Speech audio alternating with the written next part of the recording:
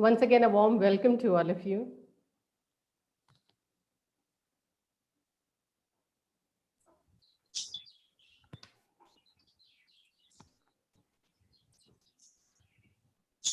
Good morning, everyone. Good morning, sir. Good morning. Good morning, sir. ma'am. Good morning, everyone. Good morning, ma'am.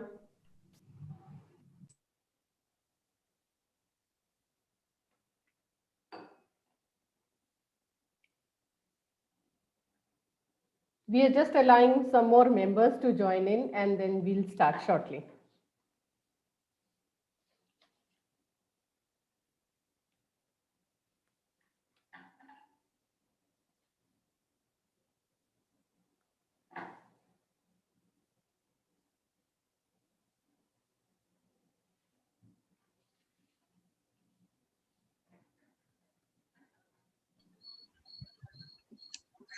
It's a wonderful morning here in India, and we are all very excited for today evening where we will have the opening ceremony of the Olympics.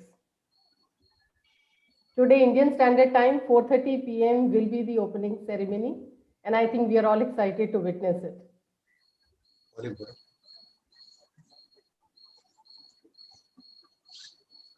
We have a lot of participants for this Olympics, and a couple of them are from our organization, Manav Rachna International Institute of Research and Studies and Manav Rachna Educational Institution. And it's a proud moment for all of us. We look forward for more such medals to come this year.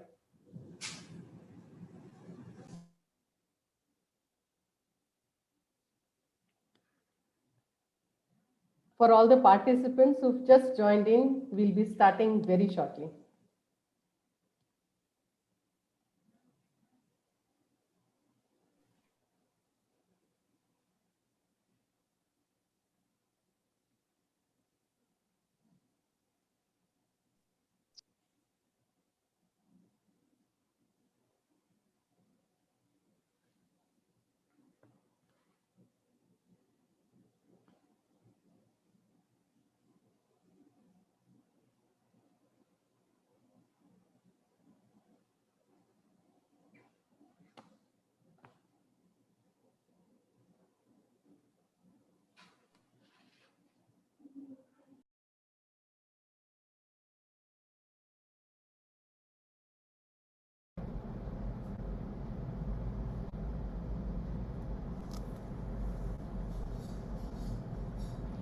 Bhavna, good morning. Sir, we were waiting for you. Okay. It was just Good morning, sir. morning, sir. Good morning, sir. How are you, sir? Good morning, Srila Fine, sir. I'm fine. Good morning.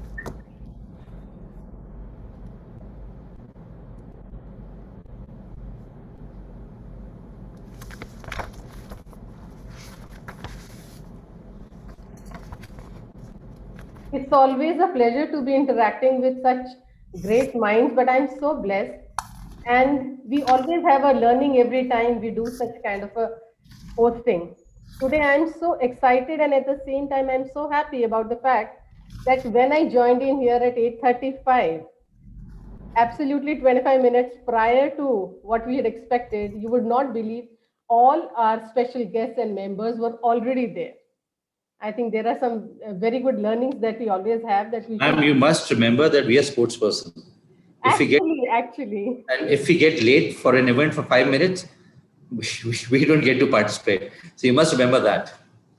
Absolutely, sir. And I think this is a very great learning. At times we are time pressed and we're always saying that it's absolutely okay if we get a couple of minutes late.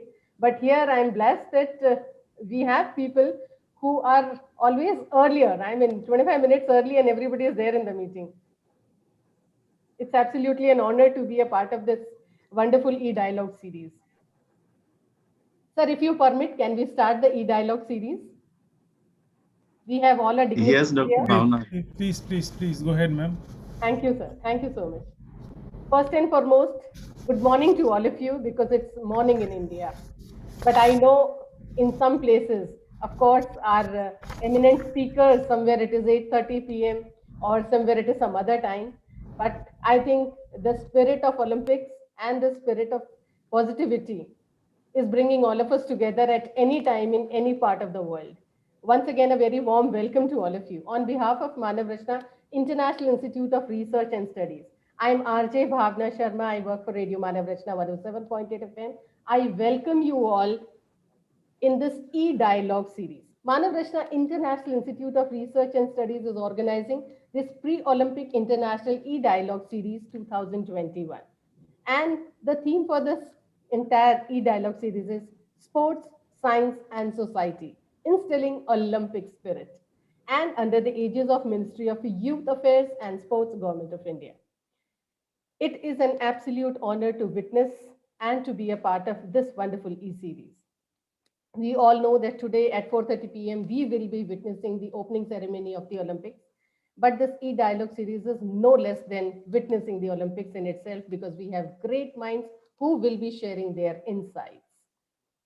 In India, even when we go for any challenge, any new beginning, or any kind of thing, we always invoke the blessings. And when we are talking about blessings, to start this entire e-dialogue series, we have to take the blessings of the Almighty. So let's take and invoke the blessings of the Almighty, Ma Saraswati. वीणावादिनि वरदे वीणावादिनि वरदे प्रिय स्वतंत्र रव अमीय मंत्र नव प्रिय स्वतंत्र रव अमीय मंत्र नव भारत में भर दे वरदे वरदे वरदे वीणावादिनि वरदे वीणावादिनि वरदे काठ अंध उर के बंधन स्थय काठ अंध उर के बंधन स्थय बाहा जननी ज्योतिर्मय निर्झर बाहा जननी ज्योतिर्मय निर्झर कलश भेद तम हर प्रकाश भेद कलश भेद तम हर प्रकाश भेद जगमग जग कर दे वीणावादिनि वरदे वीणावादिनि वरदे सरि ग ग रि ग म म ग म प प म प ध ध प ध नि नि ध नि सा ध नि सा ध नि सा वीणावादिनि वरदे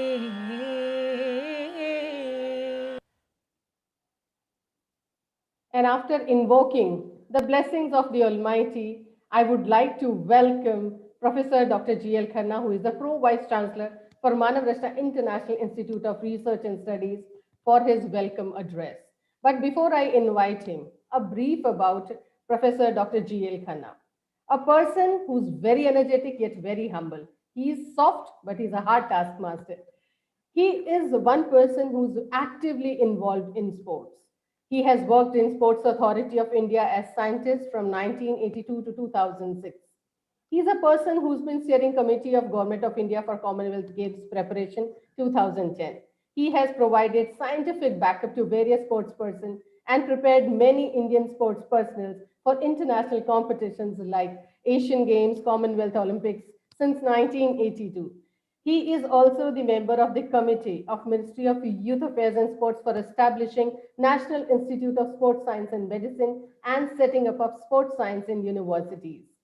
He is the Vice President of Asian Council of X and Sports Science, Vice President of National Association of Physical Education, and so many things. I mean, he has so many feathers in his cap, but he is the driving force of the entire sports activities at Manav Rachna Educational Institutions.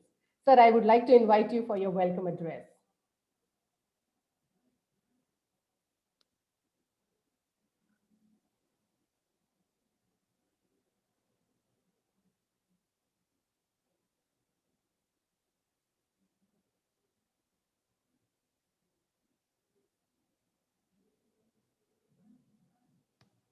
Sir, I would like to invite you for your welcome address. Yeah, my video I am not able to. Thank you very much. Thank you, Dr. Bhavna. And I, on behalf of Manav Rachana University and on my own behalf, welcome all the participants here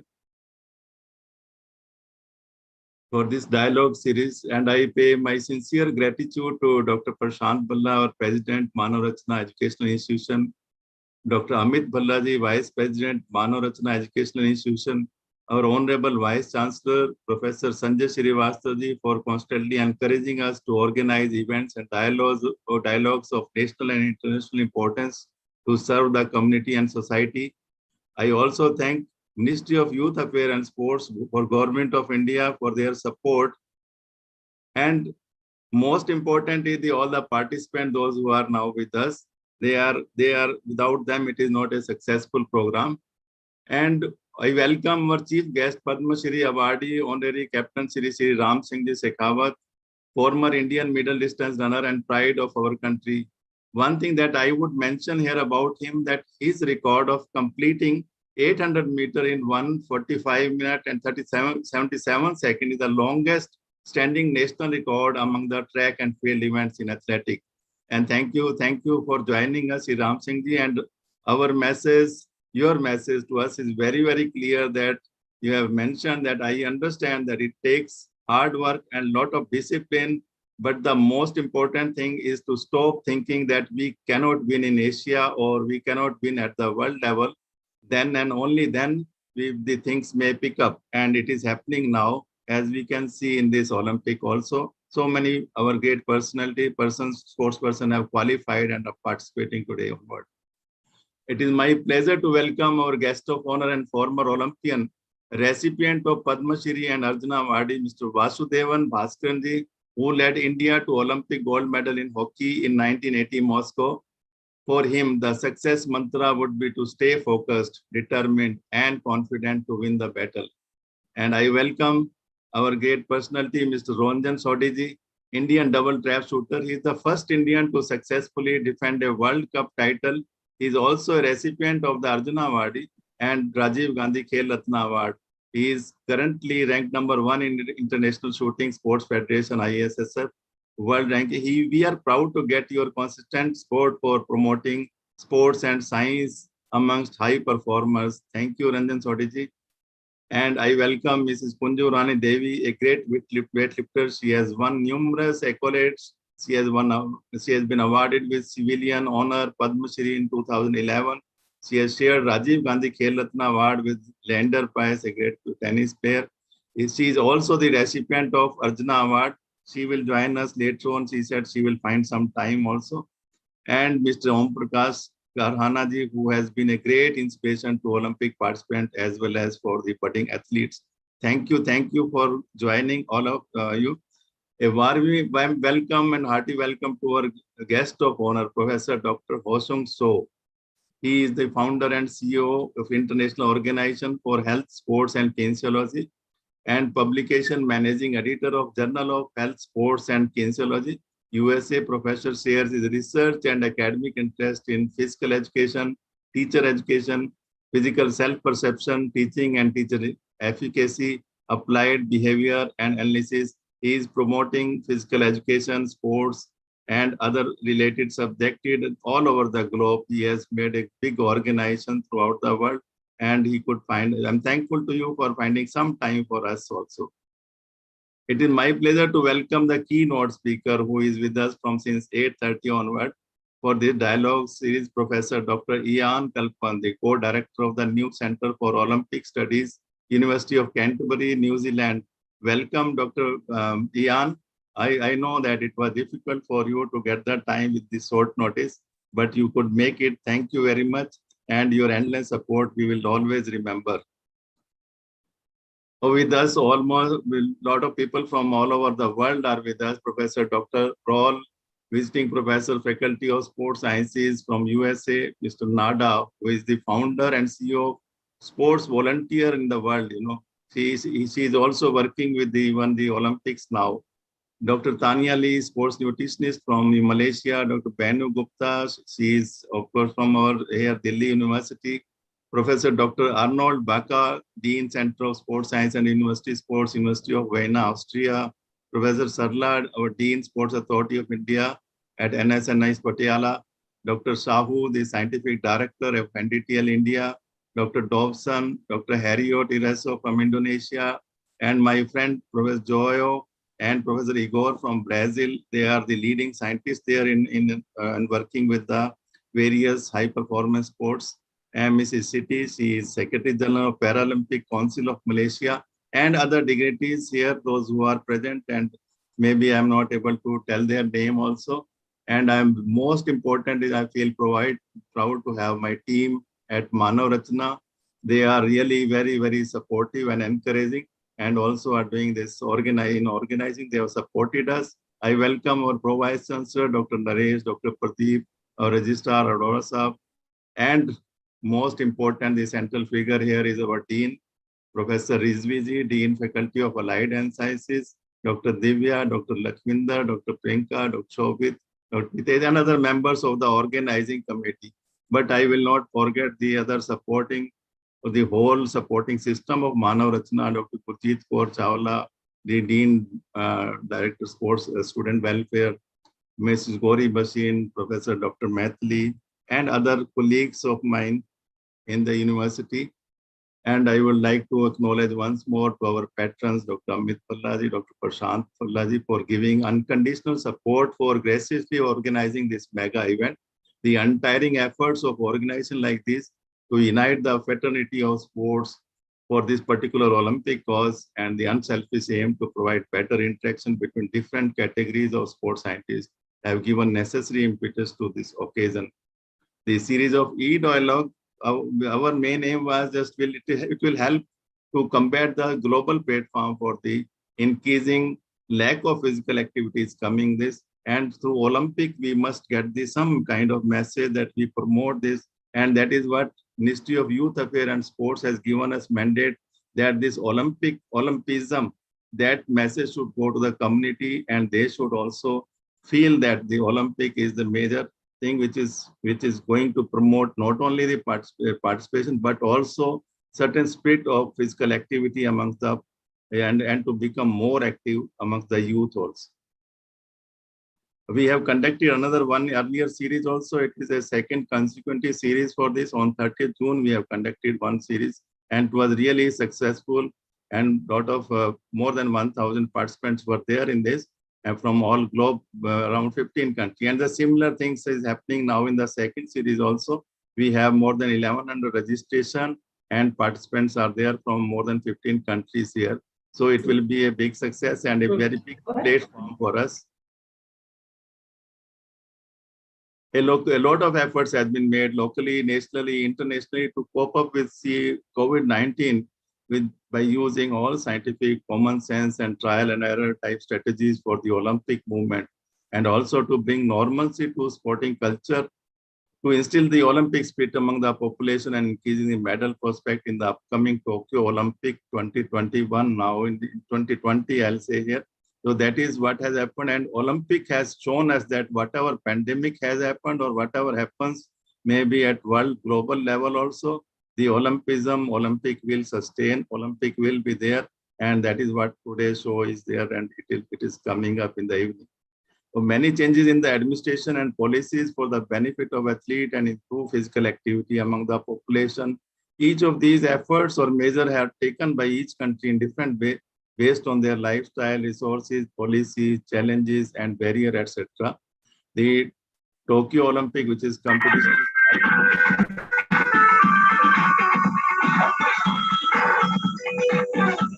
Hello. The eminent speaker of the day would be enlightening us with their experience, challenges faced, and strategy adopted by them. Our triumph over the pandemic would be only with determination, dedication, and discipline. We will work together to come over from the losses faster, higher, stronger, together, as the change in the motto of IUSC from yesterday onward. So togetherness will be again one part of this. And the most important thing in the Olympic game is not winning, but taking part. The essential thing in life is not conquering, but fighting well. That is what Pierre de Coubertin said in the initial and in 1894. Wish all the players to have a grand success in the journey of Tokyo Olympics 2020. Once again, I extend my warm welcome to all the eminent speakers and the participants for the dialogue series. Thank you very much for participating and joining us. Looking forward to have an interactive series with all of you. Thank you very much. Thank you, Thank you, Dr. sir. Thank you so very much. Indeed, it is going to be a very learning series, and we are all going to be highly, incited by whatever thoughts that will be shared by all our experts. And with this, once again, I extend a warm welcome to all of you for sparing your valuable time. It is time for me to invite for an address Professor Dr. Sanjay Srivastava, who is the Vice Chancellor of Manav Rachna International Institute of Research and Studies. A person who teaches us to be humble, he has respect for all and treats the most important person of the organization also with utmost respect. This is what we learn from him, that every organization only builds because there are people who bind them together. He has taught us team effort. And I think Manav Rachna educational institutions under his guidance are going ahead only because we work as a team. Sir has been awarded with Honorary Research Fellowship of Lahti, University of Applied Science, Finland. Besides, he is the first Asian to receive the prestigious Honorary Research Fellowship. He is amongst only 3 research fellows of LAMK UAS Helsinki and is the first Asian Honorary Research Fellow of LAMK UAS. Apart from the academics and research, Sir has a special interest towards sports. Besides, I call him the encyclopedia. Anything that we require in this world, he is always ready, and he is one of the most intelligent person around. Sir, it is my pleasure to invite you for your address. Thank you, Bhavna, for such a generous introduction. And I think it is too difficult to take off what you have said about me. But nonetheless, our Honorable Chief Guest of the day, Mr. Sri Ram Singh Shekhawat ji, Padma Shri Awardee, Arjuna Awardee, and proud of our country, an Olympian whom we always look up to for taking this sports to the next level. Our invited guest, Mr. Vasudev Bhaskaran ji, gold medalist, Moscow Olympics and former captain Indian hockey team. And to all the invited guests, our Pro Vice Chancellor, Professor G.L. Khanna ji, talked at length about each and every person. So I shall be taking quickly their names because of the time as an issue. So pardon me for that. Our proud of Manav Rachna, proud of our country, and very personal proud to me, Mr. Ranjan Sodhi, the shotgun shooter, Rajiv Gandhi Khel Ratna Awardee, Arjuna Awardee for shooting. And to my limited understanding, I think that Ranjan is one person of our country who put our country at the world map when it comes to double trap shooting. Bhavna talked about humility. I also tell people and the sports person to come and see Ranjan Sodhi, what humility is all about. To me, he is humility personified. And that qualities makes you a very different person. Madam, our invited guest, Miss Kunju Rani Devi ji, Mr. Om Prakash Karana ji, our very invited guest, Professor Dr. Shongso, and I could see from very early morning Professor Dr. Ian Kalpan, and I see Dr. S.R. Sarla ji.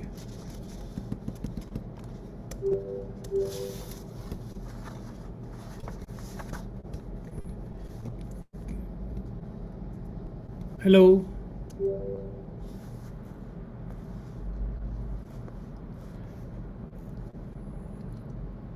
So you are absolutely audible to us. But my video is on? Yes, sir, we can see you. But I can't see you all. Okay. That is what technology is all about. This morning Yes, also sir. I was struggling. So all the honorable members and invited guests for this pre-Olympic International E-Dialogue Series 2021. To all the honorable guests, and before I proceed further, because of this video, I am little off. My own team, led by Professor Dr. G.L. Khanna ji and our Dean, Dr. Muattar Rizvi, Dr. Divya Sanghi, Dr. Gurjeet Chawla, Dr. Lakhvinder, and all the team members of Faculty of Allied Health Sciences, their constant endeavor to make difference and take Manav Rachna to the next level and new level of organizational learning. As a matter of fact, Manav Rachna institutions, they stand with two important pillars. One is character and another is competence. When a student enters to the portals of Manav Rachna, and during their stay at Manav Rachna, we try to inculcate 7 C's in each one of them, that is communication, collaboration, commitment, calmness, and compassion. It is our privilege that under the aegis of Ministry of Youth Affairs and Sports, Government of India has given this opportunity to our Faculty of Sports, Manav Rachna International Institute of Research and Studies, to hold pre-Olympic International E-Dialogue Series, Sports Science and Society, Instilling Olympic Spirit. This dialogue series aimed to instill Olympic spirit within the youth, long-term athletic development, high performance and scientific training and programs, Olympicism, target nutrition, and uses of advanced technologies and psychological well-being of the player. If we talk about the very spirit of Olympicism, about which Professor Khanna briefly talked about, I must confess that if you look at our country, and we always a firm follower and ardent follower of a Maha-Upanishad shloka which says, I am Nijah Paroveti Gadana Laguchet Sam Udar Charita Nam Tu Vasudhaiva Kutumbakam, and which believes that this world is a global village. In the Indian context, we always treat everyone as a part of the family or extended family. So, while inculcating this Olympicism, I take this opportunity to wish our team very best of luck, and I wish to compliment all the officials who would be hosting this Olympic matches. I pray to Lord that all of them should be safe and they should take care of themselves. COVID is also spreading in a bigger way. I pray to Lord that they should keep themselves healthy and happy. When we talk about Olympicism, I believe that it is not a set of rules, rather it is a way of life. And very proudly, when national anthem of a country is played at the venue, whichever country you belong to, when it is your national anthem, you take immense pride as a person, as a citizen. With this, I take this opportunity to again give all the best wishes to Team India and to all the participating team of the Olympics, and I take this opportunity to welcome all the honorable guests to make this program a mega success. Once again, compliments to Professor Dr. G.L. Khanna ji and his entire team for making this mega event a great success. With this, once again, a very warm welcome to all of you. Jai Hind. Thank you, sir. Thank you so much for your wonderful insights. And at the same time, once again, I would like to mention, under your guidance, there are a lot of flowers that are blossoming with a lot of intelligence and wisdom. Thank you once again. And it's my absolute honor to invite for an address to our invited guest.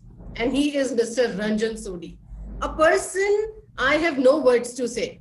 He is an idol for millions, but we are so blessed at Manav Rachna Educational Institutions that we can meet and always talk to him.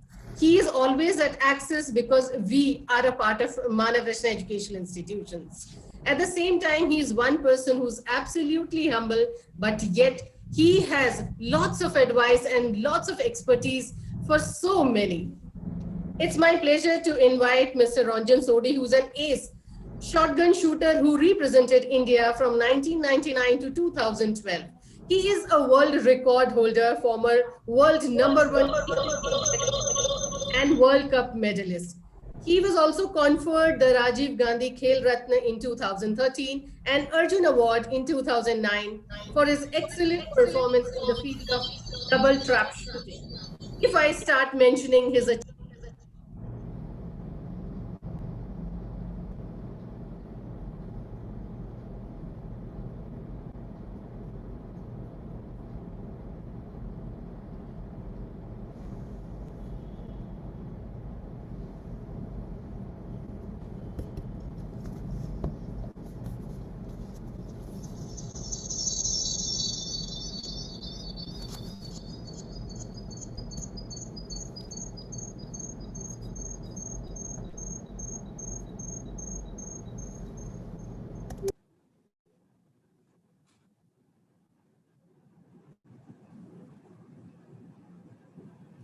sir, I would request you for your address. Good morning, everyone. First of all, I'd like to thank Dr. Jil Khanna for having me here and giving me this platform to, interact with everyone and, talk to everyone. And like Sanjay sir just mentioned about me, my humility, and you also mentioned, thank you for such a lovely introduction. I would only say that you're only good as your teachers. So he happens to be my teacher when I was doing my MBA. So thank you so much, sir. We learned a lot from you all these years and still learning from you. So I would not take anybody's name and all, because I think, it looked like see, as sports person, we are very jovial. We laugh about it. So I'm not going to make it serious. I'm going to make it fun. So when we were taking names, it looked like, we're talking about the voting list of Faridabad. So I'm not going to get there. All I want to say is there's something which I read every day when I come here. Sit years, all years, 4 years. And which Dr. Khanna also mentioned that this is the Olympic motto. So I read this every day, and it reminds me of my journey of, I would say, turmoil also in some extent, what I went through. But now I have to add another one. And I was just looking, I turned back and looked that, now the new word for togetherness is synthny in Greek. So I was thinking where to put that, so it's faster, higher, stronger. So that means, so I see it on daily basis. So today on this day of the Olympic opening ceremony, I think it's a great pride for all the Olympians and the Indian contingent which is there to, feel excited. And me as an Olympian, I can tell you, I still remember each and every moment. I remember what I had for breakfast. I competed in 2012 Olympics, so I remember what I had for breakfast. And in England, they say that your breakfast is should be like a king. And I know, and I had my dinner like a pauper because I wasn't very happy with what I did. So any which ways, we have a big contingent, from 58 in Beijing to 83 in London and 117, and now we have 127 athletes competing. And today we saw, Deepika Kumari, who was leading, in fact, and finished 9th, and she's qualified for the pre-quarterfinals. So we've started on a good note. Yeah, the first event already. So, and, when you talk about Olympics, it's something which is in our DNA. Like I mentioned that I remember what I had for breakfast on the day of the Olympics. I don't remember what I had when I got married. So, but that's a different thing. So it's something which is very, very special. And then, you have to speak your heart out about all these things. So, we fathom the fact that, we belong to a certain society and we belong to a certain country, a certain sect of people and everything. But end of the day, when you're at the Olympic Village, you're all together. You're all like brothers.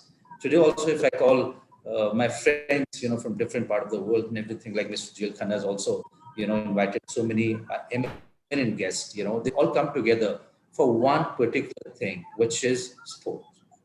This is something which unites. I'll tell you something, there was one day I remember, and, I get, goosebumps, whenever I think about it. When India won the Cricket World Cup, you saw in India Gate, on all the roads of Delhi, people from all caste, creed, religion, celebrating the country for which our cricket team won the World Cup. So that's what sports, it gets you united. It's something which is very difficult to pen it down, but the emotions of a sports person, when it comes out, it's very different. And what unites you is sport. Unfortunately, in India, Olympics, okay, now we talk about Olympics after every 4 years, and the whole plethora and everything, becomes really big. And, you see TV shows and everything for the next 20 days, and we all forget about it. But, we all must understand that when we start competing, and we get into sport, we always aim for one thing, to go to the Olympics. And when you qualify for the Olympics, after you probably qualify 2 years before or 3 years before or whatever, then you just are thinking about that one particular day. And that day also in some sports has few hours wherein you have to be at your best. Believe you me, it's a very difficult journey, a lot of turmoil. And, I know a lot of athletes go through a lot. In fact, I was hearing Seema Punia today, the discus thrower, and she was mentioning that, the first time she qualified for the World Championship, she had never been to the airport, or she had never seen a plane.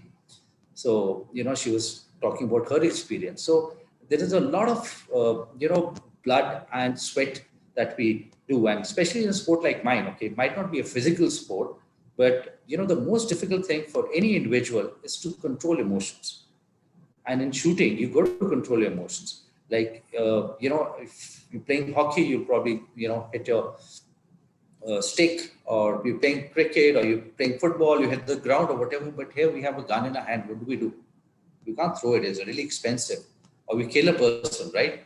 So it's very difficult to control your emotions. So that's the most difficult thing for any human being in every walk of life, whether you're a student, whether you're a teacher, whether you're whatever. So controlling your emotions is the most difficult part. And talking about Olympics today, I think I would tell you about my memories. It's so fresh. Like, I competed on the 2nd of August, 2012. And is OP also there? Can you unmute him? I would like to have a word with him if he's... Is Dadaji there? Yeah, brother, I'm here. Hanji, OP ji, ki haal hai? Theek ho? Bilkul first class, first class ji. Hanji, so OP, he's a giant. I think, OP, what's your height? You must be 7 feet, right? 6'7", brother. 6'7". आप video on कर दीजिए एक बार. So he's a huge guy. And, we would walk together, and, I would tell people, we would joke about, so they would ask me, who's this guy? What does he play? I said, table tennis. And believe you me, if he can't even, his hands are so big that the racket, I don't know what kind of racket, he'll probably have to play table tennis with a tennis racket, if I may say that. OP, can you switch on the video, please?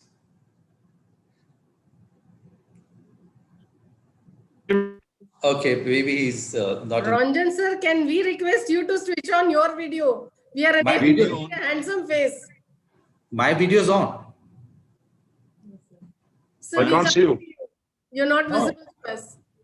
You can't see. No, my video's on. That's why I'm talking about the stitches. Can Also. I request the... Okay, there's something wrong. See, I'll tell you what, we guys are very bad with technology, okay? Maybe I'll ask somebody, and just give me a second. Dikshant! So, somebody, if my video is off, I don't know why, because I can see myself on the screen. So, any which ways, it's a wonderful feeling, to go to the Olympics. And today, being the opening ceremony, I would, just a second, my video is not on. They can't see my video. If you can just help me with that. Oh yeah, it is okay now. Okay, it's perfect. So my bad. As I told you, So that's okay. I can see OP also now. Haji, OP Baji, show me your hand. Hath dikhao. Hath dikhao, OP. दिख रहा है जी? नहीं दिख रहा. So anyways, the joke was, I would tell everyone that he, plays table tennis for India. And if he has to smash, he'll probably be on the other side of the table, you know. So he's that huge. And lovely to, connect with you, OP, after long. So the thing is, it's a very difficult period for the sports person, you know, because of the COVID situation and everything. So this is going to be very unusual Olympics. No spectators, nothing, no hugs, no high fives. You know, so it's very, very difficult, you know, for us to compete, you know, when we're in a certain kind of a scenario, which is, you know, but nevertheless, we have the biggest contingent, 127 athletes, and they all trained well. And I was reading about the Nelson Sensex. I hope it's not like the exit poll thing. They've predicted 19 medals for India, which is huge. First time ever we do that, we'll probably be reaching double figure. So I think it's a great one for us, and if we manage to do that, but so I would all from all the Olympians and everything, and as an athlete myself, I would like to wish the Indian contingent all the very best for their journey and for the endeavor and for the struggle they've taken, because we work endlessly, you know, for years and years to reach there and to win that one elusive medal. So thank you all, and I think OP would want to say, and I would like to join him as well. So don't put me on mute. I would like to hear him. OP, over to you. Thank you, sir. Thank you so very much. Indeed, we're going to listen to Mr. Om Prakash Karhana ji, and it'll be wonderful to listen to him. But before him, we would like to invite our next guest. Our next invited guest is Mr. Vasudevan Bhaskaran. If I talk about the personalities present here today for the entire panel, I think it will be less than a day that I would be explaining about them. But we are time pressed. It's already 9:43, and you all know that we have the session to start. I will be very brief in inviting our guest. Our next guest is a former field hockey player from Tamil Nadu. He captained the Indian team, which won the gold medal at the 1980 Summer Olympics in Moscow, Soviet Union. He's coached and mentored several players for the Indian team, and now he lives in Besant Nagar in Chennai. But if you see his Olympics or his victories, he has been number one. Can I invite our next guest, our invited guest, Mr. Vasudevan Bhaskaran? Sir, I would request that you put on your camera also. Am I audible? Yes, Bhaskanji, you are audible but not visible. You can start a video also. Video is on. I just saw my. Sir, it is absolutely okay. There is a network bandwidth problem where we are not able to see you, but it's absolutely okay. We can listen to you. You're absolutely audible to us. Oh, thank you so much. Good morning to everyone. First of all, I'd like to thank Mano Rachna International Institute of Research and Studies, and that too at the eve of the Olympics. In fact, I would say eve. The Olympics has already started yesterday with a few games, and what a start Deepa Kumari made for the Indian sports lovers and other Olympians. And coming to this beautiful platform, I don't know, Ranjan Sodhi, double trap shooter, and I've been a very great follower of shooting community in India. Traveled with you all in certain Asian Games and Olympics too. Watch you all in the camps, and Om Prakash, I know he turned out to be a shooter, not a basketball player. And the hero of this today's and chief guest is Sriram Singh, whom I have seen him from very close in the hockey field at Patiala. In fact, he was the one who inspired the hockey team to run more and more and more, because his training schedule was headed by coach Mr. Baba from UP. So that much I can be sure about our colleagues who are on the platform, all the Olympians. Namaskar, and wishing you a wonderful journey. And coming back to Mr. Khanna Sahab also was a colleague and also a doctor, and everything was there in Patiala. I know him as a scientific advisor and so on. And it's an absolutely honor for me to be in this platform, sharing along with the other international who are going to speak on sports and science. And what exactly my point is that today we are worried about India's performance. I would, compete, or I would like to express my few items, a few points here, saying that we have to involve science in our high performance, but only when it comes to Olympics, we talk about this high performance science. But when we, why can't we do it at school level? I only request Kanna Sahab to say that if P.T. Usha had a science behind her, she'd have won a medal. If Milkha Singh ji had a science behind, they would have won a medal. If Shiny Wilson can go to semi-finals and cannot win a medal in Olympics, that's because due to the less knowledge of science. So, for example, when we also play in hockey, when I was a coach of Indian hockey team, Kanna Sahab will know, I had to fight with the government of India to get one physical trainer for me, which was cleared no cost to government. So why I'm saying all these things, that we have very slowly, rather, I would say, we moved very slowly on the science. Maybe that could be one of the biggest drawback of our non-performance. It's not the athletes at all. Because when we meet the other athletes, other coaches from other countries, they're all well equipped from the age of 14, 12. So we are trying to equip our international athletes at the Olympics just about a year before the tournament or a year before the competition. So I'm very happy that now, at least this 2020 Olympics, most of the athletes have been properly fed with the science support. My point will be to enhance the performance of the science in part of the athletes who are taking part in the future Olympics. I have just seen most of the login people from schools, PET teachers, physical trainer, everything. So I think it's through this platform, through this subject, sports science on the sports arena. It's a very important subject on the modern sports, because we in India, we only want to win medals at Olympics because we thought, or we think that we have 130 million people around us. But it's my request through this platform, through this conference. I know a lot of speakers are going to speak from other countries too, where all they were transferred the science to the athletes who are all going to perform well at the Olympics. Not that we have not done it, but we've done it very, very slow. I want the science to happen not at the Olympic level, it should happen at the school level.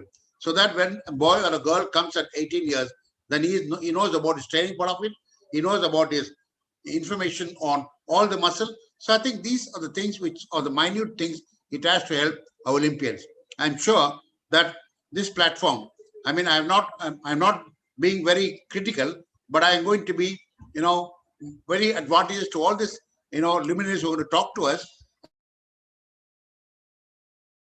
And I appreciate one more, my dear friend Kanna Sahab, to please put this, video or put this audio to all the, scientific, institution where it has to spread to the schools, not only to ourselves.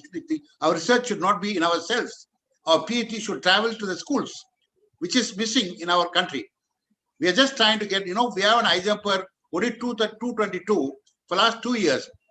If the science was involving, he would have crossed 230 and he would have been at the Olympics. There's so many other athletes who have missed the Olympics because of little things not happening. So I think with this, science background, and the subject is all about that. And I mean, talking about me or Sriram Singh is the first semi-finalist at the Olympics. I was a witness to him. He would have come definitely bronze. If he would have ran the second lap of 600, 650, he was leading. If Sriram Singh is there, I can vouch for him.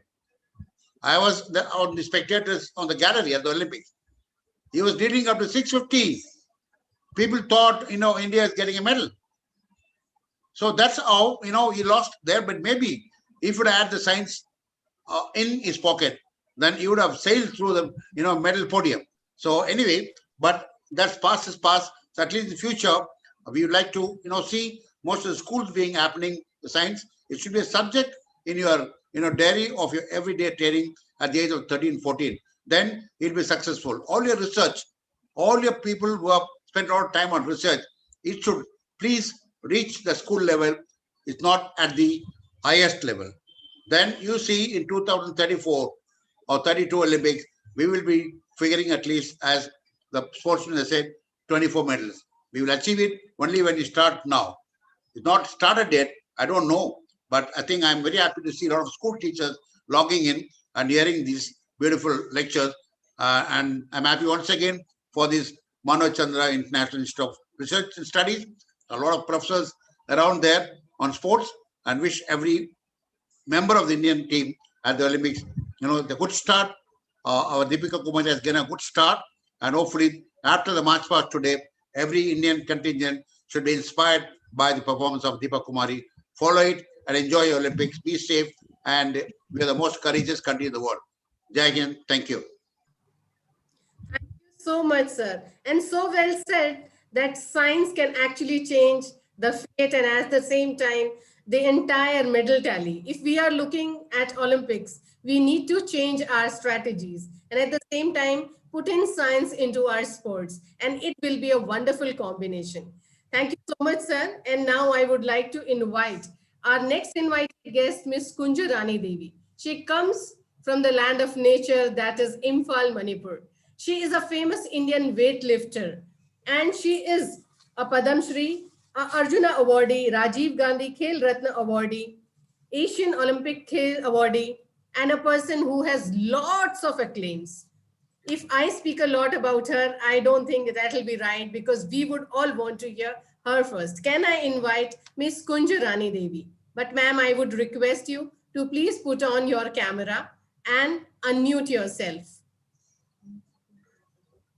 We have with us Dr. Amit Bhalla, who is the Vice President of Manav Rachna Educational Institutions. I welcome you once again, sir. We could see you only after some time, and that is how we recognize that you are there with us. Thank you, Bhavna. Thank you.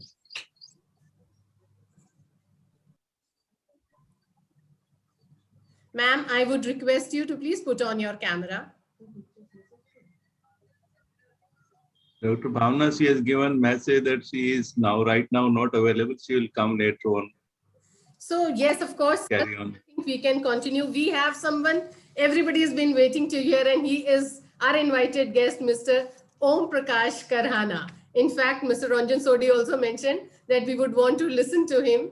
Indeed, like Mr. Ranjan Sodhi mentioned, he is a tall and handsome guy, but at the same time, he is an Asian champion from November 2009 in China. Om Prakash Karhana ji holds the Indian national record in shot put of 20.69 meters, which he achieved in May 2012 at Hungary. Om Prakash ji considers success and failure at the same part. And there are very less people who have this ambition, and at the same time, there are very less people who believe that even if you succeed or you fail, you get to learn. And I think we all are going to learn a lot from him. Sir, can I invite you for your invited guest address? जी शुक्रिया ma'am, शुक्रिया। सुन पा रहे हैं क्या आप लोग मुझे? Sir हाँ जी, हम आपको सुन पा रहे हैं। आपकी नेटवर्क बैंडविड्थ थोड़ी सी लो है, बट सर हम आपको देख भी पा रहे हैं और सुन भी पा रहे हैं। जी मैडम, पहले तो मैं सबका शुक्रिया अदा करता हूँ, खासकर मानव रचना यूनिवर्सिटी का, कि एक खुशी की बात ये भी है कि मैं खुद भी अभी स्टूडेंट हूँ, MBA कर रहा हूँ मानव यूनिवर्सिटी से। और जैसा कि रंजन भाई ने बताया कि मतलब मैं जो है, हम दोनों जो है ओलंपिक 2012 में एक साथ रहे थे, और हमारी यादें भी वहां से उन्होंने शेयर की।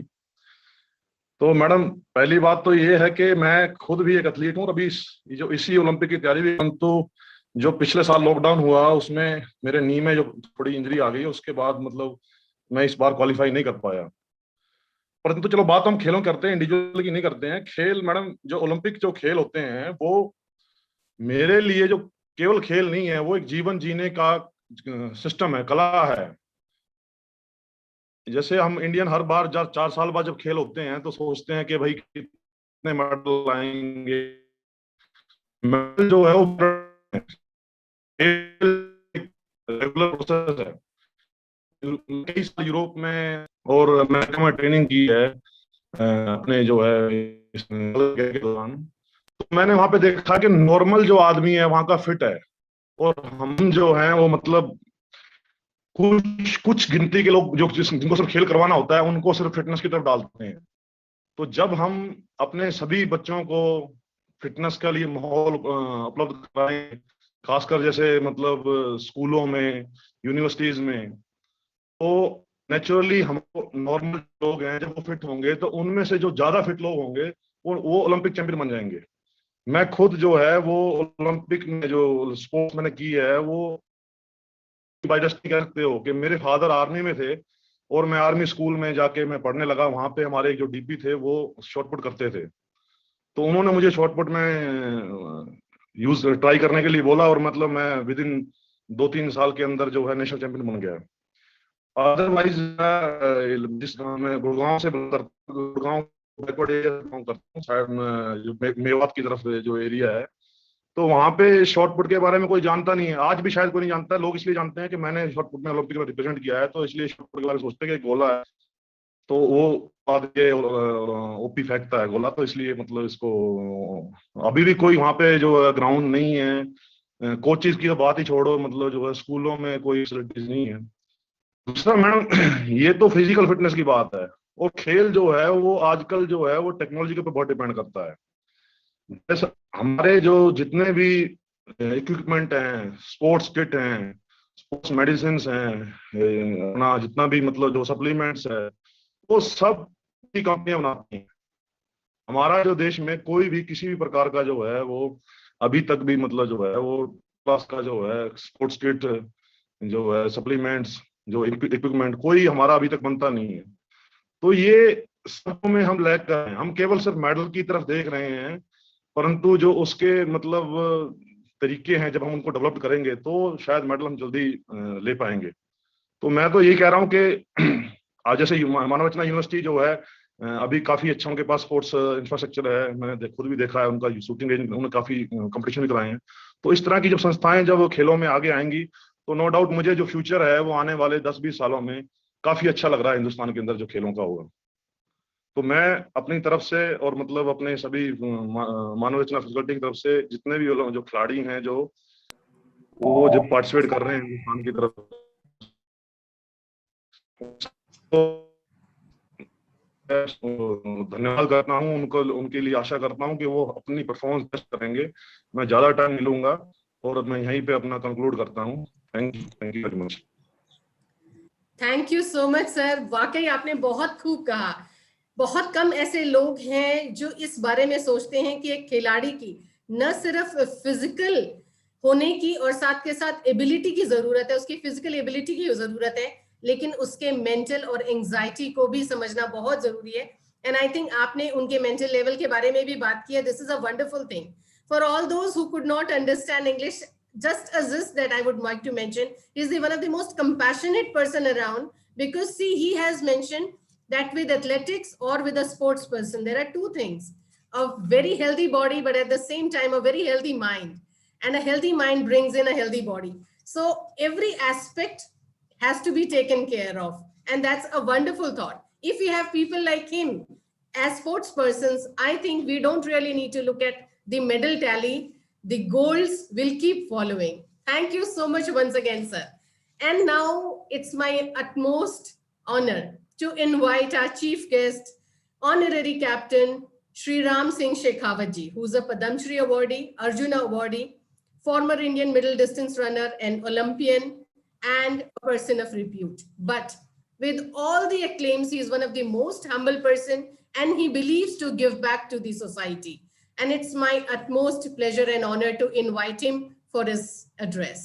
Sir, can we have you? And at the same time, sir, I would like to request you to please put on your camera and unmute yourselves. सभी को मेरा नमस्कार। मैं श्री राम सिंह 800 मीटर्स, आप ने मुझे यहाँ ओलंपिक्स के लिए, टोक्यो के लिए जो बुलाया, उसके लिए मैं आप सभी को धन्यवाद देता हूं। और मैं सबसे पहले भास्कर जी को सुन रहा था, जिसने स्पोर्ट्स मेडिसिन के ऊपर मेरे कुलीग रहे हैं। मास्को ओलंपिक में मैं भी था और वो हॉकी में गोल्ड मेडल दिला के लाए थे। तो उनको मैं सुन रहा था और मैं आपको ये बताना चाहता हूँ कि मैं एक स्पोर्ट्स साइकोलॉजिस्ट से जितना और मेडिसिन से हम लोग पिछड़े और मैं ज़्यादा उसमें अभिव्यक्तित रहा हूँ, उसका वर्णन भास्कर जी ने भी किया। और मैं ये बताना चाहता हूँ कि हमारे देश में अभी भी स्पोर्ट्स मेडिसिन को और ज़्यादा ध्यान देना चाहिए, ज़्यादा से ज़्यादा बच्चों को कंपटीशंस मिलना चाहिए और यंगस्टर को कैच कर और उनको तैयारी करनी चाहिए। स्कूल लेवल के ऊपर ज़्यादा ध्यान देना चाहिए, जो कि बच्चे आगे निकलें और उनको, हर आदमी का एम होता है ओलंपिक्स खेलना, एशियन गेम्स खेलना और अपने देश को रिप्रेजेंट करना। ये बहुत बड़ी बात है और प्रेजेंट करना ये एक बहुत बड़ी बात है, और उसके अंदर अगर मेडल लेके आते हैं तो वो बहुत ही बड़ी बात है। मैं आप सबको ये बताना चाहता हूँ कि ओलंपिक जाने के लिए हर एथलीट की इच्छा होती है और स्पोर्ट्स एक ऐसी चीज है जो आदमी अपने अभ्यास रेगुलर और मेहनत के साथ में आगे करता है। मैं एक आर्मी राजपुताना राइफल्स में एक सोल्जर के रूप में भर्ती हुआ और वहाँ जाके मैंने स्पोर्ट्स शुरू किया और वहाँ से मैंने पहले स्कूल लेवल पे मैं सॉकर खेलता था। फुटबॉल में खेलने की वजह से मैं लेफ्ट आउट था, तो मैंने 100 एंड 200 मीटर से एथलेटिक्स शुरू करके और मैंने 800 मीटर में 3 एशियन गेम और 3 ओलंपिक खेले और भारत को रिप्रेजेंट किया। और मुझे ये बड़ी खुशी हुई है कि मुझे हमारे राजपुताना राइफल की तरफ से अब एक और एथलीट अब टोक्यो ओलंपिक में जा रहे हैं, जो जेवलिन थ्रू है, नीरज चोपड़ा, वो भी मेरी रेजिमेंट से हैं। तो मैं ये हर एथलीट को ये कहना चाहता हूँ कि उन्होंने अपना ऊपर कोई दबाव नहीं रखना और अपने नेचुरल गेम से खेल करके और अपने बेस्ट देने की कोशिश करें और अपना बेस्ट जो देता है उसको मेडल भी मिलता है और उसका यही एम होना चाहिए कि मैं अपनी लाइफ का बेस्ट अचीवमेंट इस बेस्ट ओलंपिक्स में दूं। तो ये सबसे बड़ी उन्नति है। और हमारे यहाँ जो भी एथलीट और स्पोर्ट्समैन गए हैं, मैं आप सबको बता दूं कि हमने पहले भी गोल्ड मेडल लिए हैं और आप इस बार भी हमारी बहुत अच्छे चांसेस हैं, जो कि हमारे बैडमिंटन है, रेसलिंग है, और कुछ अपने बैडमिंटन है, कुश्ती है, बॉक्सिंग है और हम टेबल टेनिस है, शूटिंग है, बॉक्सिंग है। तो मैं ये कहना चाहता हूँ कि हमारे बड़े अच्छी टीमें गई हैं, अच्छे बच्चे हैं और मैं उम्मीद करता हूँ कि इस बार हमारे भारतवर्ष को काफ़ी मेडल मिलेंगे और अपने अच्छा परफॉर्मेंस देने के लिए अपने मन में कोई दबाव ना रखे हुए और ओलंपिक खेलना चाहिए, क्योंकि पता होता है कि जो आदमी कंपटीशन में जाता है उसको थोड़ा कंपटीशन फ्योर होता है और कंपटीशन एक वर्ल्ड लेवल का जो कंपटीशन होता है उसके अंदर जाकर के बहुत सी कमियां हमारे होती हैं जो वहाँ सीखने की ज़रूरत होती है। मैं यहाँ ये और बताना चाहूँगा कि अभी हमारे यहाँ ये चलन हो गया है, पहले हमारे ज़माने में नहीं था। मैं मॉन्ट्रियल ओलंपिक्स में जब गया तो एंड टाइम पे जाना, एक दिन पहले गया हूँ और वहाँ का क्लाइमेट और ये शूट करना, अभी टीम पहले गई हैं और उनको एक्सपोजर हम लोग जैसे नहीं मिला। अभी बच्चों को एक्सपोजर भी मिल रहा है, तो गवर्नमेंट बहुत ध्यान दे रही है। तो मैं तो यही कहूँगा कि इसके साथ साथ गवर्नमेंट थोड़ा हमारे बच्चों को, यंगस्टर को चूज करे और जैसे खेलो इंडिया कंपटीशन करा रहे हैं इसी मुताबिक इनमें भाग लाएं और उनको स्कॉलरशिप वगैरह दी जाए और उनको मोटिवेट किया जाए। पहले से हमारे ज़माने से आज के स्पोर्ट्स में बहुत फ़र्क आ गया है, इसलिए मैं पेरेंट्स भी आने लगे हैं और हमारे कोई ज़्यादा मैं ये नहीं कह सकता कि हमारे देश में अब मेडलों की कोई कमी नहीं रहेगी। लोग काफ़ी जागरूक हो गए हैं, मेहनत करते हैं और यही मैं बताना चाहता हूँ कि मेहनत जो करता है वो कभी भी उसकी खराब नहीं जाती है और उसका फ़ायदा हमेशा हर एथलीट, हर स्पोर्ट्समैन को मिलता है। तो मैं आपको यही बताना चाहूँगा कि और जो भी टीम गई है, जो भी जिन्होंने सबने पार्टिसिपेट किया है, उनके लिए हम मेरी तरफ से उनको सब शुभकामनाएं और हम आशाएं लगाए बैठे हैं कि आप बेस्ट करके आए अपना। और जय हिंद, जय भारत। जय हिंद सर। सर, मेरे पिता भी आर्म्ड फोर्सेस से हैं, तो मुझे बहुत गर्व है कि आज मैं एक ऐसे पैनल पर हूं जहां पर हमारे पास ऐसे लोग हैं जो खुद आर्म्ड फोर्सेस से हैं। राजपुताना राइफल से सर आप हैं। इसी प्रकार ओम प्रकाश करहाना जी ने कहा कि वो भी आर्म्ड बैकग्राउंड से हैं। और मुझे ऐसा लगता है कि आर्म्ड बैकग्राउंड हमें सिर्फ एक चीज सिखाती है कि हमें जिंदगी को जीने का जज्बा आ जाता है। Thank you so much sir for your wonderful session. Thank you so very much. शुक्रिया। It's an absolute honor to now invite for the presidential address our Vice President, Dr. Amit Bhalla. What do I say about him? Working under his guidance, he gives us the wings of change. In this competitive world where people at this stature always chase numbers, but he is one person who teaches us to chase our dreams, accept the change, and motivate others. And that is the reason why, if you see, Manav Rishna educational institutions are absolutely different. They have a different way of dealing. We do not work here, we live as a family. And I think that is the reason why everybody here is always enthusiastic and always exploring new heights. Thank you so much for all the opportunities that you give us.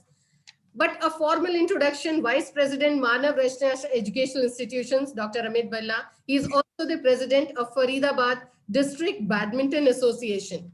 He is a patron for Haryana Badminton Association.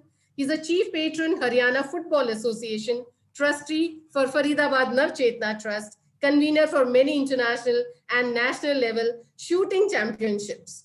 But besides all, a wonderful human being, an avid sports person, an enthusiastic person, and a person who says, go chase your dreams, I am there behind you. Sir, can I invite you for your presidential address?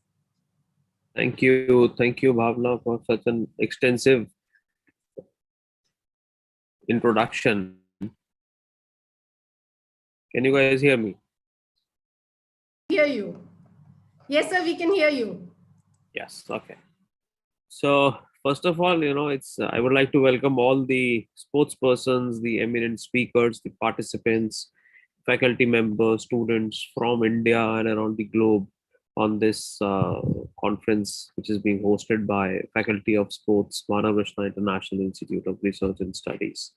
So it's my honor and privilege that after the success of the first international e-dialogue series on pre-Olympics e-dialogue series on 2021 on sports, science, and society, instilling Olympic spirit, which was organized by Manav Rishna International Institute of Research and Studies under the aegis of Department of Sports, Ministry of Youth Affairs and Sports, Government of India, is now holding the second series of the pre-Olympic international e-dialogue series, instilling Olympic spirit.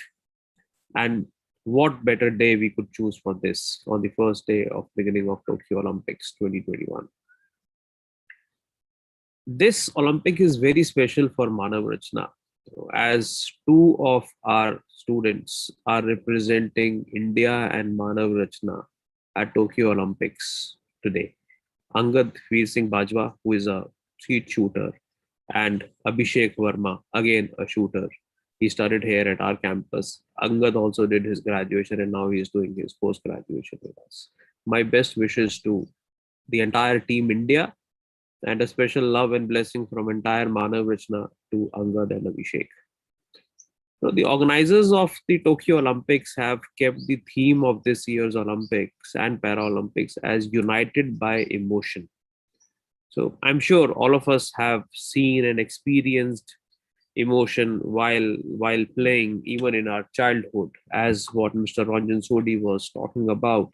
If you are playing a cricket and if you got out on the first ball, you can throw the bat on the field. So that is like an emotion, which we have experienced, which we have seen, which we have felt. I'm remembered by, I was remembering the London Olympics when Gagan Narang was shooting, when Ranjan was shooting, when Vijay Kumar was shooting. So I was sitting in my residence with my son and I was actually watching the match there. I was sweating while watching the match. That was the emotion what we had for our country, for our known fellow friends, for our athletes. So that emotion brings you together. So that emotion keeps you motivated on doing something for the sports fraternity.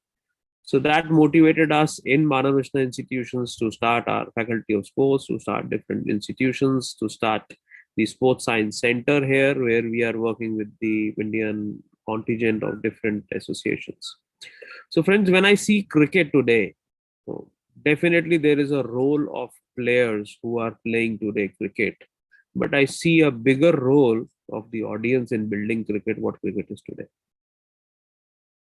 So my urge and my request to everyone will be, please watch for Tokyo Olympics. We should have more numbers of people watching any and every sport. Like today, OP was talking about shot put, right? So it's just like what he was saying, it's like a gola which person throws. So I'm sure that most of us have not even experienced it.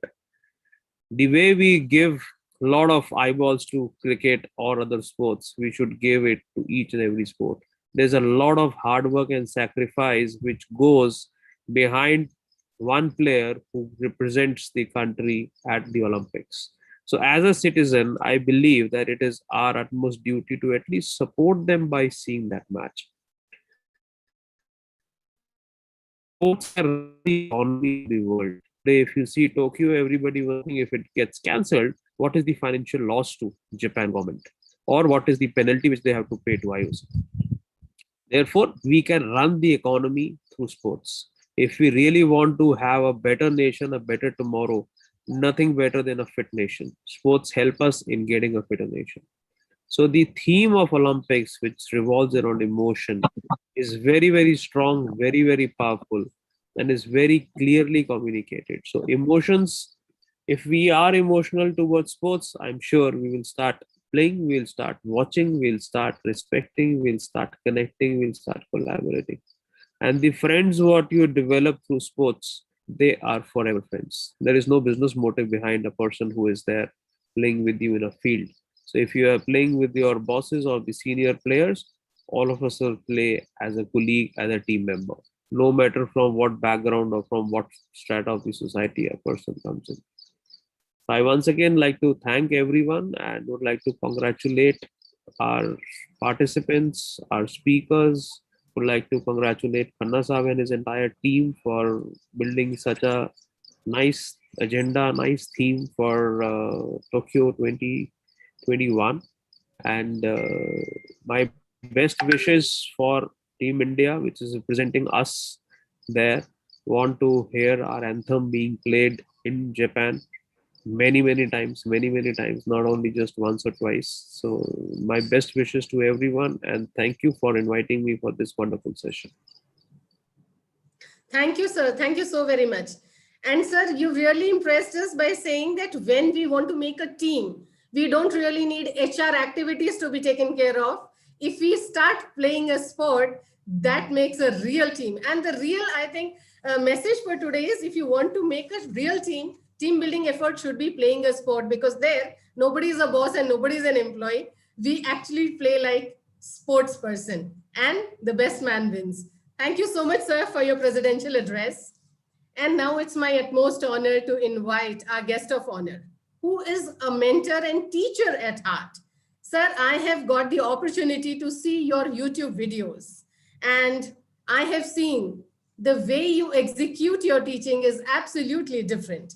It's my utmost honor to invite Professor and our guest of honor, Dr. Ho Sung So. He is the founder and CEO International Organization for Health, Sports and Kinesiology. He is also the publishing managing editor, Journal of Health, Sports and Kinesiology, USA. Sir, I'll not take much time, but we'd all love to listen to you. Thank you so much, sir, for your address. Sir, I'd request you to please put on your camera.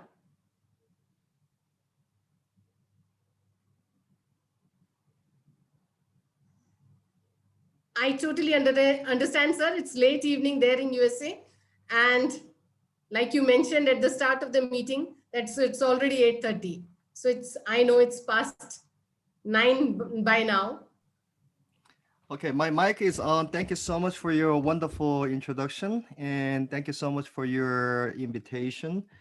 My name is Ho-Sung So from California State University, San Bernardino, and I would like to share my screen. I do have 10 slides for you, and it is almost 10 p.m. right here, and I will be very brief, and I hope you can see my screen. Yes, sir, we can see your screen. Okay, let me start.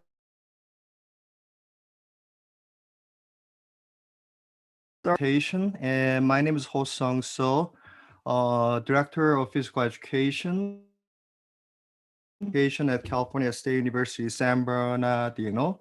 And I am the founder and CEO of the Sports and Kinesiology.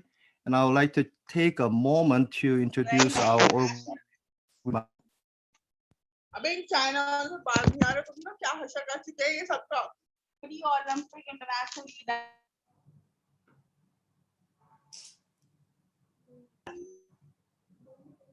So we are unable to see your screen.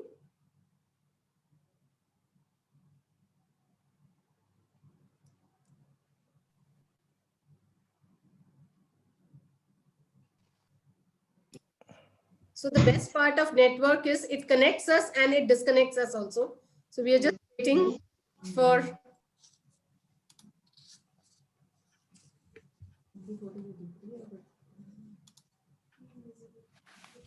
So we can see you, but we are unable to see your screen. Okay, let me reshare my screen. Sir, yes, it is absolutely visible now. Do you see my screen right now?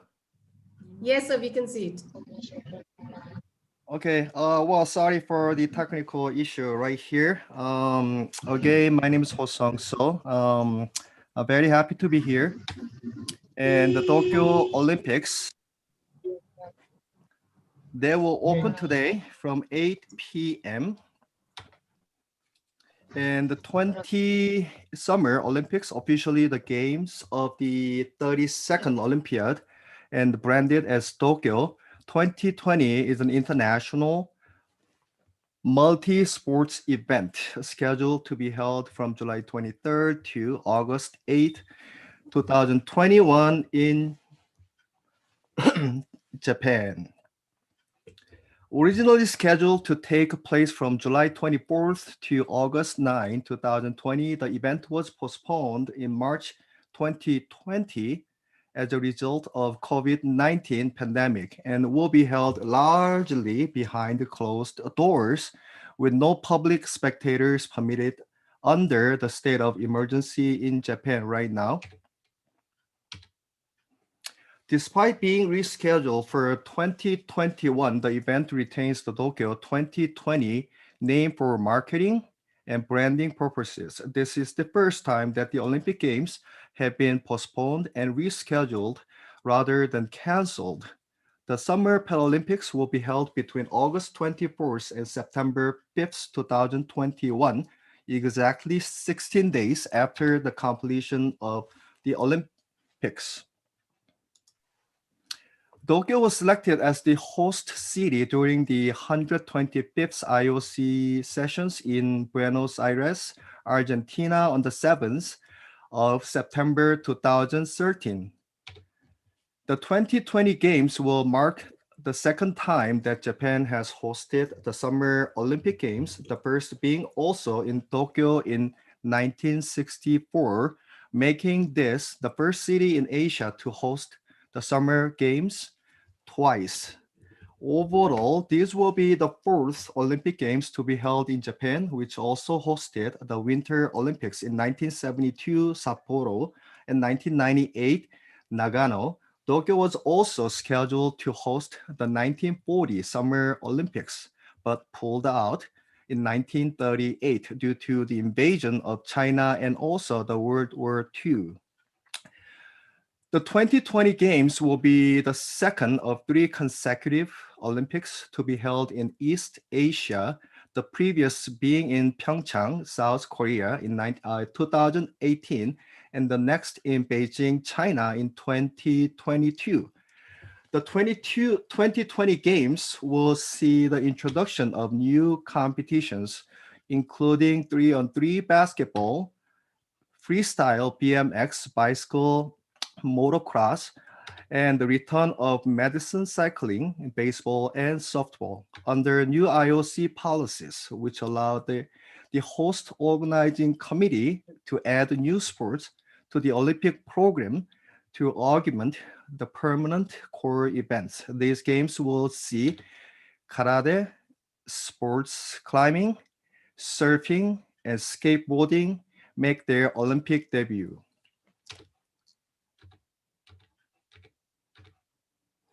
And next, I would like to briefly talk about health and sports related challenges during pandemic and its impacts or relationships during the Olympic Games. The global outbreak of the coronavirus disease 2019, which is known as COVID-19. CO stands for corona and V stands for virus, and D stands for disease. In March 2020 is having a major negative impact on the physiological, psychosocial, and psychosomatic health of individuals and society worldwide. Physiological effects range from dyspnea to acute myocardial injury, while negative psychological effects include impairments like depression, overall well-being, and mental health. These negative effects are major area of concern in professional sports because they are likely to be detrimental to athletic performance. Thus, it is very important to ensure that athletes are receiving the appropriate support during the outbreak. As you can see from my screen, and there is a book called the Playbook, Athletes and Officials, which describes and designed to create a safe games environment for all games participants. Equally, they offer an additional layer of protection of the residents of Japan. And all athletes must fully adhere to this book in the 14 days before they arrive in Japan. And I hope you will find this resource from website, and you can just simply type the Playbook, Athletes and Officials. This book has 70 pages. And next, I would like to briefly introduce our organization, and I think you will have a chance to take a look at our website. And this is the international organization like your organization, and which is known as IOSC. And we do have international conference coming up in October. And I think I'll be brief. And if you have any questions, and please email me at hosongso@csusb.edu. And thank you so much for your listening. And I posted a link to be a member of IOSC. And I hope to see you in October at our international conference. Thank you so much. Thank you so very much, sir. And though I'm not an athlete or a sports person, but I will definitely want to read the book.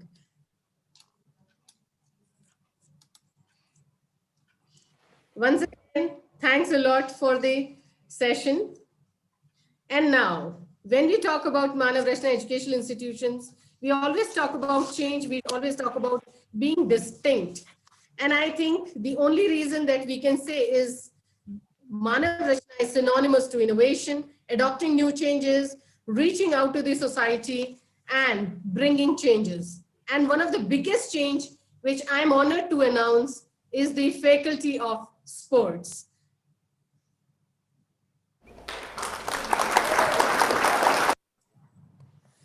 Manav Rachna International Institute of Research and Studies is one that offers an educational curriculum that builds academics around sports. The main purpose of the faculty is to meet the growing demand for graduates who are expected to be effective advocates and be leaders on the development, maintenance, and promotion of health-enhancing physical activity and have a well-rounded academic foundation in human movement science. The Faculty of Sports reflects the recent emergence of the dire need professionals with the knowledge, skills, and abilities to evaluate health behaviors, risk factors, conduct fitness assessments, write appropriate exercise prescriptions, and motivate individuals to modify negative habits and maintain positive lifestyles, behaviors, parallelly equipped with expertise in sports management, fitness training, and professional coaching. The focus is on interdisciplinary and multidisciplinary approach towards wholesome growth of the students related to fitness and esports industries. I'm proud to say that we are starting with this academic year, the Faculty of Sports at Manav Rachna Educational Institution. Sir, I would like to invite Dr. G.L. Khanna, sir, to say something about our new faculty. Dr. G.L. Khanna, sir, I would request you to say a few words about our faculty. Thank you, Dr. Bhavna. Thank you for introducing this Faculty of Sports. And with the initiation of this, we are really pleased on the occasion of this Olympic. We are starting this department, Faculty of Sports at Manav Rachna International University with our high dreams, that we want to support the sports person from various causes, from various angles, from scientific angle, from various management angle, from the different fitness and athletic conditioning side, and the biomechanics, physiological side, psychological, which are coming up emerging area also. We are trying to start those courses, short-term programs as well as long-term programs. To start with, we are just introducing now BSc Fitness and Athletic Conditioning program in collaboration with Sports Sector Skill Council, which has got so many programs, but we thought we will make it a graduate program and keeping in view the national education policy. And we need all your support. Everybody should participate in this development of this Faculty of Sports. Thank you very much. Thank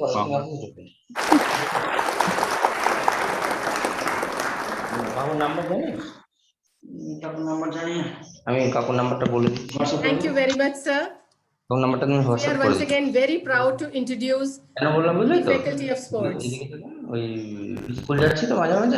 I request everybody to please mute your mics? I think now I'm audible to all.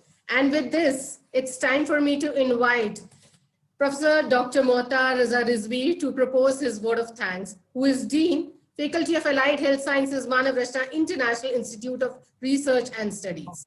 This has been a very enriching session, and everybody has been patiently giving lots of their time, and one of the most precious thing in the world is time. Can I request Professor Dr. Mohtar Raza Rizvi to propose his vote of thanks? Thank you, Ms. Bhavna. Good morning to all of you. It's my honor and privilege to propose a formal vote of thanks to all the respected guests present here.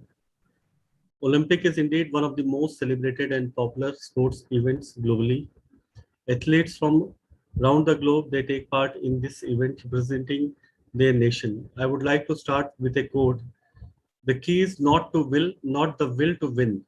Everybody has that. It is the will to prepare to win that is important.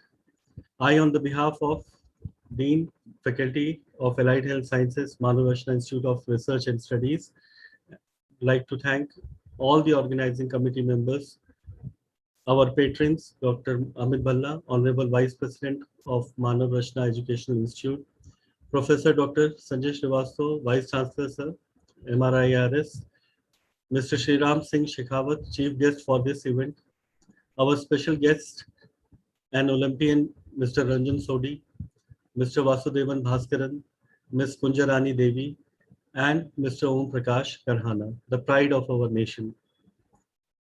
Further, Dr. Husum So, our guest of honor, have graced this occasion and addressed the International E-Dialogue Series on Pre-Olympic International Dialogue Series 2021 on Sports Science and Society, instilling Olympic spirit. I would like to thank Dr. Hosam So, founder and CEO, International Organization for Health, Sports and Kinesiology, for sparing his time and precious thoughts with us. Indeed, our chief guest views are words of wisdom, and we would follow them in our endeavor to contribute more in sports arena. Our heartfelt thanks to Professor G.L. Khanna, Pro Vice Chancellor MRIRS, for organize this event. He understood the importance of sharing and enriching knowledge during this pandemic, and that is why we are having this mega event. Thank you, sir. We are very much grateful to you for this. I am thankful to all our guests who have joined from all around the globe, all the dignitaries, all the experts from India, and for their participation in this inaugural session. I must not forget the contribution from our organizing team, the team of Radio Manav Rachna marketing and PR team, and team of Faculty of Media Studies and Humanities, especially Mr. Maithili Ganju, for their unconditional support in managing this mega event. We are grateful to Ministry of Youth Affairs and Sports Government of India for believing in us for organizing this event. Last but not the least, I would like to extend a special thanks to all the well-educated audience who made this inaugural session a great success. Thank you once again. Further, in continuation to this event, I would like to invite our keynote speaker, Professor Dr. Ian Kalpan, Co-Director of the New Centre for Olympic Studies, University of Canterbury, New Zealand. His experiences include being a visiting professor at Charles University in the Czech Republic, the German Sports University of Cologne, Germany, the University of Peloponnese, Greece, the International Olympic Academy, Olympia, Greece, and Kristianstad University, Sweden.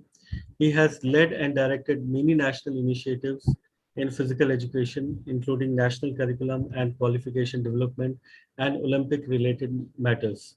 Today, he would be sharing his session of knowledge with us on the educative and social value of support, sharing the IOCs and sports best kept secret. Now, I take this opportunity to welcome and request Professor Dr. Ian Kalpan to open the day with his session and enlighten us with his enriched knowledge on the given topic. Thank you for all.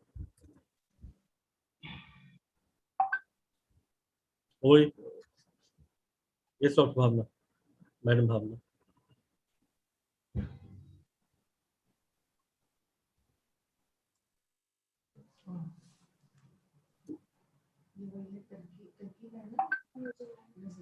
Dr. Ian, you need to unmute yourself.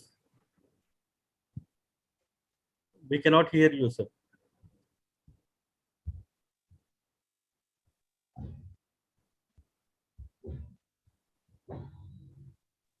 Can you hear me now? Yes, now you are audible, sir. Yes.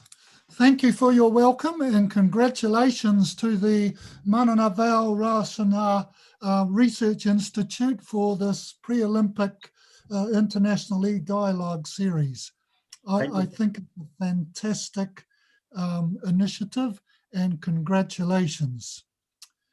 Tihe Mariora, tena koutou, tena koutou, tena koutou katoa. Ko manga wai toku manga. Ko Waitamata toku awa. Ko manga wai toku marae. Ko Duchess of Argyll toku awa. Ko Tamaki ahau. Ko Ian Kalpan toku winga. Tena koutou, tena koutou, tena koutou katoa.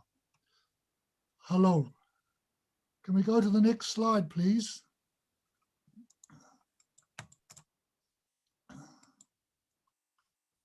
Could you hear that?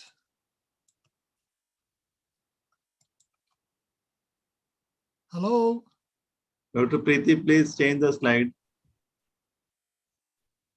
Can you hear? Can you? Yes, sir, you are audible. Can you go to the next slide, please? Do I do that?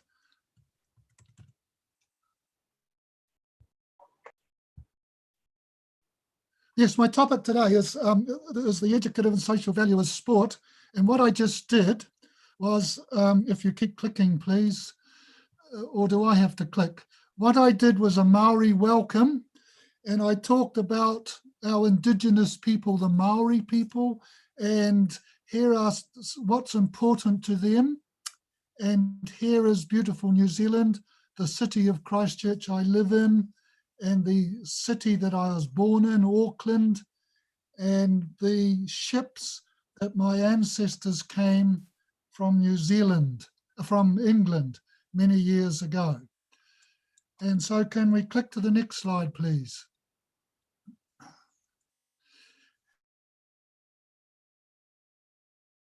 And in New Zealand, of course, we have lots of sport. We're a very sporty nation with our children, young people enjoying lots of physical activity and lots of sport. Next slide, please. Can I control the slides? Can I do the movement? No. And of course, oh, where are we? Sir, I have given rights to you. You can share your screen.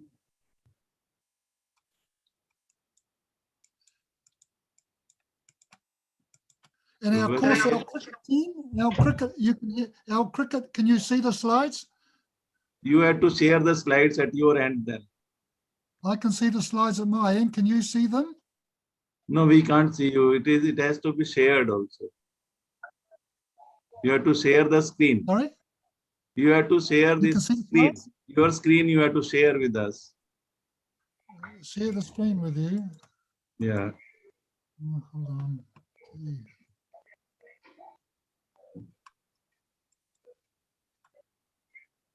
It is down. If you say that it is written share screen. Yes, yes, it is coming up. Yes. You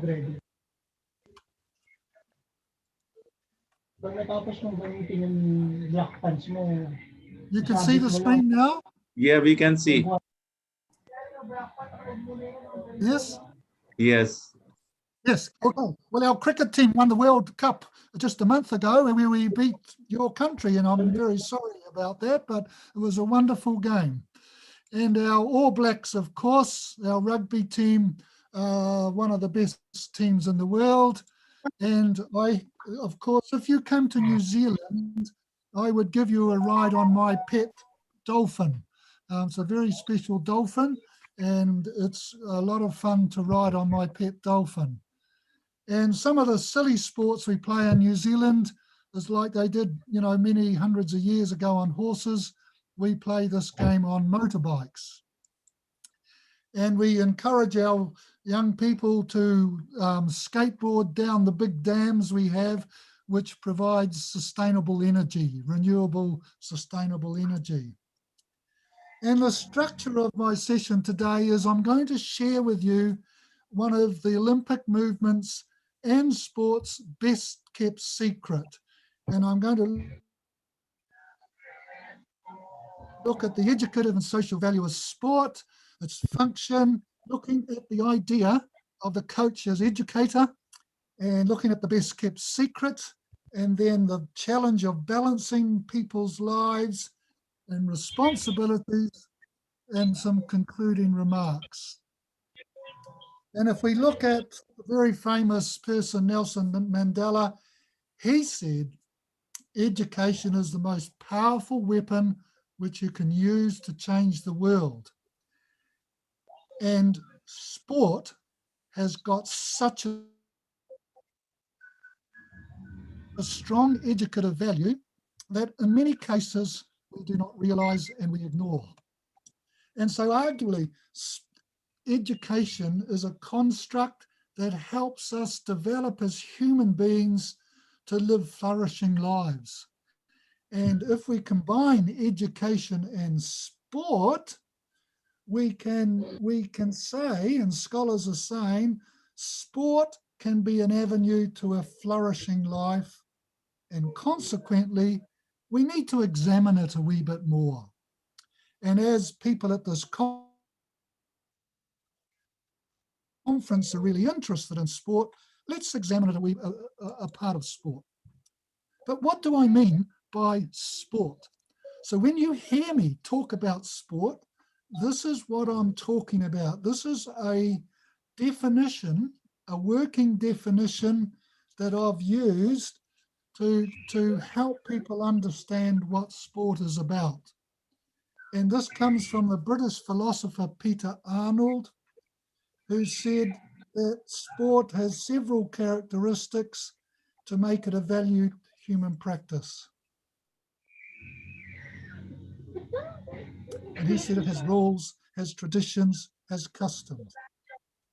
It pursues its own goals, and it's socially interactive. It has rivalry and contest, and it involves competition and is physically exertive. The most important thing that he said was that sport needs to be practiced with a moral and ethical sense. Now, I want you to remember that sport needs to be practiced in a moral and ethical sense. And I think we in New Zealand here really try to do that. And when we talk about that sport in this way, we're talking about sport for development and sport for people. It's a humanist view of sport. And so what are some of the values and functions of sport? Well, it has an education value. It has an educative value. It has a social value, and in the last 20 years, the peace function has become more and more important.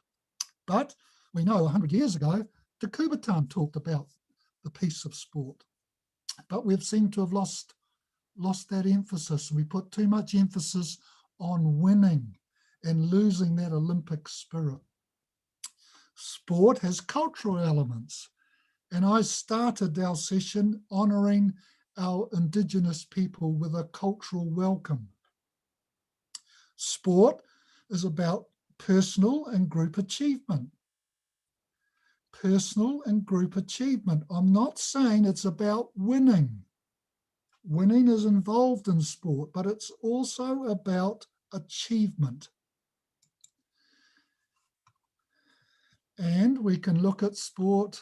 Oh, what's gone wrong? We can look at sport.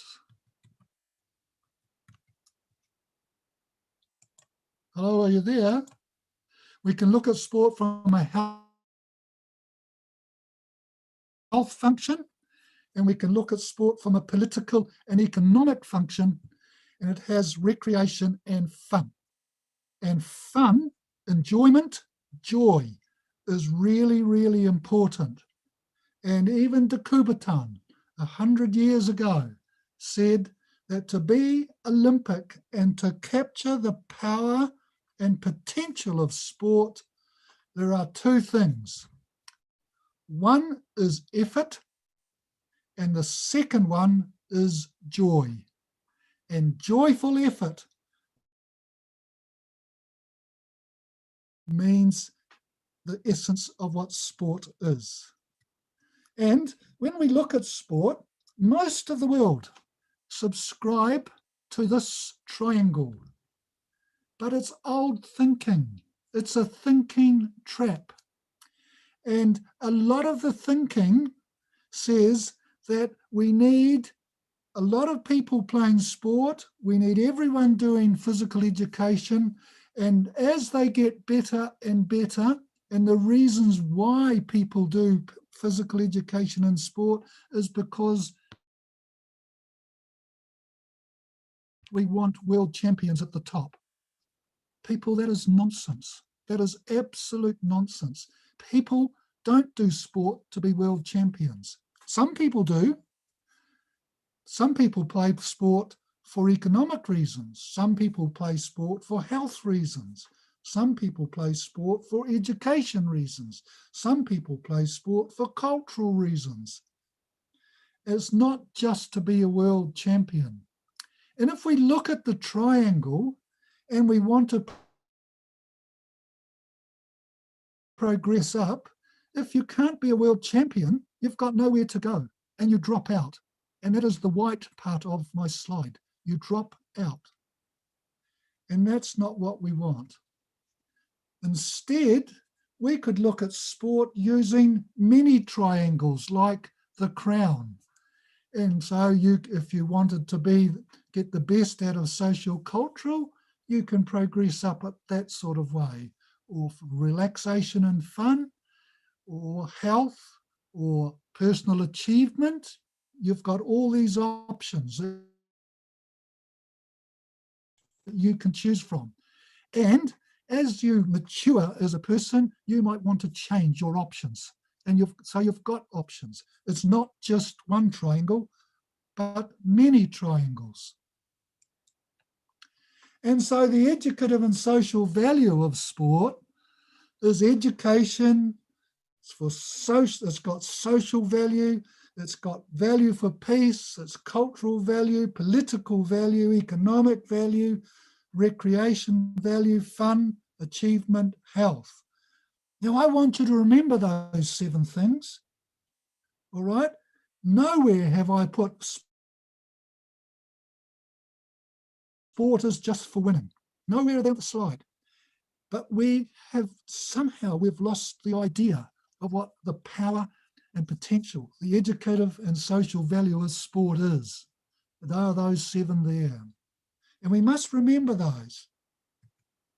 And so as a teacher, many of you will be teachers, many of you will be coaches, and many of you will be parents. And those 3 groups are educators. And if we're educators, we've got to think of cognitive development, physical development, social development, emotional development, moral development, cultural and spiritual development.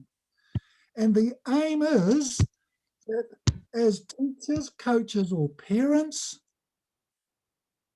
of sport, we teach these people sport, we need to think of all those things, because the aim is that we need to develop all those areas if we are educators. And if there's any educative value in sport, not just educating the physical, not just using sport to win, not just to grab the gold medal. We need to use all of those. And de Coubertin, way back, argued this sort of argument. And so then if we're going to use sport as an educative and social thing to do with young people or old people as well, what is the content that we need to teach? What is the content? Now, this is the best kept secret of the IOC.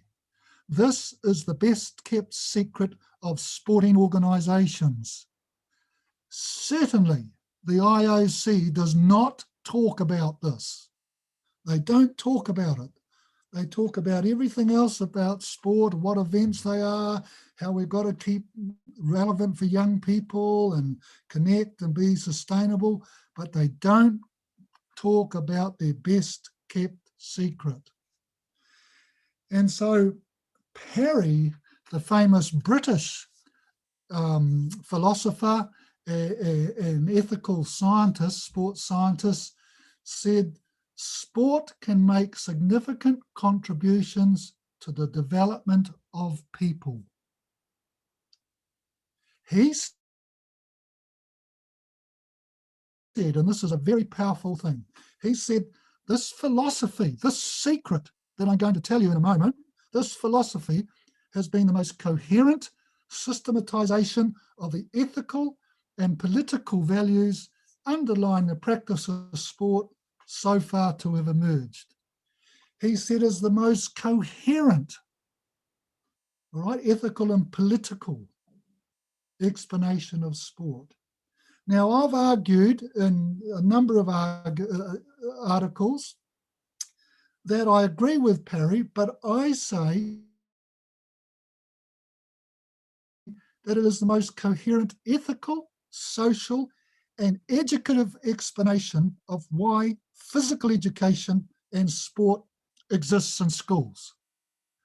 The secret of the IOC, the secret of sport, has a message which I say is the most ethical and social and educative explanation of why physical education and sport should exist in schools. So, what is the secret? The secret is called Olympism. And if I asked you, what is Olympism? Many of you say, oh, it's Olympic values, and you'd argue around that. But Olympism has a pretty clear definition in the Olympic Charter. And Olympism is the very reason why the IOC exists. It is their goal. The Olympic movement's goal, just read it, look, to contribute to building a more peaceful and better world by educating youth through sport practiced in accordance with Olympism and its values. So the IOC's goal is to build a peaceful and better world by educating youth through sport, and what they educate is Olympism. And so the IOC is not a sporting organisation, is it? It's an educational organisation. It's educating youth through sport. Really, really important point. And so what is a working definition of sport? And I've taken this from the Charter, because you'll see lots and lots of definitions around the world. But Olympism is blending sport with culture and education. Blending sport with culture and education. Olympism promotes a way of life. It's a philosophy of life based on these four things. And if you remember nothing from my presentation, I want you to remember these four things. The balanced development of mind, body, and character. Think of that, balanced development. Not just being a gold medal winner and just developing. Sorry? So you're developing the mind, the body, and the character. Talked about the joy and effort. And then the value of being good role models. And then demonstrating social responsibility and observing universal ethics of tolerance, generosity, unity, friendship, non-discrimination, and respect. Now, people, have a look at that slide. The four things I want you to remember: balanced development, joy and effort, the importance of role modeling, social responsibility, universal ethics of tolerance, generosity, unity, friendship, non-discrimination, respect for others. Now, this is what sport can help develop with people. This is what the IOC is about, but it's their best kept secret. They don't talk about it. I challenge you at the opening ceremony, if you watch the opening ceremony tonight, see if they mention the word Olympism, see if they mention the word these sorts of things. Let's see if we can grab hold of this and use it in sport. It's very important for the way we live our lives. And de Coubertin's vision was essentially to capture the power and potential of sport as to means of educating for peace, friendship, internationalism, and virtuousness. He coined the phrase Olympism. But what has happened to it? What has happened to it? And so let's look at education and Olympism, the teacher and the coach. as educator. And so let's look at two things. You would have heard of Olympic education, but I don't know if you've heard of Olympism education. And so Olympism education, it's a working definition that a colleague and I have worked with, is a culturally relevant. So it's got to be relevant to your culture. The Indian culture is different from the New Zealand culture, so it's got to be relevant to your culture. It's an experiential process of learning. It's a process of learning. And integrated set of life principles. What are those life principles? Balanced development, joy and effort, role modeling, social responsibility, universal ethics, tolerance, generosity, unity, friendship, non-discrimination, respect. That's what Olympism education is. Now, around the world, in many cases, the IOC and others promote Olympic education. And a working definition of Olympic education really is a process of learning the content of associated with the Olympic movement and the Olympic Games. Now, can you see the difference? Learning about the Olympic Games and the Olympic movement compared to learning about Olympism, an integrated set of life principles. And so the difference is, and we try to promote this in New Zealand, is Olympism education places Olympism at the centre and the Olympic movement towards the margins. Olympic education places the Olympic movement at the centre and Olympism in the margins. And of course, a lot of the time they don't even talk about Olympism. And so here's the difference.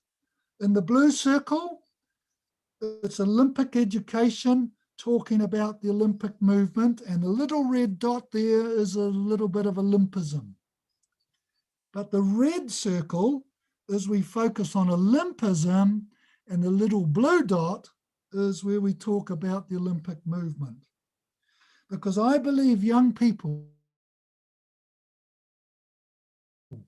find learning about balanced development of mind, body and character, learning about the joy and effort, learning about role modeling, and learning about social responsibility and those universal ethics are really, really relevant to them. So Olympism education has Olympism at the core.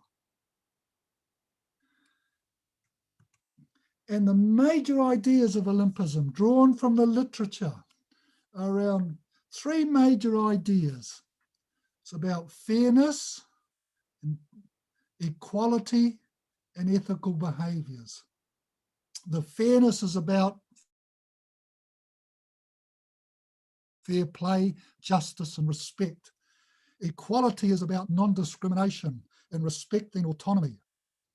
And we know about equality, particularly with women in sport, is becoming better, but it's still not right. And ethical behaviours that respect human rights. And sport can maximise human development, and it can achieve a flourishing life through Olympism. It's a way of living, and I challenge coaches, teachers, parents, and even athletes to adopt this as a way of life of living. It's a fantastic way of doing it.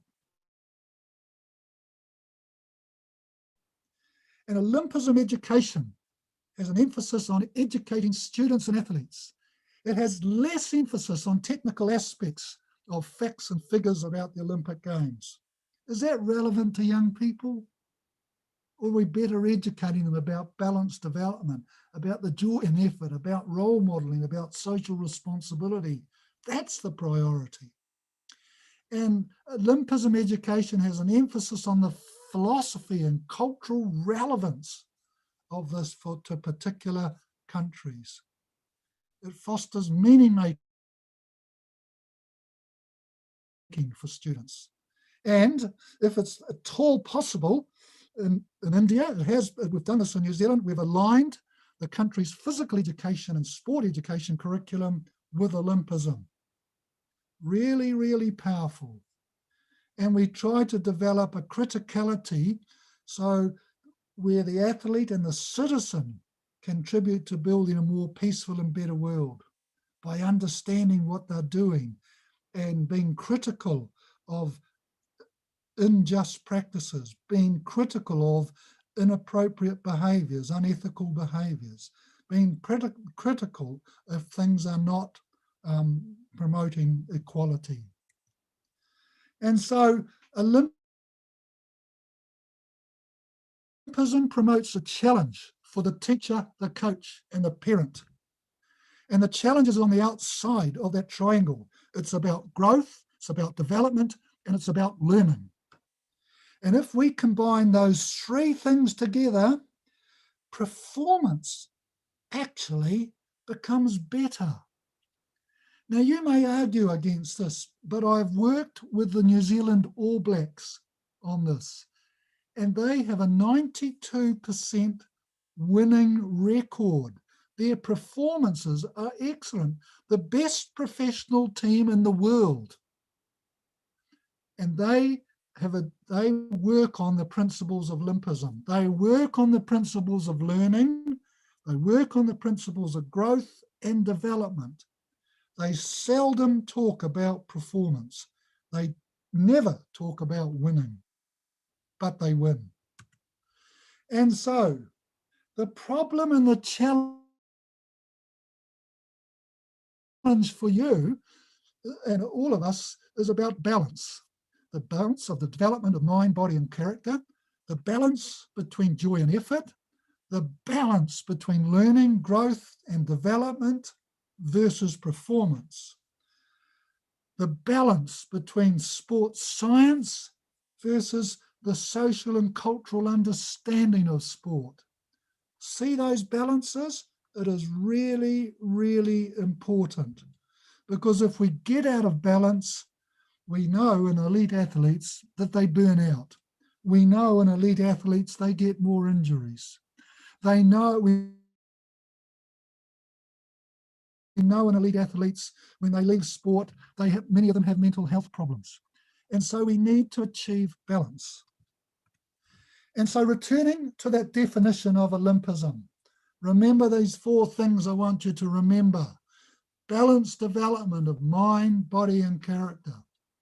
The joy and effort, the educational value of being a good role model, and social responsibility in observing universal ethics of tolerance, generosity, unity, friendship, non-discrimination, respect. And all of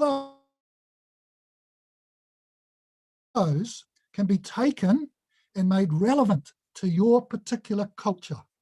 In New Zealand, we have taken that and we've made that relevant to our New Zealand culture. And that's the challenge for India. And so the teacher and coach as educator, two key messages. You are teaching students and or athletes. So you're teaching people to grow and develop. We want you to use Olympism as the teaching and coaching content. Now, when we play sport, there are some inherent values of sport we can gain just through playing sport.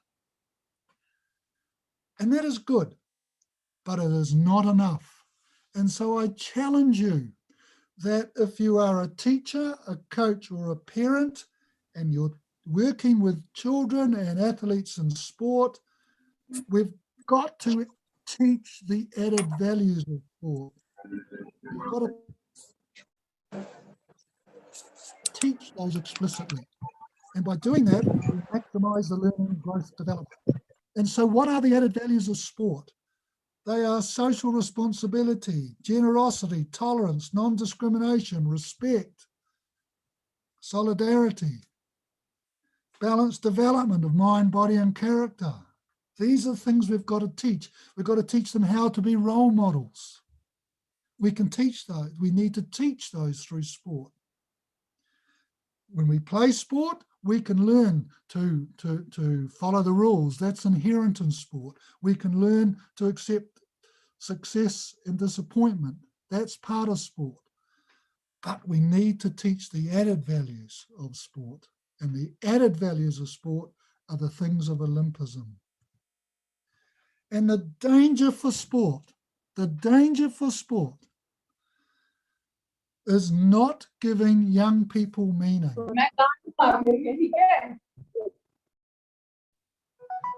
The danger for sport is not giving young people meaning. And so concluding, I just want to say, sport has a strong educative and social value. Teachers and coaches are responsible for this. So are parents. They must educate.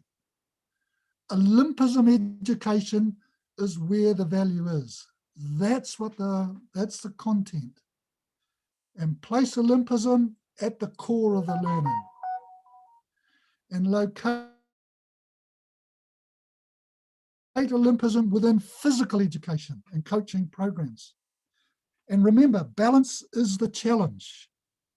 Mind, body, character, balancing. Joy versus effort, balancing. Learning, growth and development, balanced. We've got to balance these things. And Olympism is the best educative explanation of sport to exist, and it is the IOC's best kept secret. Now, why is this important? Last slide. Why is this important? Because the big idea of sport, using Olympism education, is to develop people to make a better world. Developing people to make a better world. And what do we want them to come? They want them to become educated, joyful, virtuous, critical consumers of the movement culture. And that will lead to a flourishing life. Tēnā koutou, tēnā koutou, tēnā koutou katoa. Thank you very much.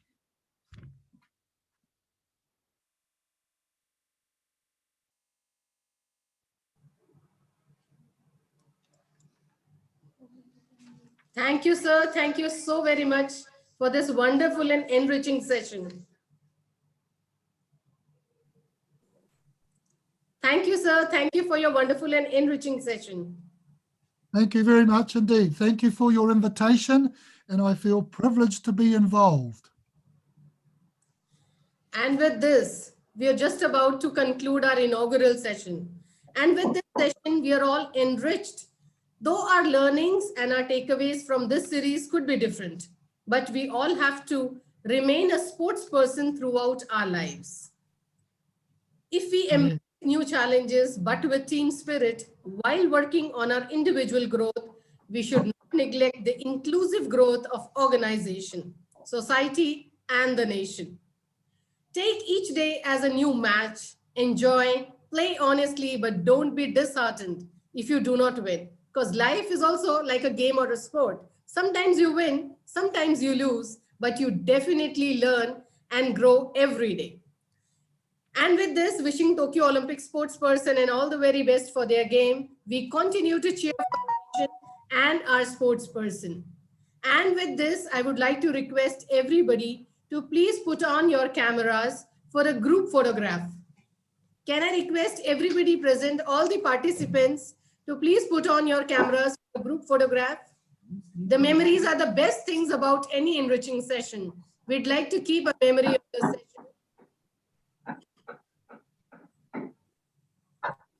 I request all the participants to please put on your camera.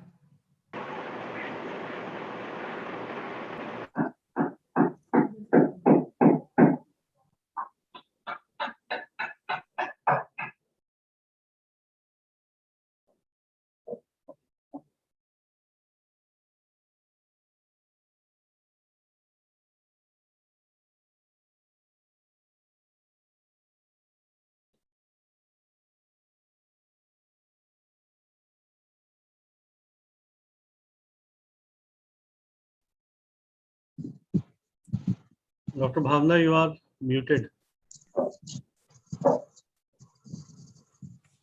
I would like to now request Dr. Shubhra Saraswat to please take over the session. Thank you so much, everyone. It has been a wonderful and an enriching session. We're going to take the teachings of the session throughout our lives. Thank you so very much, everyone. Thank you, Bhavna ma'am. A hearty good morning to everybody. Bhavna ma'am, I congratulate you on holding the inauguration session so well. It corresponds to the English saying, well begun is half done. So now with this, we are moving at the first technical session on Olympism of this e-dialogue series. Our keynote speaker, our honored keynote speaker has just told us about Olympism. Olympism refers to the philosophy of the Olympic Games. The fundamental principles of Olympism are outlined in the Olympic Charter. It means that the practice of sport is a human right. Every individual should have the right to practice sport without discrimination of any kind in the Olympic spirit, which requires a mutual understanding with the spirit of friendship, solidarity, and a fair play. With this understanding, I would like to invite our first speaker of this technical session, Professor Dr. Rolf Seldorf. Presently, he is Executive Advisor, International Organization for Health, Sports, Kinesiology. Previously, he was visiting professor, Faculty of Sports Science, K-Start University. He plans to do a sabbatical during 2021 to do consulting for universities and corporations on how to improve health behavior, happiness, life satisfaction, well-being, and manage stress. He has expertise in health promotions, epidemiology, and higher education. He has many research papers in journals of repute to his credit. Today, he would be speaking on physiological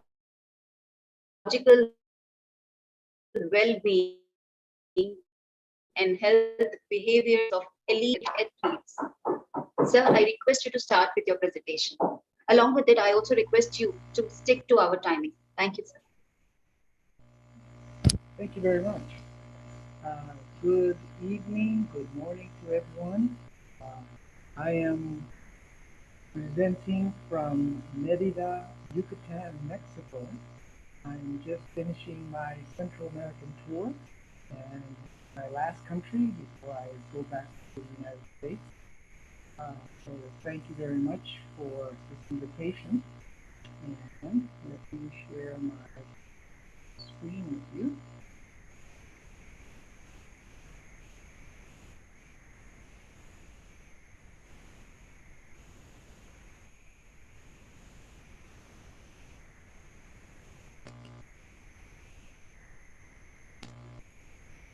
So I am very delighted and honored to be presenting today. I want to share with you some information. I am really sorry for the interruption, sir, yes, but we are not able to hear you properly. can you hear me now? Yes, now the voice is better. Okay, great. So Thank I'll you. just hold the microphone a little bit. Thank you very much. So I'm very delighted to be with you today, and I want to talk a little bit about an area that's very important to me and my research, and that is the effect and need to put more attention on psychological well-being and health behaviors of elite athletes. So my question is, should we be concerned about the psychological well-being of elite athletes? I will try to answer this question. I will argue for the positive. Quick overview of my presentation. I'll give you a little bit of background about the formal construct of psychological well-being, what it means. I'll talk a little about a study that I conducted in Vietnam on the psychological well-being of elite Vietnamese athletes. And I will briefly introduce a new theory of performance. This theory of performance supports the importance of measuring psychological well-being of not just of our elite athletes, but I think of all of our athletes. So let's begin. What is well-being? Well-being is an idea, it's a construct that is probably familiar to most people. And if you ask random people, you're probably going to get 10, 12 different answers or ideas of what well-being is. From a research standpoint, this won't work very well. We need to be more specific.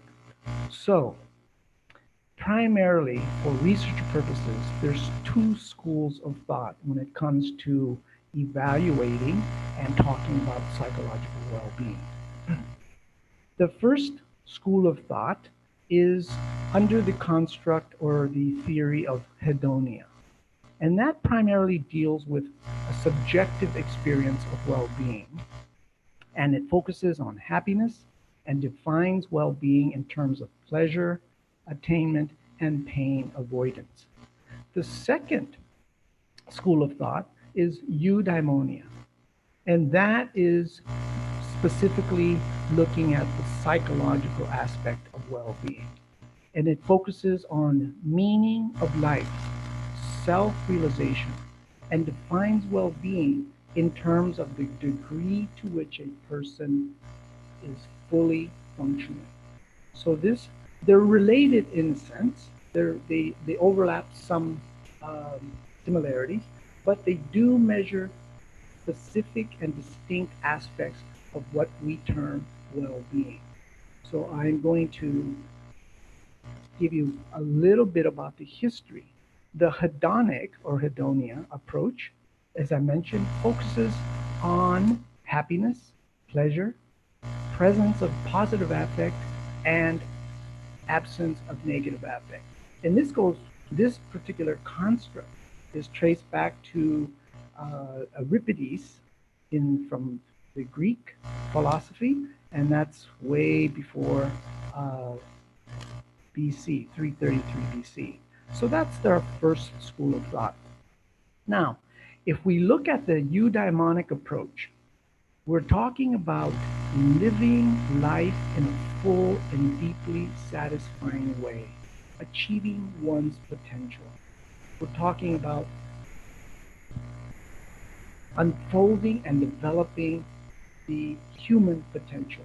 And this idea can be traced back to the famous philosopher Aristotle. Now, specifically, you can see the outside of this circle. These are the modern theorists, which each contributed significantly to an understanding of some aspect of individual development. For example, most people are probably familiar with Maslow's self-actualization or Jung's individuation and so forth. Now, what we need to do and what we've done, Dr. Reif developed a particular scale with 6 dimensions to measure what she terms psychological well-being. You can see in the middle, purpose in life, environmental mastery, positive relationships, personal growth. Those are the 6 theory-based dimensions of psychological well-being. And this is what I've used because it's theory-based, it's specific, and we can use this model to now measure very accurately and get a better idea of the psychological well-being of elite athletes, recreational athletes, or non-athletes. And this is what I've been using in my research the last 5 years, 7 years ago. Okay, now we have a little understanding of what I mean or what we mean when we talk about psychological well-being.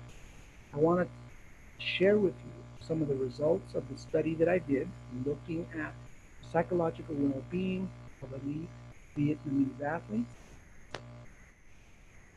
So the background for this study is what popped into my mind is, you know, when we talk about elite athletes, competitive athletes, we measure everything about their physical aspect. We know how fast, how strong, how high they can jump, etc., etc. And the interesting point is that when it comes to the mind, when it comes to the emotions, when it comes to the mental process, we don't know as much as we do of the physical aspect. So I thought it was a good idea to take a closer look at the psychological aspect of elite athletes. So basically, I wanted to know, are there differences in psychological well-being among elite athletes?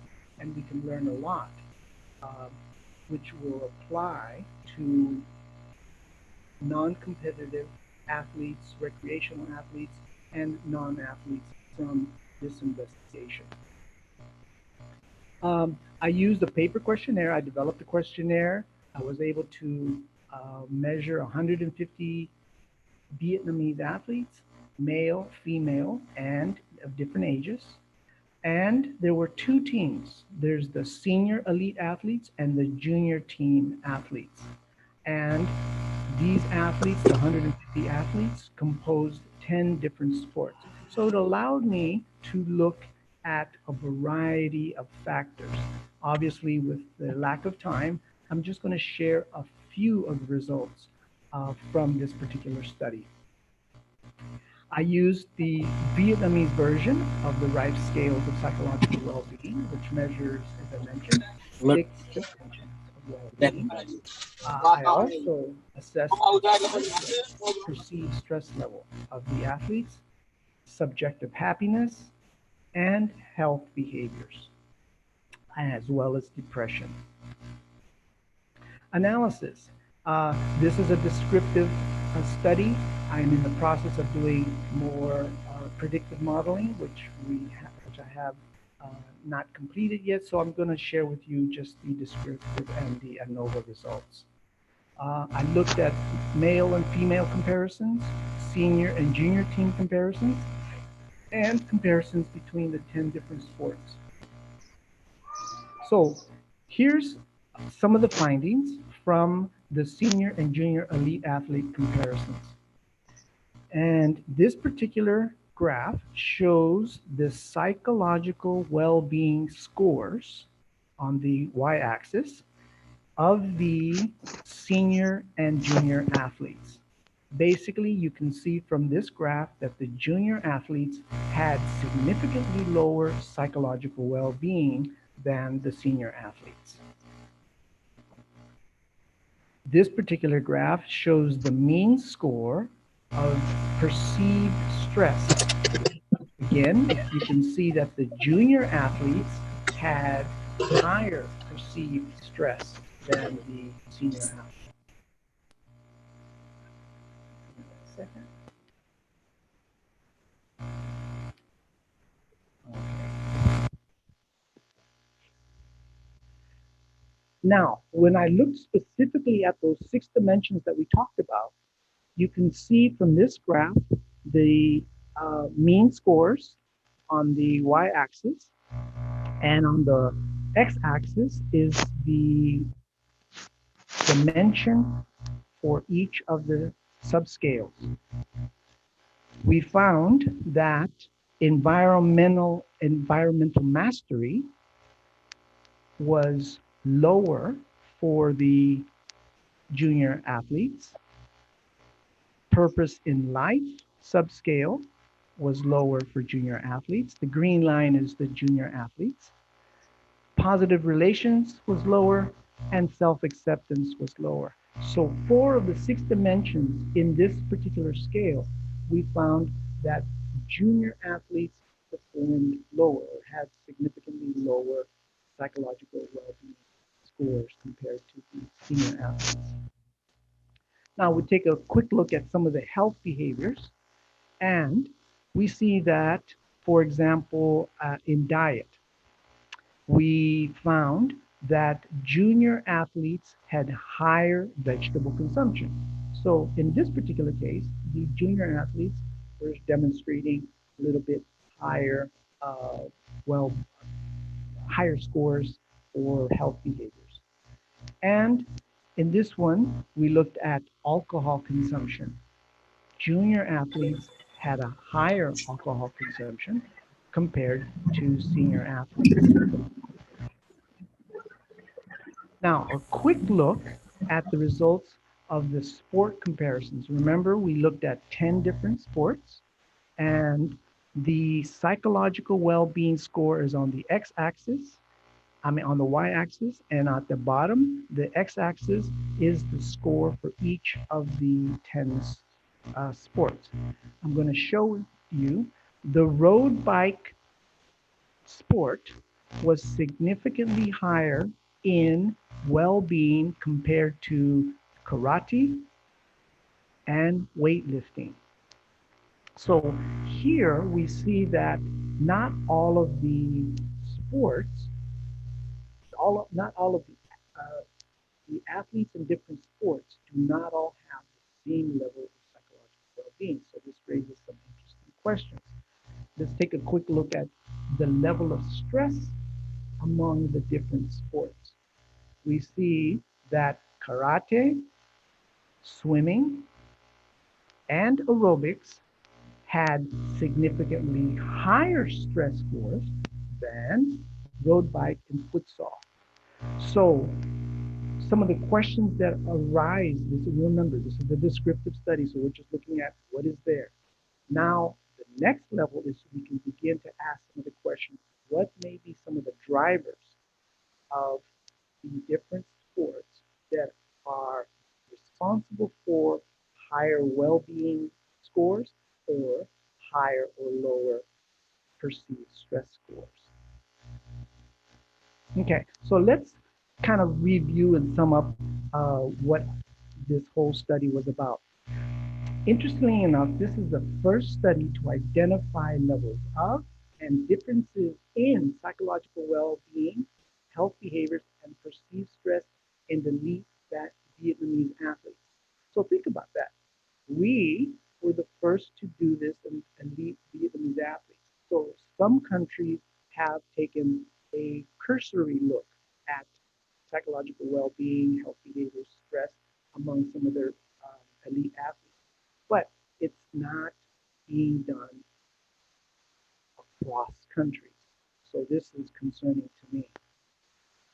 Second, I didn't show these graphs, but just for your information, no significant gender differences in psychological well-being, happiness, and stress, meaning that female and male athletes do not differ in psychological well-being and happiness and stress.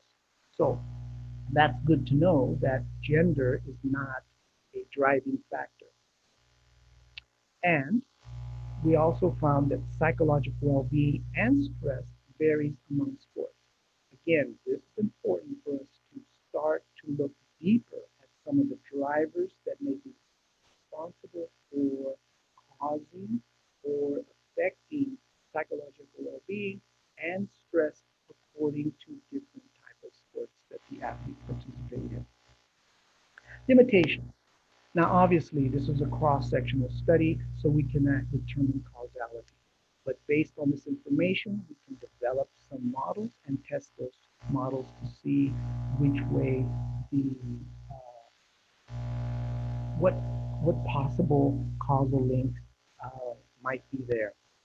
Also, I think it's obvious that we need to take a closer look by identifying factors which are contributing to an increase or decrease in psychological well-being and stress differences among elite athletes.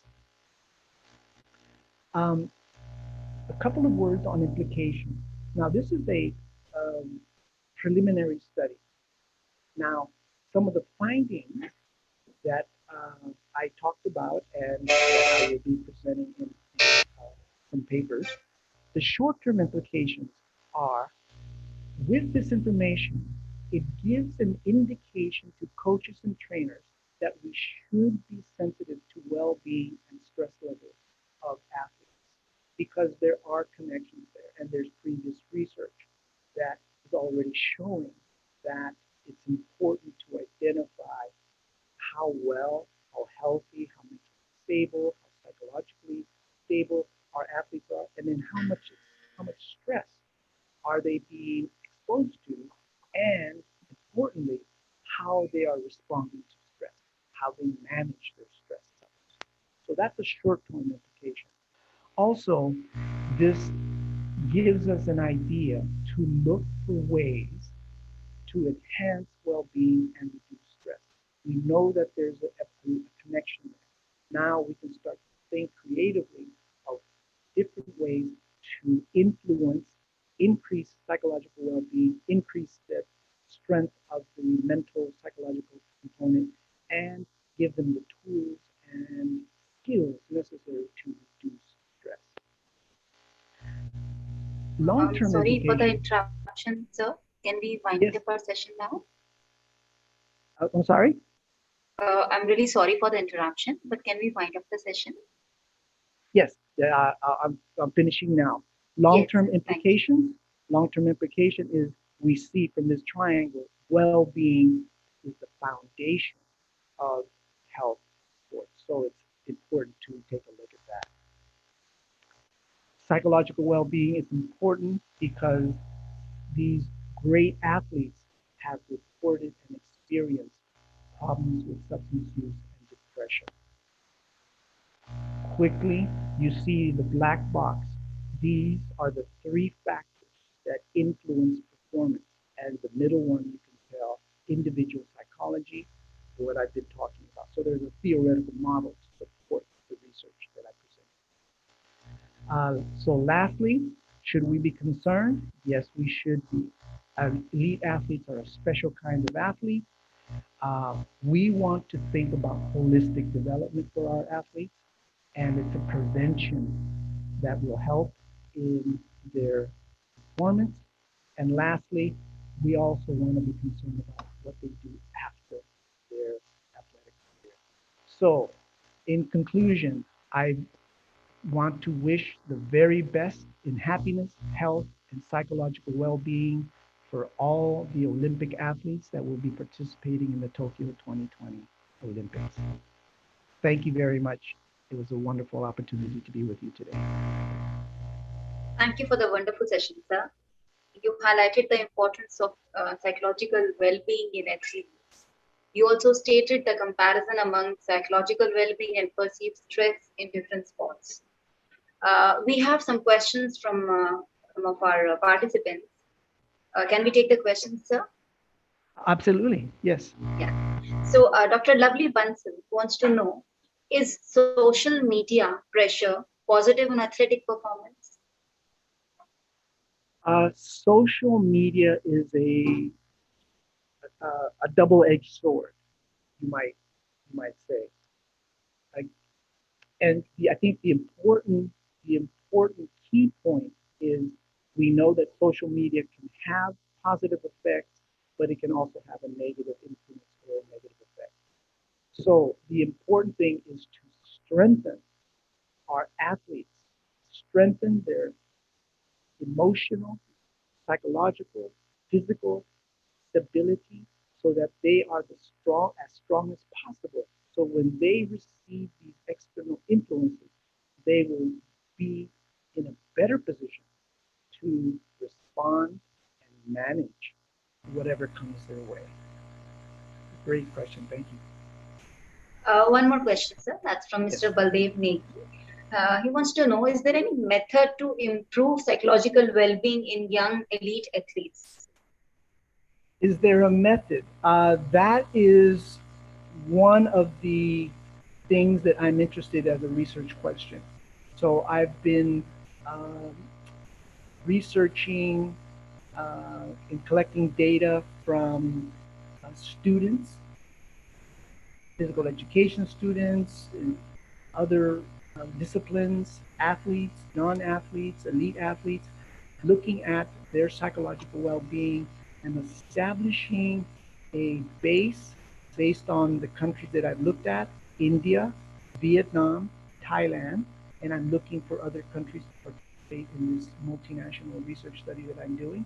So I think if I get asked that question next year, I'll have a better, more specific answer. But I'm sure that there are ways, there's interventions that we can use and think of and creatively put together to help our athletes at every level.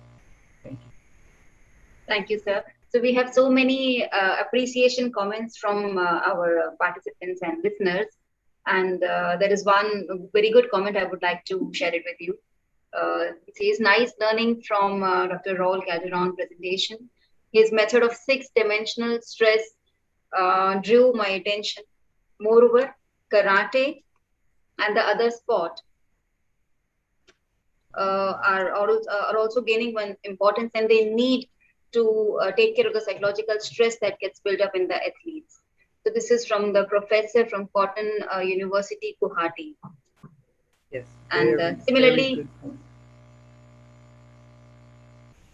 similarly, we have so many other good comments from other some of our listeners, and we have some more questions also. So I would transfer the questions on mail so that we can have the replies, because we are running a little short of time. Yes, thank you very much. Thank you, sir. Thank you so much.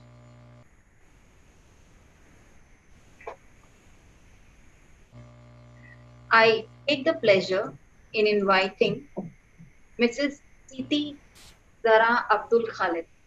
She is Secretary General, full-time volunteer, Paralympic Council of Malaysia from May 2013 to November 2019. During this position, she was also appointed as the Director of NPC Services for Asian Youth Para Games, Kuala Lumpur in 2013 and Asian Para Games, Kuala Lumpur 2017. She is selected as the Chief de Mission for the contingent to the Asian Youth Para Games, Dubai 2017.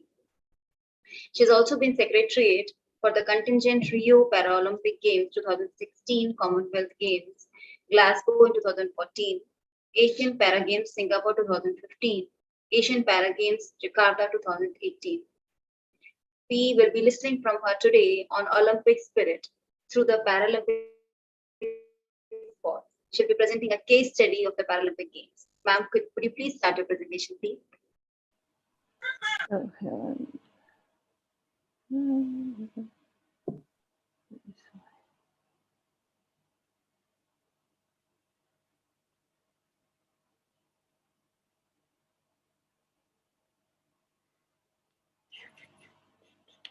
Hello.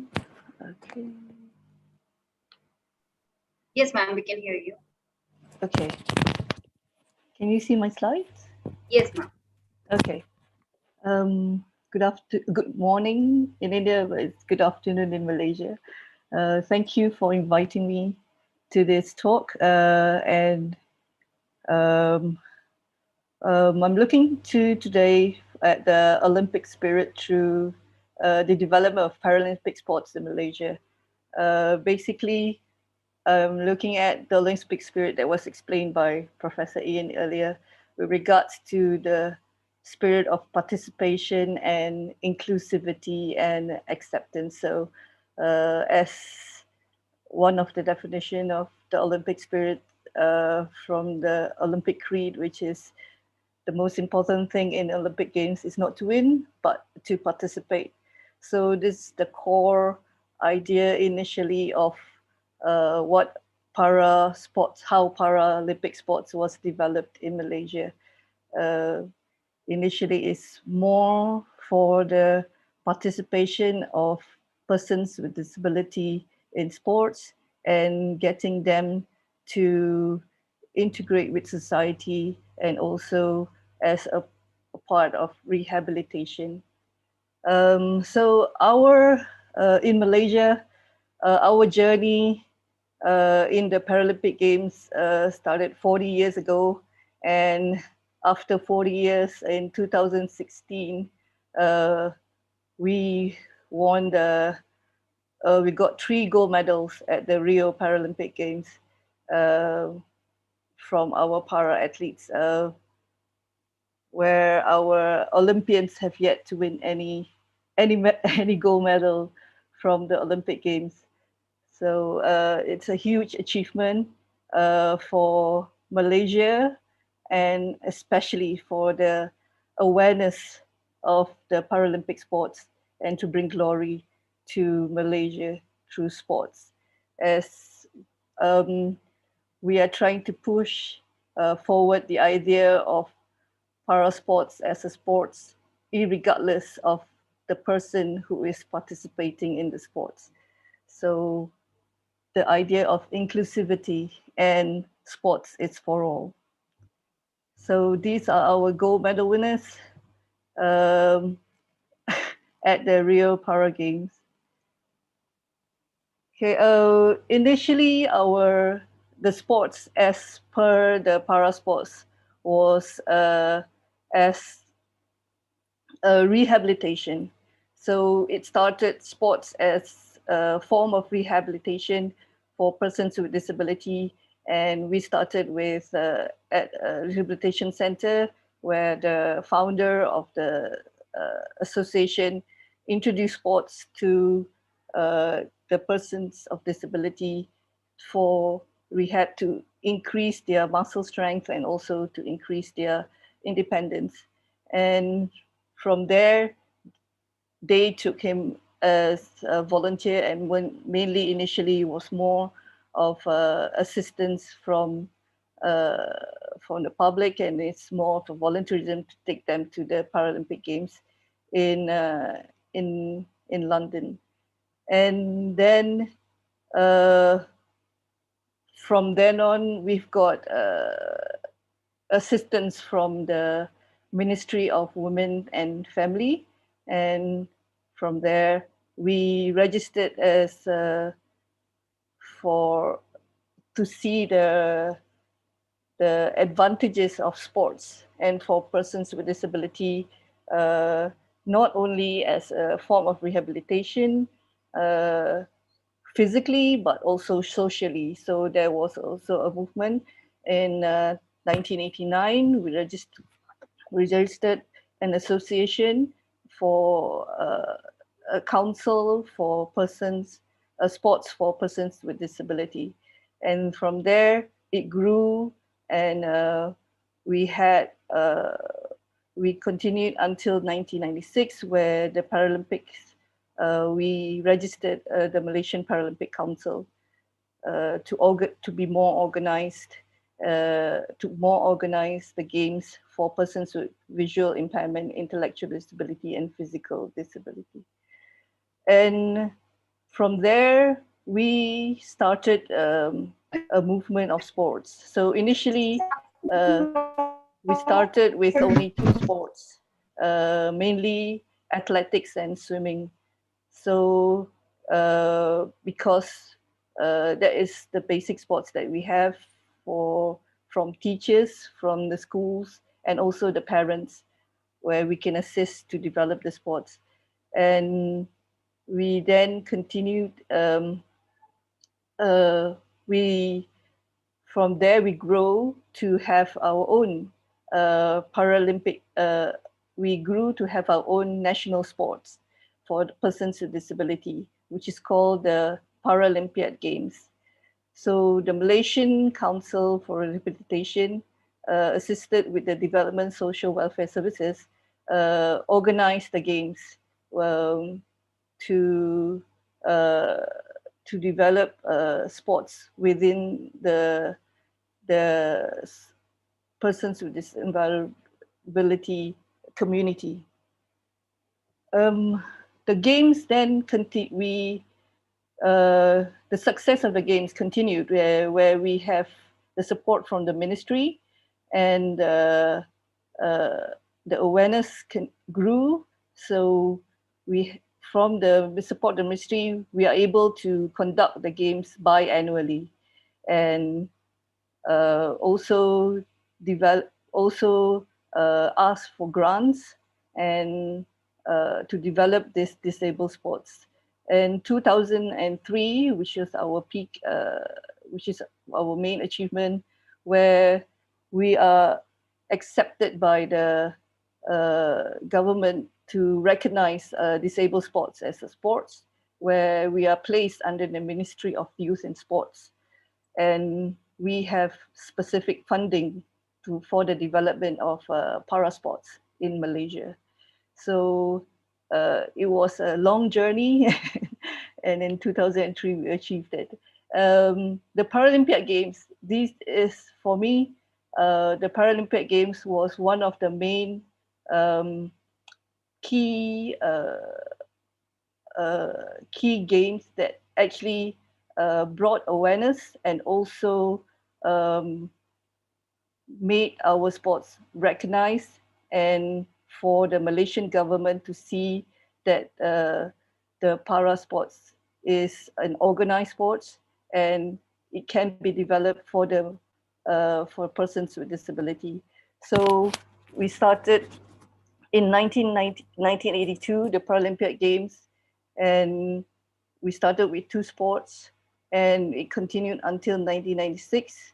And initially it was just national sports for persons with disability. And it was a small game hosted by communities of persons with disability and also the parents and also the rehabilitation services and offices. But in 1998, we grew the sports and we got the support from sports associations and also from persons who are willing to assist us to develop the sports and to develop, adapt the sports for persons with disability. So we grew the sports until 2006, where we had 20 different sports for persons with disability being developed, being played during the games. So we had judo, athletics, swimming, sitting volleyball, archery, and wheelchair tennis, lawn bowls, badminton, powerlifting, table tennis, wheelchair fencing, and 10-pin bowling, sailing. So the highest participation we got was 550 participation in the first game, and we grew to 1,407 participation in 2006, which is in Sarawak, one of our states in Malaysia. So this is not an easy feat to be developed in Malaysia, especially with persons with disability being afraid to come out and participate, and the acceptance of persons with disability within the community, and also with the facilities that is available for persons with disability to participate in sports within Malaysia. And with this sports, we have managed to bring awareness to the sports of persons with disability, and we've also brought in more able person to understand what is sports for persons with disability. And we also managed to increase the managed to get the local local community and also local council and local government and also the federal government to accept sports for persons with disability, and increased grants and also increased facilities for persons with disability. And also the good side effect of having this sports and awareness is socially, persons with disability is more accepted within the community, especially in the urban areas where we have more facilities as on transport facilities, as in accommodation facilities, and also accessibilities towards buildings, and also accessibilities to parks, accessibilities to areas for recreational facilities within the urban areas for persons with disabilities to participate in leisure activities and sports activities. So as you can see, our this is the number of times we've already organized the Paralympic Games since 1982, and the number of sports. As you can see, the red line shows the number of sports that we have organized with. And the peak was in 2002 and 2000 and 2002, where we invited the country, the ASEAN countries to participate in the games. And after 2001, we organized the first ASEAN Para Games.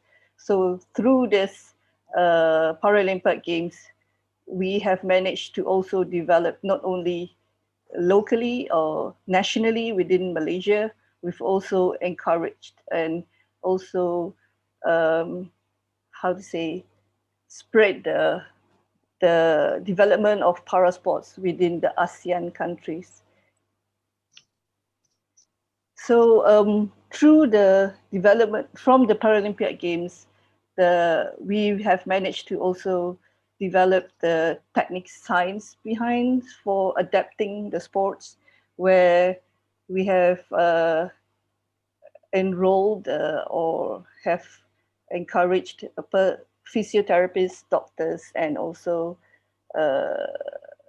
rehabs personnel to assist us for classification, for conditioning, biomechanics, psychology, and physiology. So we have developed a new community or a new studies or a new group for development of classification. And Malaysia, proud to say that we are in the forefront of development of classification for the sports of badminton and for para badminton. And we were also involved in the development of classification and the technicalities for the sports of lawn ball, where we developed the rules and regulations and the classification materials for the sports of lawn ball, disabled lawn ball. And also, we have also developed new also have developed new studies for adapted studies of sports science within the para sports community, especially when we have been accepted by the National Sports Council and the development for the Paralympic Games, towards the Paralympic Games, where our National Institute of Sports have specialized officers to develop biomechanics, conditioning, nutrition, and psychology for disabled for para sports. We've also have developed a few world leaders in technical officials through the development of all the different sports, and we've developed the technical officials of Paralympic standards for powerlifting, for wheelchair basketball, for para badminton, and also a few other sports like goal balls and also lawn bowls and table tennis and a few other sports. We also, from the Paralympic sports, we also, as I said earlier, we have managed to not only create the acceptance of for the awareness of the public of persons with disability, but we also develop a social circle for the independence of persons with disability to be for persons with disability to be more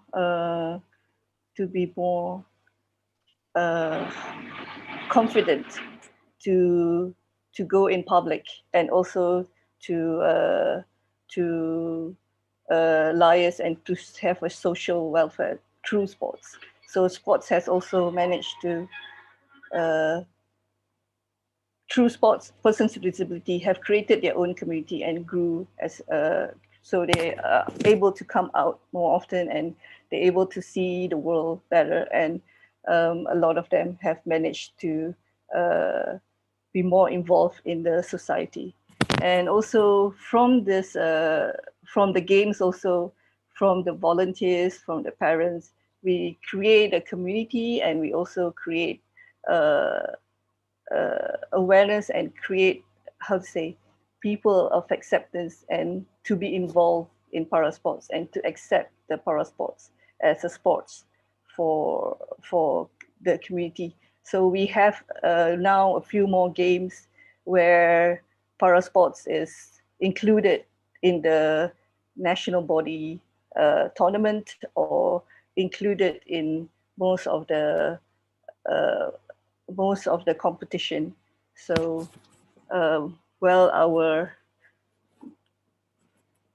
so also we've also managed to have the media be more aware of the para sports, where we have special programs dedicated to educating the public on para sports and bringing awareness to para sports. We also, from the 3 gold medals, we've also have our 3 athletes being icons and ambassadors for a lot of products within Malaysia and also internationally to accept the para sports. So I think, I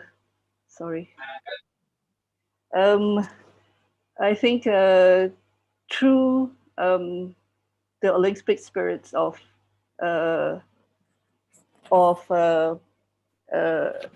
acceptance and also to the Olympic spirit of participation, that is the main aim of the Paralympic Games, was to get persons with disability to participate in sports. We have grew and to have our 3 gold medals, and now we've also grew our para sports community and also acceptance, and our heroes from the Paralympic Games from Tokyo, from the first games of having only a few athletes, 2 athletes representing Malaysia, to now we're having 22 athletes representing Malaysia at the Tokyo Games. And India also is, I think, is one of the countries that I think is really producing well for the para sports, where you started in London with only 10 athletes and 1 silver medal, and now you are going to Tokyo with 42 athletes in 9 sports. I wish India all the best for the Paralympic Games and the Olympic Games. And thank you. Thank you very much. And that's my talk for today. Thank you for the informative session, ma'am. And thanks for the congratulations you've given us for Indian people participating in Tokyo sports. With this session, you enlightened us on the history of Paralympic Games. We got to know that it started in 1982, and then the graph of the number of games and the people participating is increasing event by event. It has also emerged as a branch of sports science now. We have a few questions from participants now. Can we take the questions now? Yes, please. So again, Mr. Baldev Negi would like to know, how can Paralympiad Games be beneficial to the person with disability in respect to their psychological well-being? One thing the sports have done for persons with disability, one is for them to overcome any feeling of insecurities that they have. And also, they have also, as I've been working with persons with disability in sports, I can see that they are, once they have overcome their confidence and insecurities, especially with their disabilities, and they have more confidence and they are able to do the sports. Sports have been able to provide them with that channel to develop themselves and to build their confidence. I see that they are able to feel accepted in the community and also have the positive mental strength to adapt to their daily lives and also be more independent in within the society itself. Thank you, ma'am. We have many other questions which we can take the answers via mail. Sure, sure. And Mr. Manoj Hazarika wants to compliment you on your session. He says that you remind him of several visits to Malaysia for sports, and he's really happy and to learn about the Paralympics in Malaysia. Thanks for the session, ma'am. You're welcome.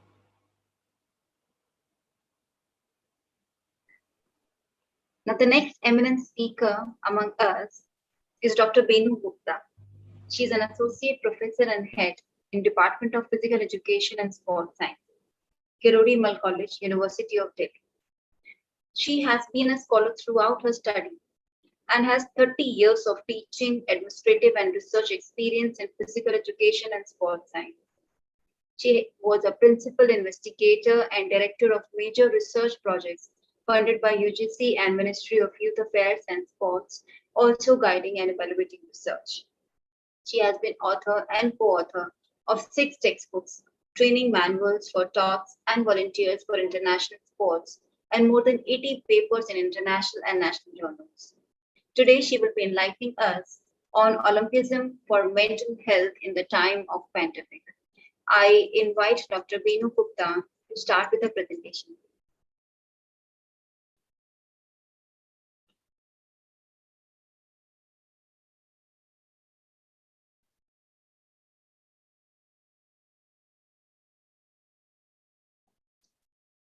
Please unmute yourself, ma'am.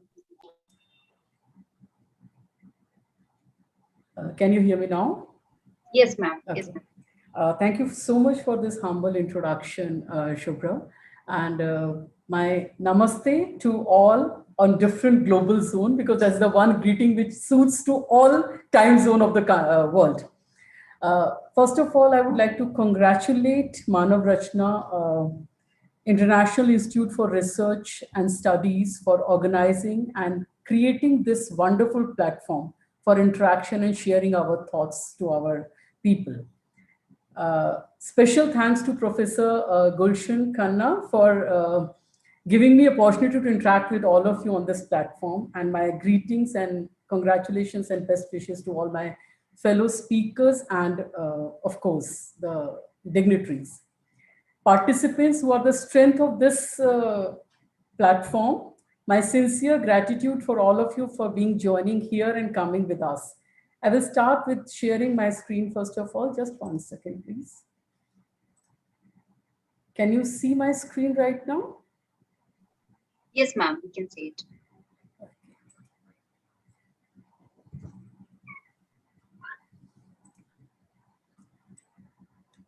So I'll be actually sharing on Olympism for mental health in the time of pandemic. We all understand that what all is going on, which phase we are crossing through.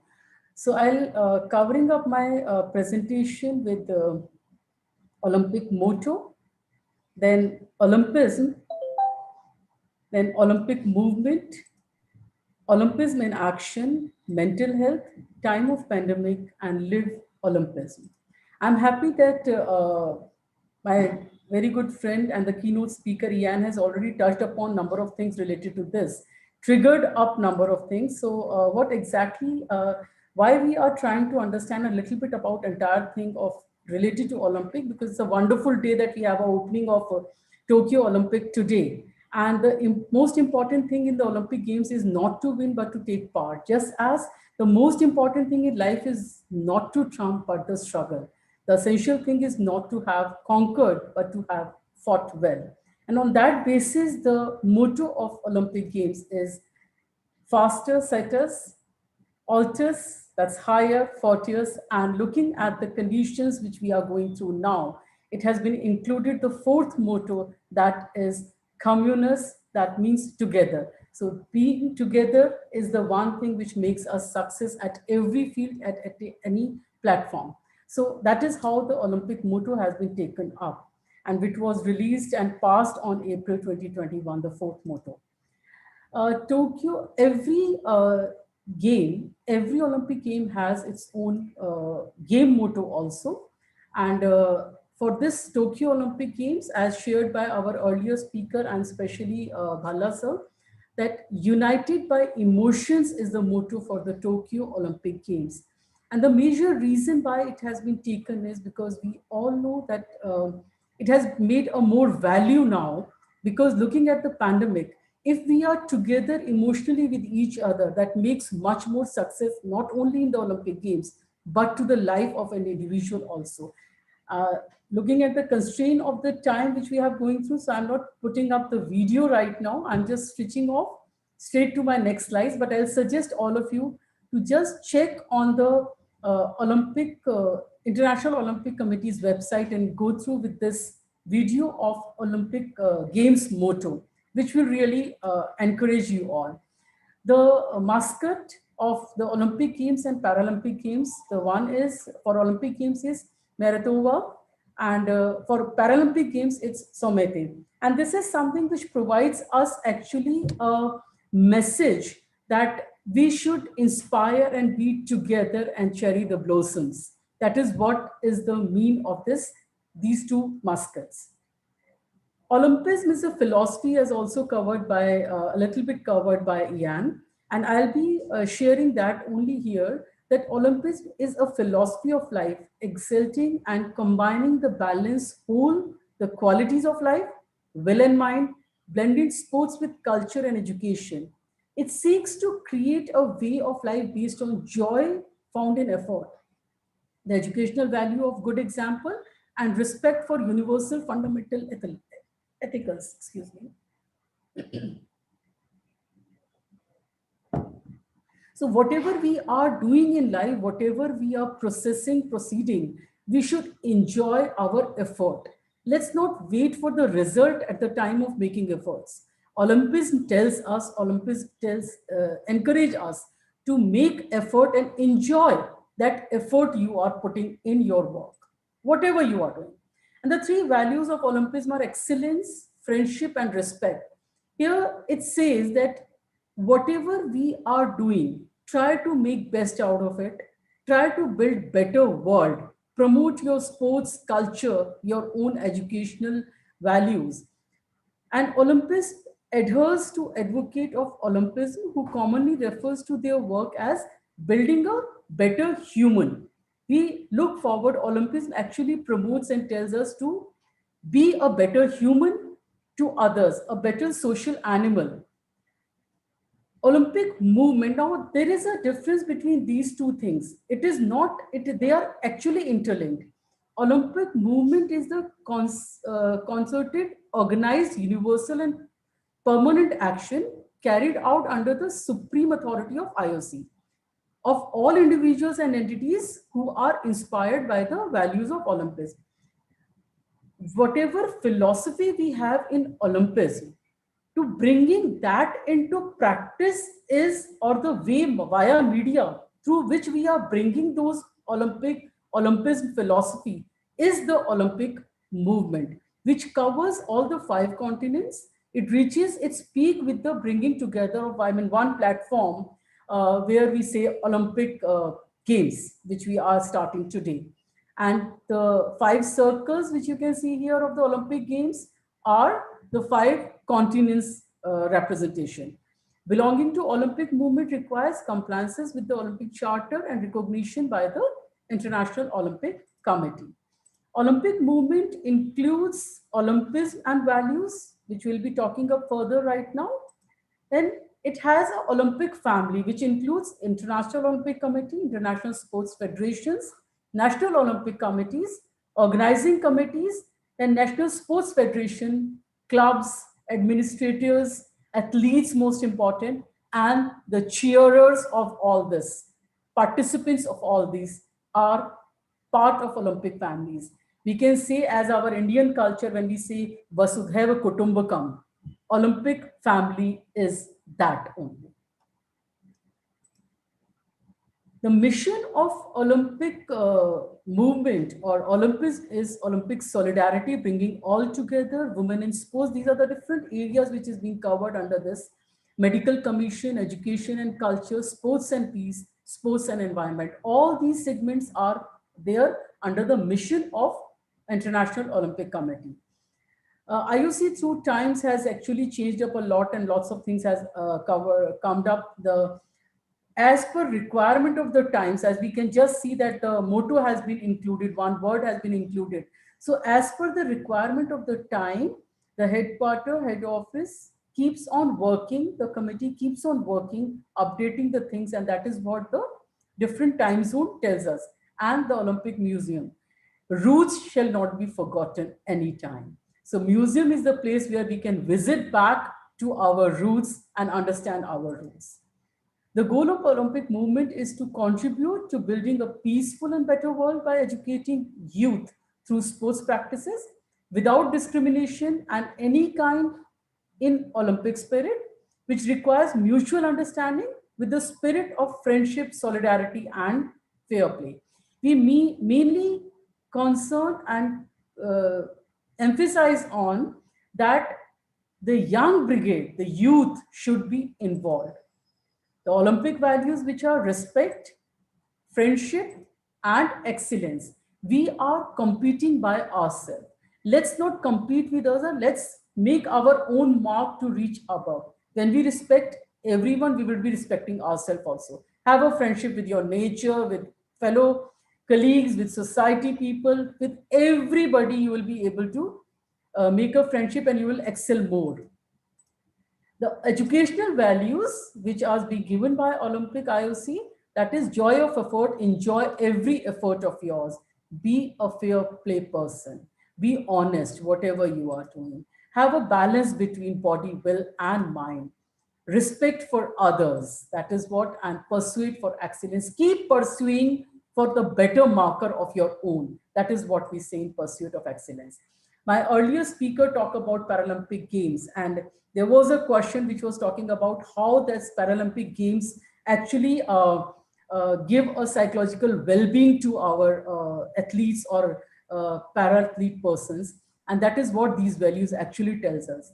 They provide us determination that, yes, have to do it. Courage to face, courage to execute, inspiration within ourselves to provide inspiration to others, and equality. We generally say disability, or we say specially challenged, or whatever word we use, but we need to understand that yes, there is an equality, because if they are lacking on something, they have something additional which we may not have. So it is always there that we must go for equality. Now, when we understand the theoretical part of it, the concept of entire Olympism, when we understand about what is happening around us, as said for any event, that good start makes halfway gone. Similarly, if you are mentally prepared, you are halfway. Then you have to execute. After attitude, after having a skill acquisition, you need to execute, and execution depends on when you bring your thoughts into the action. And now it is something that we say that Olympism in action is something most important. And how we can bring it as a global activity, what all is being done is Olympism contributes in human development. That is not only by a sport. It is, I mean, sport participation, competition is one festival where we are bringing our best excellence, but the entire journey, reaching from scratch to the high performance, is an entire human development. Sports for all. It is not that we, as one of our Olympian actually shared it, and I was really happy to hear that from the horse's mouth, that yes, we need to put sports for all, not only for the excellent sports, not only for the people who want to compete. It is something we have to brought in culture of playing for everyone, may it be a small kid or may it be a senior citizen, everybody, may it be a specially abled or may it be a mentally ill person. Everybody should be given a chance of playing sport. Health and well-being. One of my speakers has already covered this point, so I will not be speaking much on it. But yes, Olympism is something which actually provides us to be conscious about our health, to be a well-being in all our five folds areas of our personality, to promote peace. When two persons are fighting badly for some of their dispute, put them both opponent in the sports field. You will find the difference between what is happening. And we have number of examples of Olympic Games also where we had promoted the peace through Olympic Games. We have number of examples. One is about the Korean representation in the Olympic Games. That is all what we talk about. Promotion of peace. We are actually manipulating the entire concept of anger, anguish into the competition and performance. Education and culture, the best platform to interact and exchange culture, to educate people. You try somebody to learn one table, mathematical table, and you provide that through a simple sports activity. You will find the learning is much more faster if it is done by a different activity or action. So that is what Olympics actually tells, that culture and educational things to be done by Olympics or by some sporting activities. Gender equality, all are equal. All are equal and we should treat them equal. And that is wonderful example that third gender has already been included into the sports. That is the example of gender equality.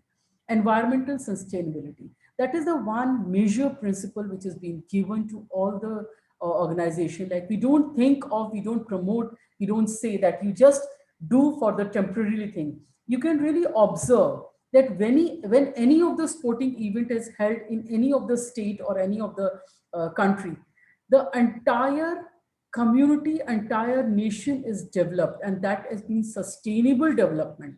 It is not a temporary development.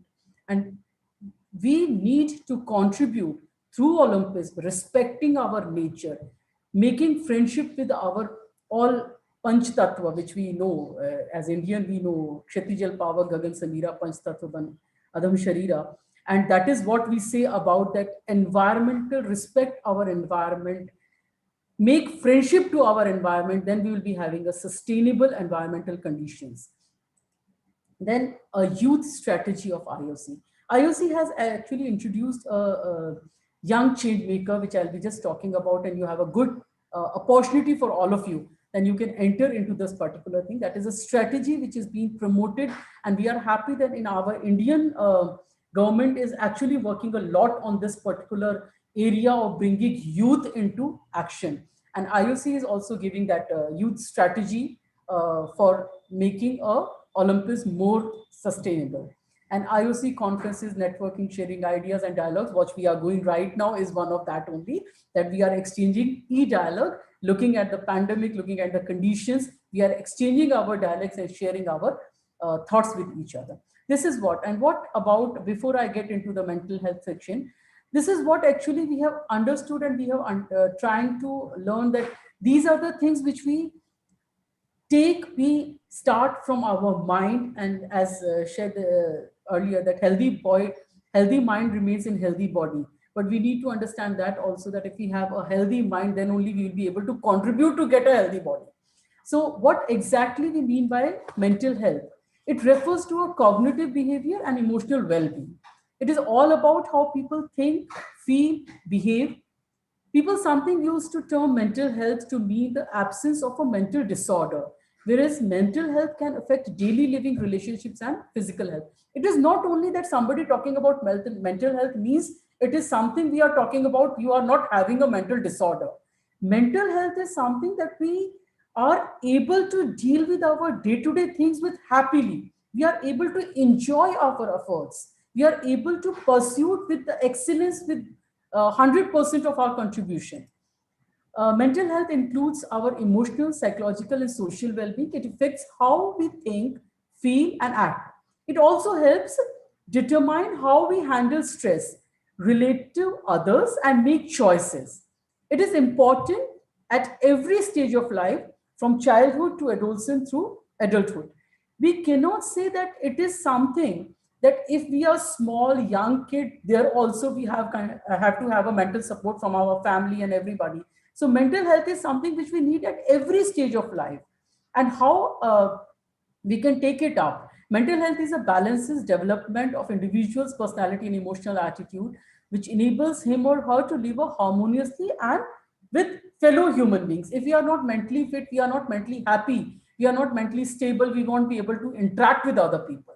जब तक मन से हम स्वस्थ नहीं होंगे, इच्छा दृढ़ शक्ति नहीं होगी, हम दूसरों के साथ व्यवहार भी ठीक नहीं कर पाते हैं. And that is what we need to understand.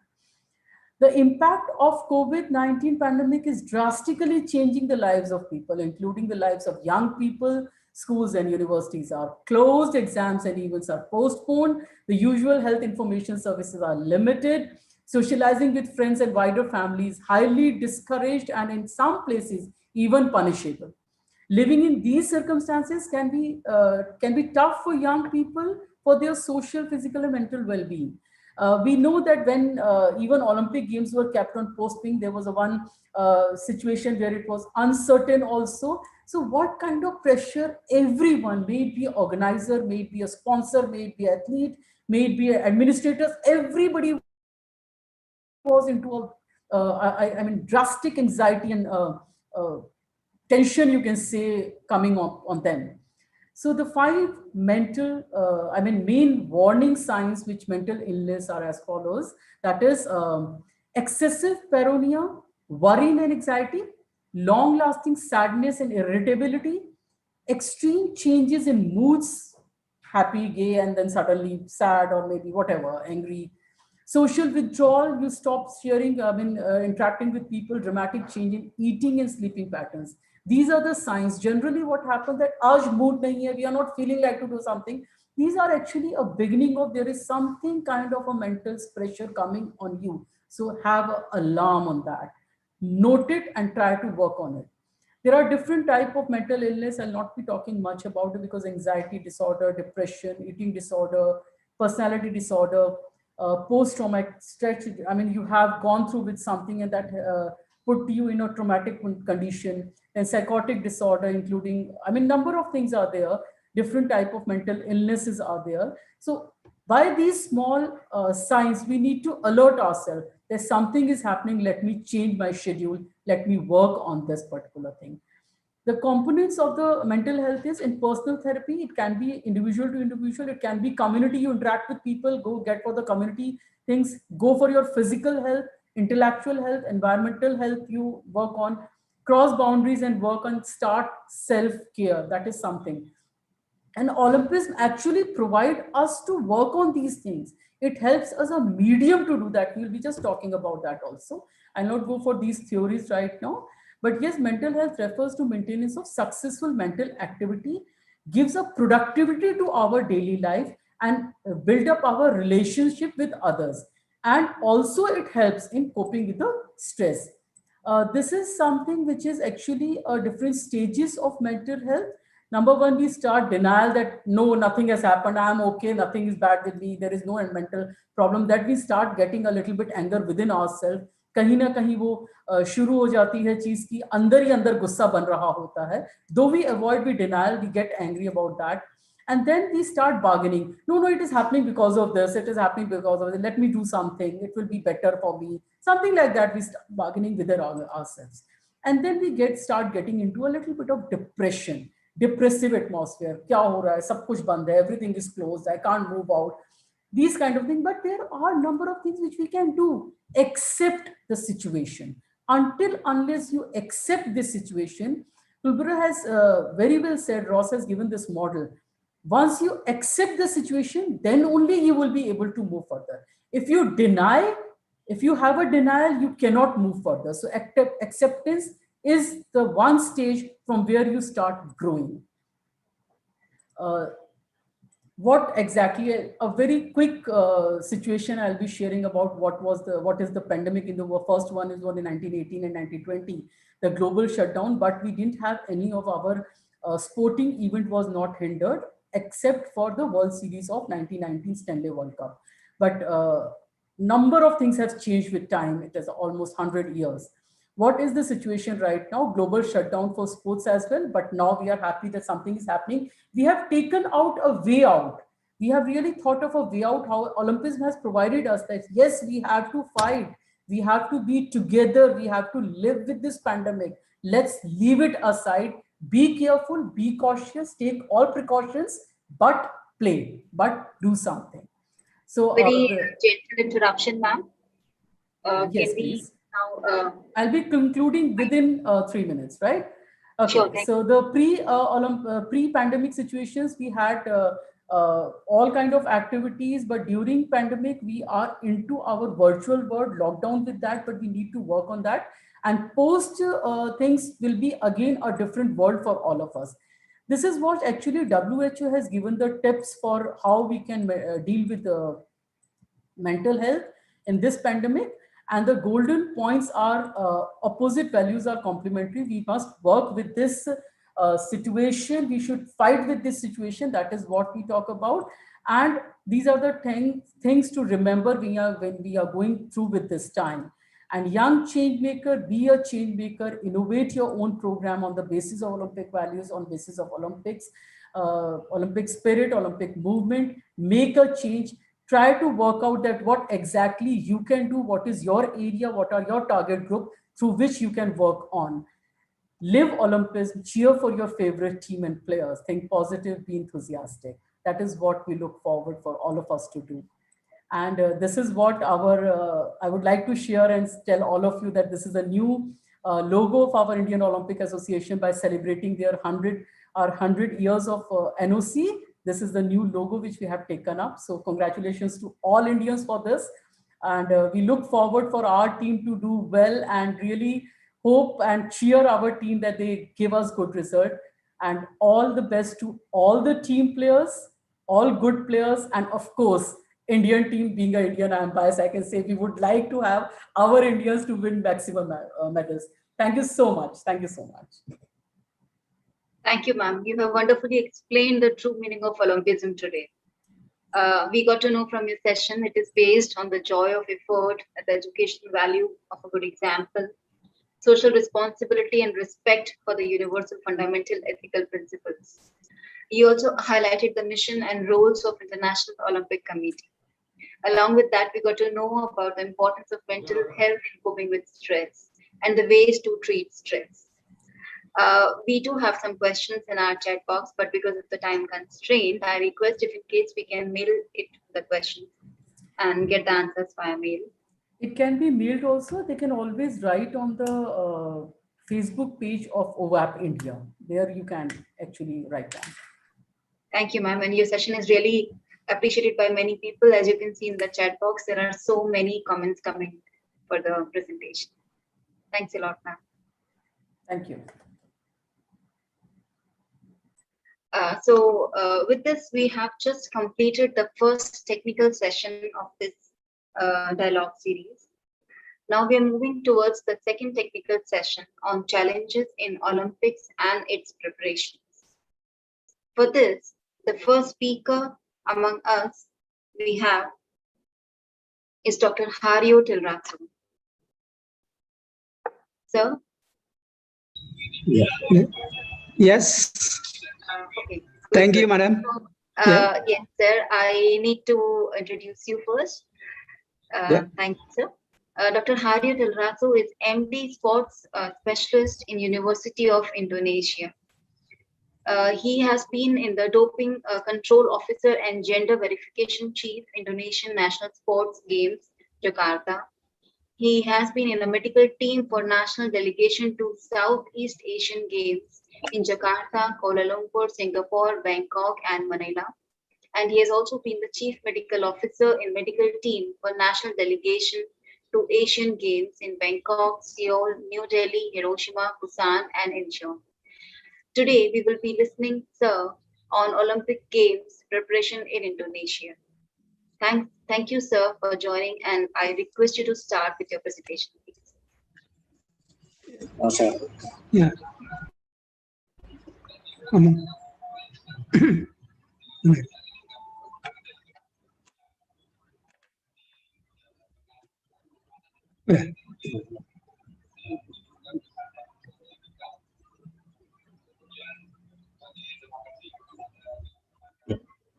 Okay. Thank you, Madam Chairman. Is it okay? Is it okay? Can you hear me? Yes, yes. sir, we can Okay. Okay. For the session, I have this paper first for the Olympic Games. We are nearing the Olympic Games and we will open now. The opening will be tonight. And what I speak now is about the preparation for the Olympic Games. literally it should be the physical preparation for the Olympic Games. Yes.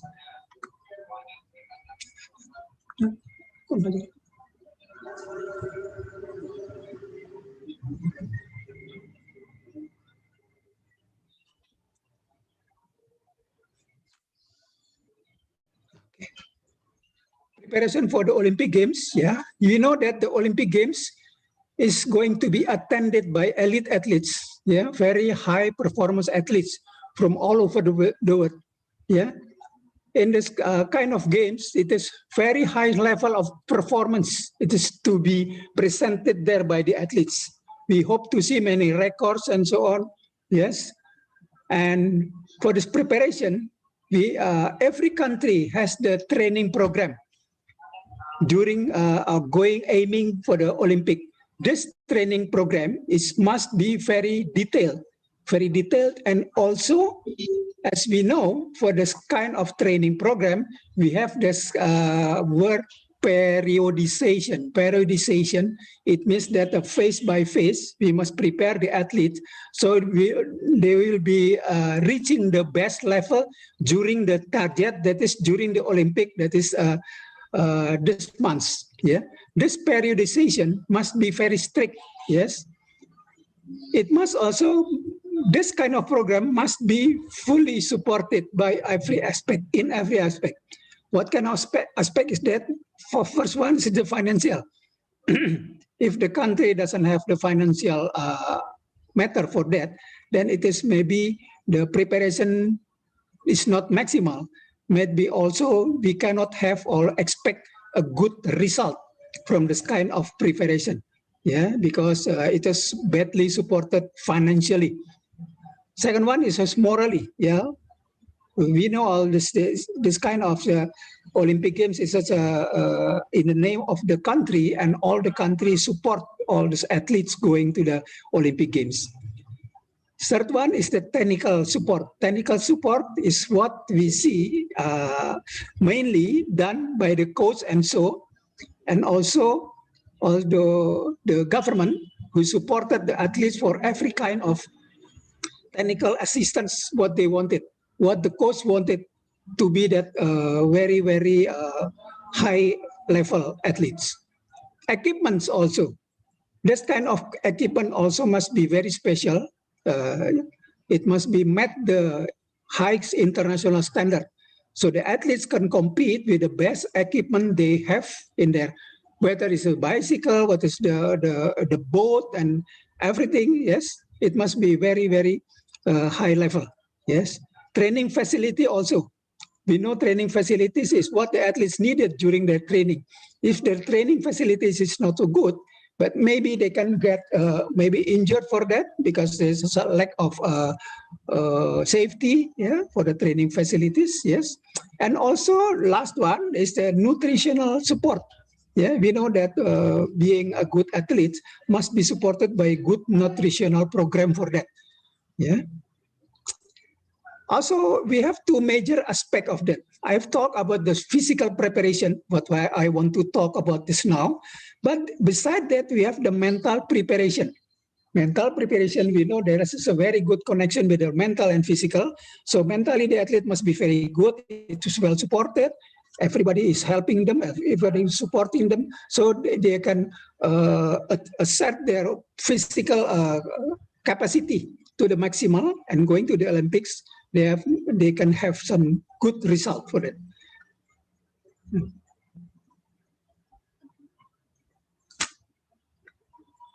Okay. Physical aspect of the athletes, yes, we have there. As we know, we have this kind of component of physical fitness. Athletes, high performance athlete, maybe differs with everyday people, lay people like us, because they are well-trained athletes. They have special training program, not just like everyday people. In the high performance sport, we have this component of physical fitness. Yeah, what is that? We know that we have the aerobic component, the aerobic capacity. That is the base of all this physical fitness. Every athlete should have the good aerobic condition. Yes. The second one is the anaerobic condition, aerobic capacity.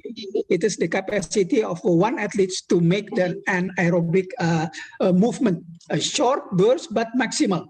Yeah. Next one, we have the strength. Strength is the capacity of the athlete to lift, to lift a weight maybe one time, and that is the maximal weight for the one lift.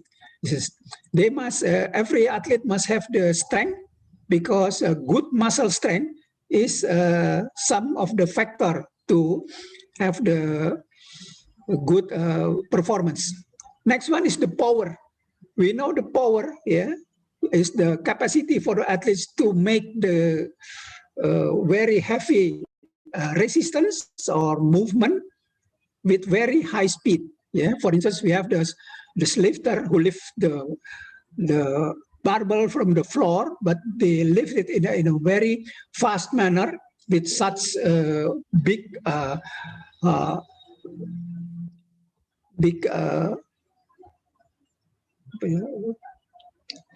resistance. Next one is flexibility. One of the factors in the athletes is flexibility. We can see maybe for instance, in gymnastics, that all those girls, they have good flexibility and they can maintain their performance to be a good one for this. Next one, we have the speed. Speed is the capability of one athlete to move the body, the whole body, as fast as possible. Yes. We have also the balance. Balance is needed for the athletes to stay stable, so they can achieve the best result in the competition. Yeah. Agility also, the athlete has to be agile. Yeah. For instance, we see a badminton player is going to run forward and also backwards again, sideways also, sideways left side and then right side. That is the agility, so they can have the anticipate the shuttlecock for that. We have also the coordination between all the muscle, between all the upper body muscle, and the lower body. For instance, in running also, we know that running needs a good coordination from the upper body and the lower body. What is the legs doing during running? It must be coordinated by the upper body, that is the arm, whether the upper arm or the lower arm. Next one, the last one is, we know that we have the body composition. There's a factor that is very fair in athlete, because we know that every athletes being very specific to their sport, they have their own body composition depending on the sport. For instance, we see a marathon runner, a long distance runners, must be, or usually it is very thin, because they move their body 2 hours and more. They have, if they are very big and fat, they cannot move their body completely, so they have a very bad result for this. In reverse, we see some judo player or some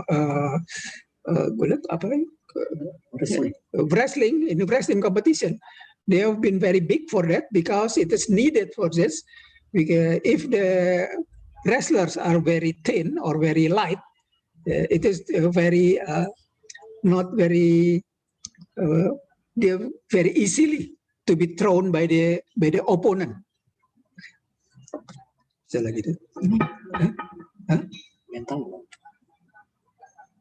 Oh yes, the mental aspect. Beside the physical aspect that I said, we have the mental aspect. We have the mental. That is what we train. For the athletes is they have to be focused on everything. Focus so they can have the maximal performance for the capacity to play that. Focus. For instance, we see that as the in shooting or in archery. They all must have the focus for it. But besides there's the mental aspect, the focus to be very much focused to the targets, they must also have this kind of physical capability that is very good. We know all these athletes, for instance, in shooting, also in archery, besides they can focus, but they also have to be very strong in their arm and the body trunk to help all this whether bow and arrow, and also their upper rifle or the pistol. So all this kind aspect, from the physical aspect and mental aspect, very much contributed to the performance of the athletes. The second one is the stress. We know every athlete must have the stress. Yes, if we see before some kind of competition, if we check the physical, for instance, we have check for the blood pressure and for the heart rate, it will also increase sharply because of that, because that is the stress they have to. This is one of the training they must have, the athlete, so they can conquer the stress. Yeah, being minimal the stress, it is good for them, so they can more focus to the competition. Yeah.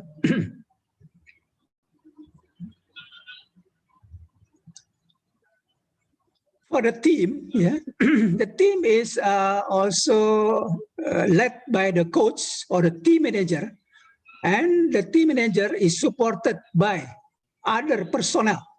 For instance, we have the doctor, yeah, it is a sport physician or every kind of specialization supporting. For instance, we have the orthopedic, we have the nutrition specialist, we have internal medicine or the cardiologist who is helping this doctor, the sport physician, for the well-being of the athletes.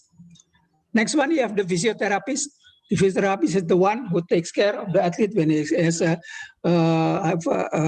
injury and they have to go to have a physiotherapy. Yeah. Besides that, we are the psychologist. This must be a sport psychologist, a psychologist who know very much what every kind of the sport aspect. Yeah. So they know how to manage the athletes and give them some support. Yeah. So the athletes can go to the competition, yeah, and have got good result for us. The next one, we have the physiologists. Usually physiologists, this kind of people who going or making the tests for the athletes, for a physical testing, yeah, for the assessment of the physical capacity. There's physiologists doing that, supported by the doctors also. We have the masseur, the man who massage the athletes to relieve all the pain and the muscle sore, everything after the competition. We have also nutritionist, yeah, sport nutritionist also, and the other one also the sport dietitian, yeah, who makes all this menu for the athletes, it's available for them, so they can have the best menu they get, nutrition they get, and also they make good performance out of the good nutrition. Nurse also, we need that to helping the doctors with the athletes. The last one is the mechanic. This is not all sports have the mechanics, but we have seen that some sports need a mechanic for it. For instance, you remember maybe in cycling there needs a mechanic for that. This is maybe it is done also put together with the coach, but mostly the mechanic is doing all these things, fixing the bike and so repairing, yeah, and so on. Having the mechanic is very handy because the mechanic can set up the bike or the apparatus, whatever they need it, so the athlete can use it and use it maximally. Yeah. For the next one is we have to have good athletes for the preparation. We need a good one. We need also examination of the athletes. That is we call pre-participation examination. Yeah. So before we going to the program, exercise program, for instance, 1 year before the Olympic, the athletes nominated for this kind of job for the Olympic, they have to going to this pre-participation examination. This PPA, we call the pre-participation examination, assess the overall health. Is this really the athlete is very healthy or not? Where they have some where injury, maybe minor injury or maybe big injury, yeah, probably. Avoid risk of injury. Yeah, if we know that if the athlete has some problem with the bone or something like that, that is we going to give the athlete some suggestion to avoid the risk of injury. The next one is this kind of examination to assess the fitness specific to the sport. Yeah, fitness specific to the sport. So for a runner, for a cyclist, also we know that is very much we need this component of physical fitness, that is the aerobic capacity. This aerobic capacity in this kind of sport must be very good. But in weightlifting, we don't need that kind of physical fitness for this lifter. We need also the power, and the strength and the power of the athlete must be very good for that. Yes, and also this PPA, yeah, gives recommendation for planning exercise program. This is one of the most important thing, because the coach or the trainer must have the exercise program depending on the condition of the athlete. Yeah, what they find, what is the suggestion of the doctors, and so on. Yeah, yeah, yeah. Oh ya benar ya. Yeah. Also, from the pre-participation examination, we have the medical history, yeah, general medical health evaluation, anatomical review also, anatomical review. Yeah, what kind with this? It is very tall or have some kind of bone flexibility evaluation, strength assessment. Like I told you that strength also connected with power for this. And this is the cardiovascular fitness assessment. This is one of the most important component, yeah, because we have to be safe, make sure that the athlete has no cardiovascular injury or disease for this. As we know, there are some athletes who has died because of during their game, them playing their sport. Yeah, we call it the sudden cardiac death. And it is mainly due to cardiovascular problems having for the athletes. Yeah, and we have also this musculoskeletal examination. Yeah, musculoskeletal on the whole. What kind of examination we have? This is about the flexibility and so on. And we have also the equipment review. Is the equipment we have or we give to the athlete is a good one, fit for him or not fit for her. It is equipment is according to the newest regulations. Also, it must need it because the athlete must have the newest equipment to be able to have a better result during the competition. Yeah, terus lagi.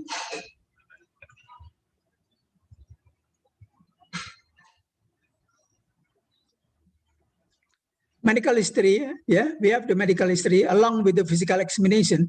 Medical history is the most important component of the pre-participation examination.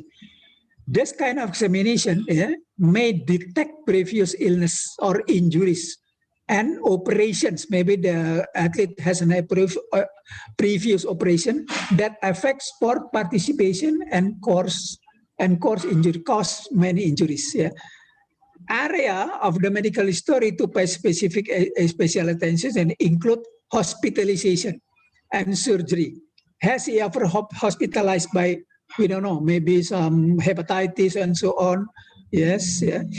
Medication. Is taking medication. Why he's taking medication? Maybe he got allergies. Yeah, allergies means that he's taking some medication that relieve the shortness of breath. And we know that this is going to be very cautious because all this kind of medication for allergies, for asthma, is in the doping list. So the coach, yeah, or the doctor would advise the athletes to take maybe another tablets. So it is not in the doping list. Yeah. We have also caution because for the immunization of the athlete. He must have the tetanus immunization status. It is given or not? When was it given? Is it going to be repeated again or not? Yes. We have also family cardiovascular problems. Yeah, I've told you before that is the kind of cardiovascular problem that may cause the sudden cardiac death to the athlete. So we must prevent that by going to this family cardiovascular history. Yeah, skin problems. Yeah, therefore not sprains, strains, or fractures. Many kind of injury that the previous injury maybe has the influence of the performance now. Yeah, problems coping with heat or cold. Yeah, because we must know when or where we have to go to the Olympic. It is Olympic in the heat, very heat. Yeah, or maybe they have a little bit colder situation. And the problem for this is the athlete has to make acclimatization for this. Yeah, yeah. Terus, udah. Okay. This one, I wish to make out. This is the kind of some scheme for this preparation for this Olympic Games, and like I said, we have the periodization. Yeah, periodization. If we see this kind of circle in the left and the right hand side, the upper one, we see that the general preparation period, general preparation phase. Yeah, the information for this, the outer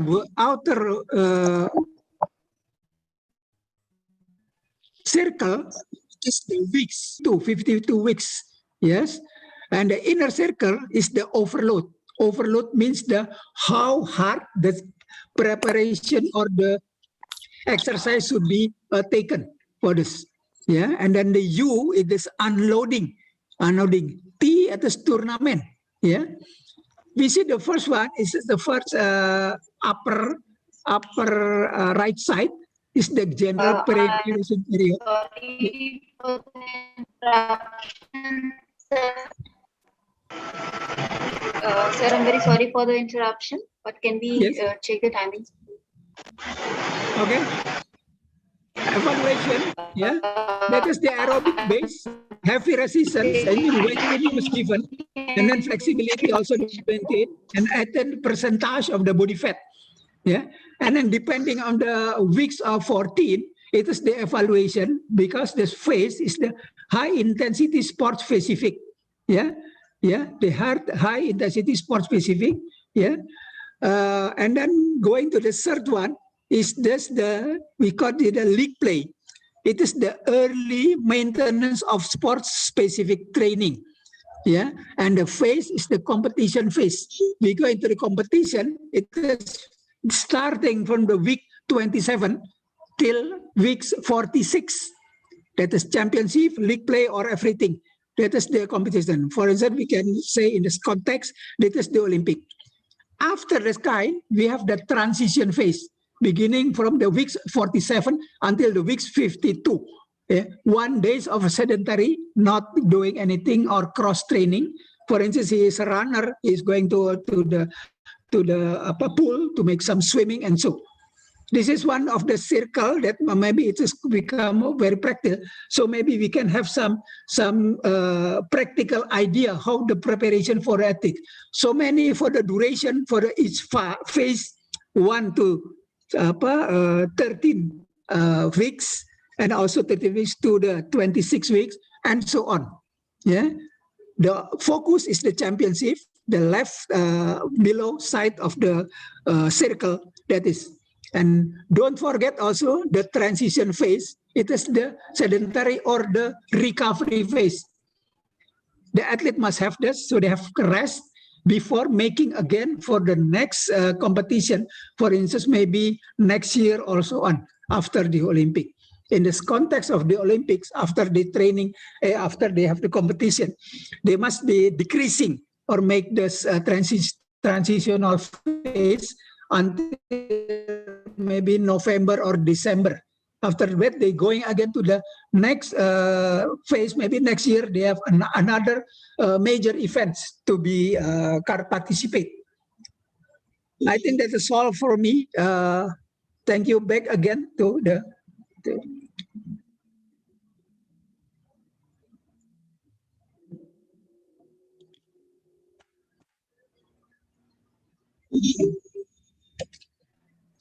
Kok gitu ya?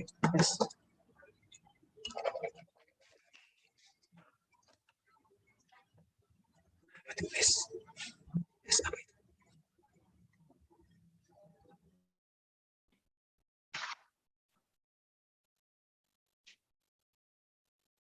Yes, sir.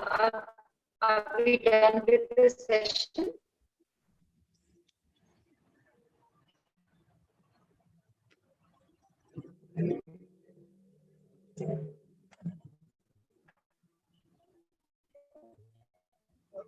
It's okay. Any question? Dr. Hardev, are we done with the session?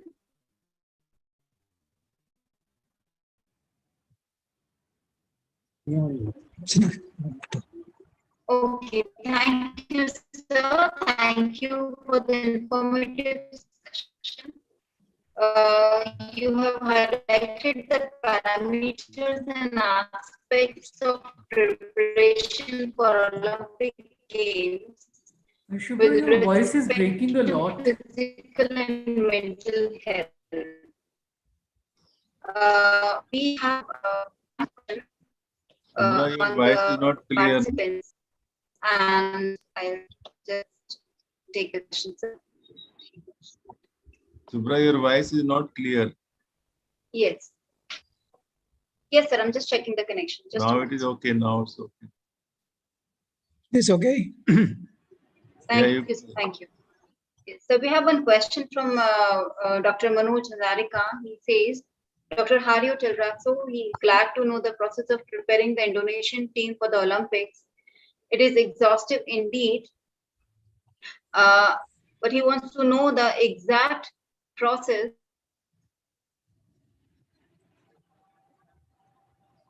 Yes. And the other part. No. No, I simply like did to know the give good wishes to the Indonesian team only. That's all. I didn't ask any question. Thank you very much. Thank you, Dr. Hario Tilarso. We are really very grateful to you for the exhaustive presentation. The process of entire team preparation was really very nice. Thank you very much. Thank you. Children, young people enjoying lots of physical activity and lots of sport. The next speaker among us is Dr. S.R. Sarala. She is Dean Sports Authority of India, Netaji Subhash National Institute of Sports, Patiala. She joined SAI as Lady Medical Officer in 1989. She was contingent doctor to Indian team, Asian Games, Hiroshima, Doha, Bangkok, and Commonwealth Games, Manchester, Melbourne, and New Delhi Olympics, in Athens, Beijing, and London. She has done several Asian championships. She has worked with several national teams. She has been nominated as medical advisor to Khelo India Games at Pune and Guwahati. She has been medical advisor to University Games, Bhubaneswar. Today, ma'am would be sharing her insights on pandemic-related challenges in preparing athletes for Tokyo Olympics. I request ma'am to start with her presentation, please.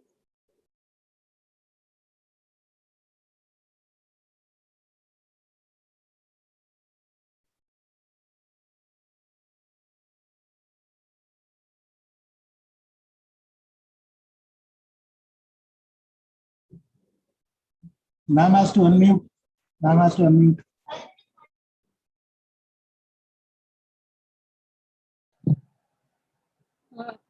Good afternoon, everybody. I hope you're able to hear me. Yes, ma'am, we are able to hear you. Your PPT First is of all, also- let me thank Dr. Khanna Pro VC of Manav Rachna, who gave me an opportunity to share the glimpses of our preparation to Tokyo Olympics. And also I thank the management and the MYS for having given me an opportunity to share our travel through this COVID-19. COVID-19 came as a shock to most of us in 2019, started as a pandemic, and it's, as we all know, it is caused by SARS-CoV-2 virus. It started its origin in Wuhan, December 2019. First case was reported in India on 27th of January in Kerala. Then it was declared as a pandemic by WHO in 11th of March. And then travel curbs were imposed on all traveling in and out of the country from 11th of March, and first nationwide lockdown was imposed in 24/3/2020. So by then we all got used to the scenario of wearing masks and stay home. And this was also felt by the athletes who were in the training camps of national camps, training in Patiala and Bangalore and elsewhere. Because the government guidelines came through, the rigid government guidelines came for social distancing and wearing masks and all that. And sporting activities was forbidden during these times. It was trying times for the athletes who were training outdoors, had to remain indoors for the period.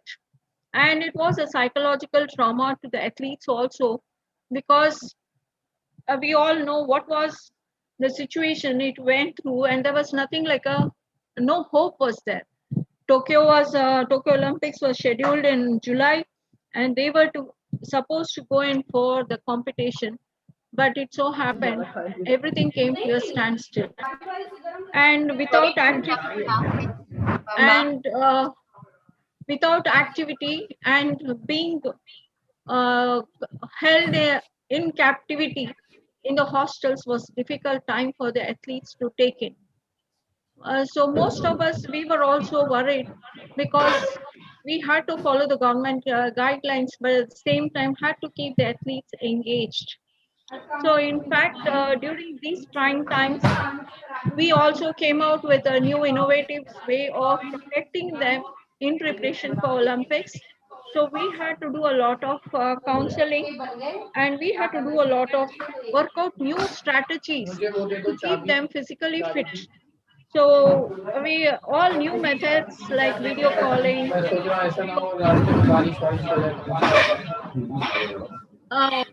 exercises they got to do to keep them fit was innovative. And so most of them started training indoors in the halls. They were not even allowed to use the play fields because of the restrictions. And this was a very trying times. So we all went through this period till May 2020, when it was decided to resume training at all centers, again with all the necessary precautions of social distancing, wearing of masks, quarantining, etc. And individual events, and with social distancing and staggered timings, they had to do their training. Then the later subsequently, as we went through the experiences of this COVID, it was modified for training in swimming pools in October 2020. And SOP was again published for organizing competitions in November 2020. And modification of SOP for training also got modified from 14 days of quarantine to 7 days of quarantine and 7 days of training in isolation.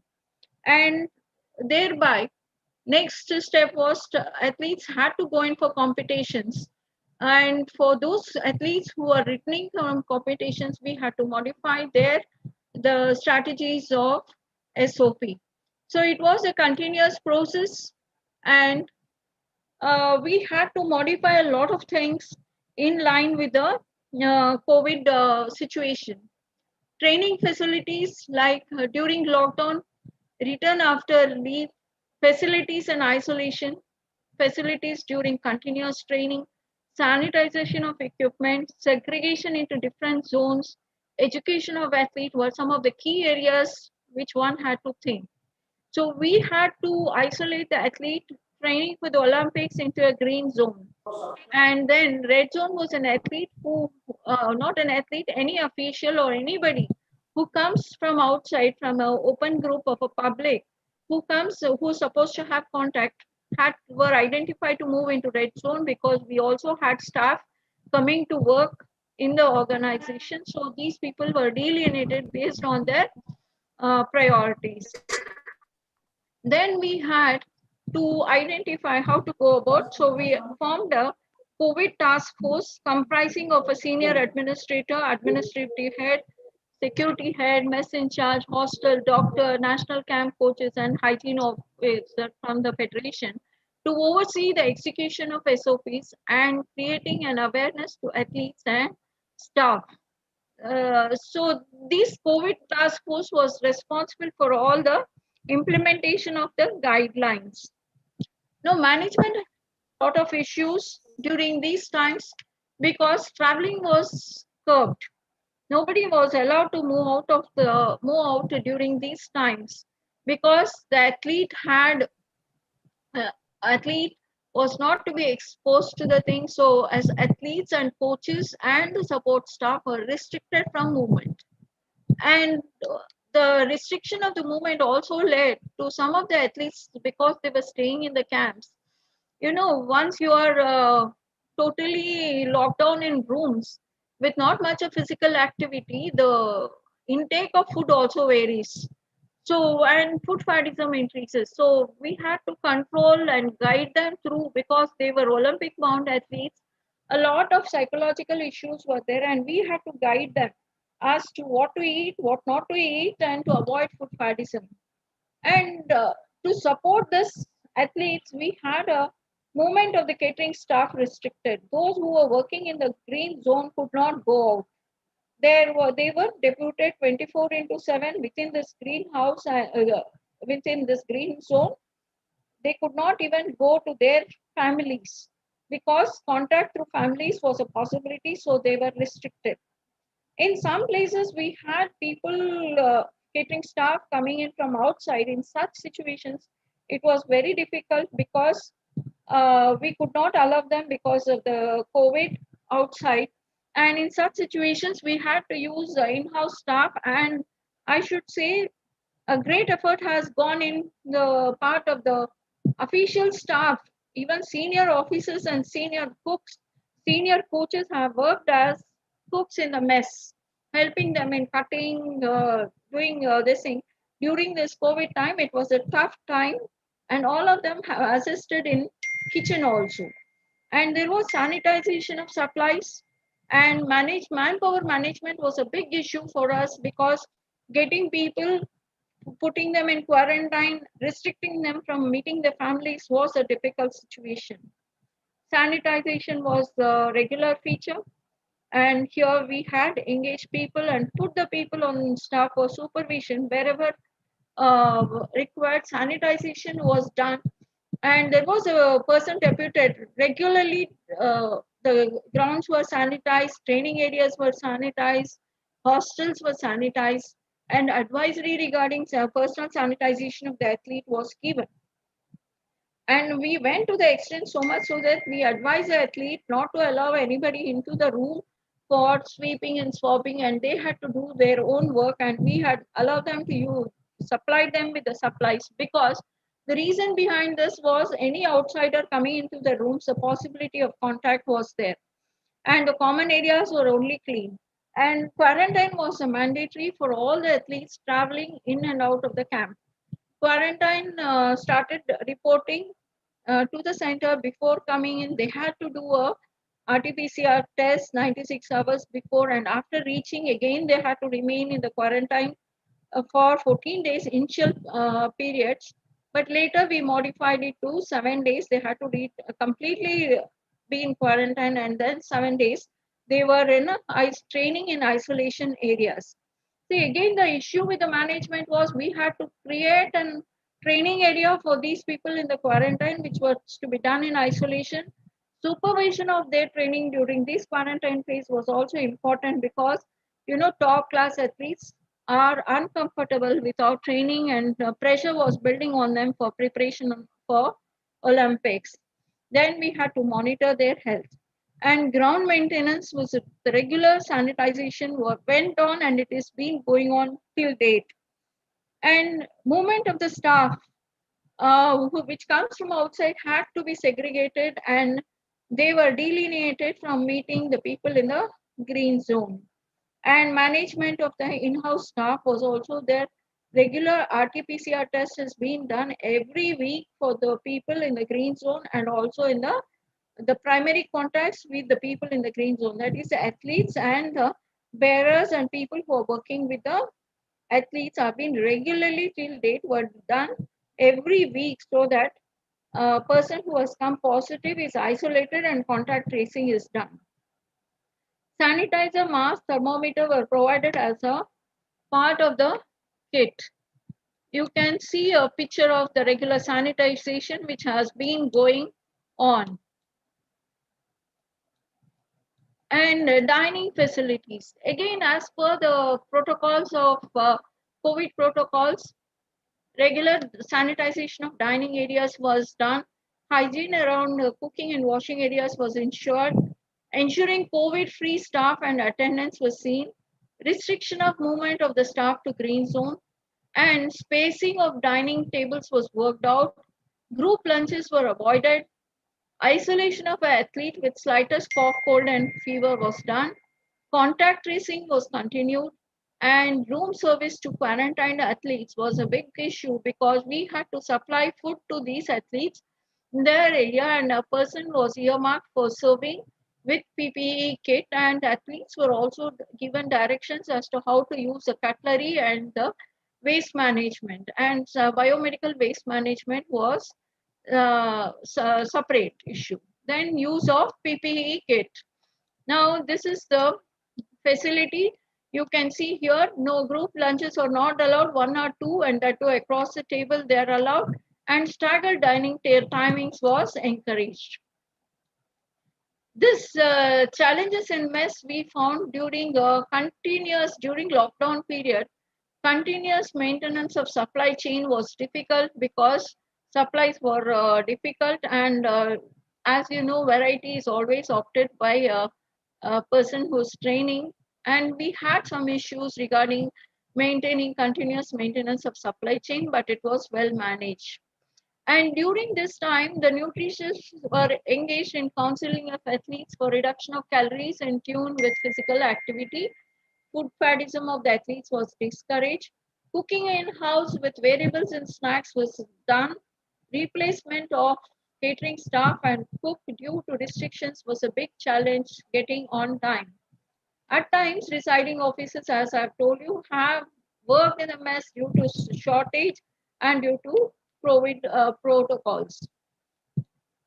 I'm very sorry to interrupt you, ma'am, but can we see the full screen of your slides? Yeah, okay.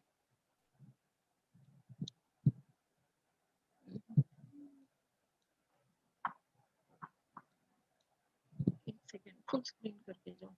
1 second. She wants it to make full screen.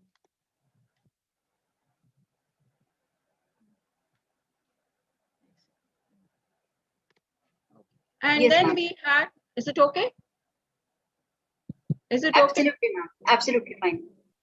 Then we had cases of with psychological issues, like during quarantine, individual, we used to arrange for a group counseling as soon as the team used to come. We used to counsel the athletes. We had to make them sure that they are should not feel that they are sick, and it is a part of the game, and it is a kind of a preliminary assessment. So we had to do a lot of group counseling regarding their mental status, and also counsel them regarding the protocols what they had to follow. Then return during quarantine, individual counseling was also done, online counseling, and then psychological considerations were taken. You know, once the athlete is not doing well, he gets a little perturbed. perturbed. See, this was the counseling we were doing for online sessions. And then the athletes also had other issues like, there was a lot of mortality and morbidity at back home. Many of them were getting a lot of news on that, and their family problems, financial problems, issues because of COVID-19 was a very big deterrent effect to the athlete who's in the camp. Then they wanted to visit their parents and brothers and like that. To give that kind of a mental support was a little challenging for us. But we did continue to do them counseling and advising them. And another thing, the media also created a lot of this thing, negative effect on the athlete, because seeing the number of mortalities, number of rising cases, and with no new hope for the future, it was very difficult to time for the athletes. Then resumption after training, gradual return to play protocols was done, and then monitoring with temperature, cough and signs. Each camp was issued with a thermometer, and the coach was instructed to check the temperature, and if they have any issues, they were to report to the medical center online. And asymptomatic tests, asymptomatic cases after recovery were monitored with blood tests, ECG and spirometry, and load monitoring and gradual training by the coach with alertness for any signs of fatigue, and then they have resumed for complete training. Traveling for qualification. Now the issue was they started participating, playing in isolation, and then now they wanted to go for qualification rounds, because for Olympics you have to go through the qualification rounds. So this was another challenge where the athlete had to be guided through the education of the athlete before travel. RT-PCR tests were done before travel. Again, on return quarantine for 7 days. Again here, when an athlete is training for Olympics, he feels this is a loss of 7 days. And athlete, when you are feeling no fever and all, he says he doesn't realize that he is in the incubation period, but he says, I'm fine, I will follow the COVID protocol. Even recently, I got a request that they may be allowed. They say, we will follow the SOP, but we will train. They don't understand that they are in this because of incubation period, they are kept under watch. And a top athlete who's training for Olympics is difficult to counsel and convince that they got to be mandatorily follow the instructions. Then monitored training in isolated areas was provided before resumption into regular. And they also had insecurities during traveling. RT-PCR tests. Now, they had to go for the competitions. There were some competitions conducted for qualification rounds. And for these kind of competitions, again, restriction was laid on the participating athletes and the staff. Thermal screening was ensured before they came inside the campus. And thermal screening plus RT-PCR test before travel. And during the conduct of the competition, social distancing was a must. Use of masks, limited participants, scheduled timings, and Olympic probables had different timings, and time schedules was maintained because we had to protect the Olympic probables. The medical issues one is the online consultations, creating awareness amongst the athletes, sanitization of areas, separate timings for visits to the medical center, and we had to restrict them their recovery facilities like massage and sauna, and management of rehabilitation cases was selective on priority, and with ensuring that the physiotherapist is also in the green zone.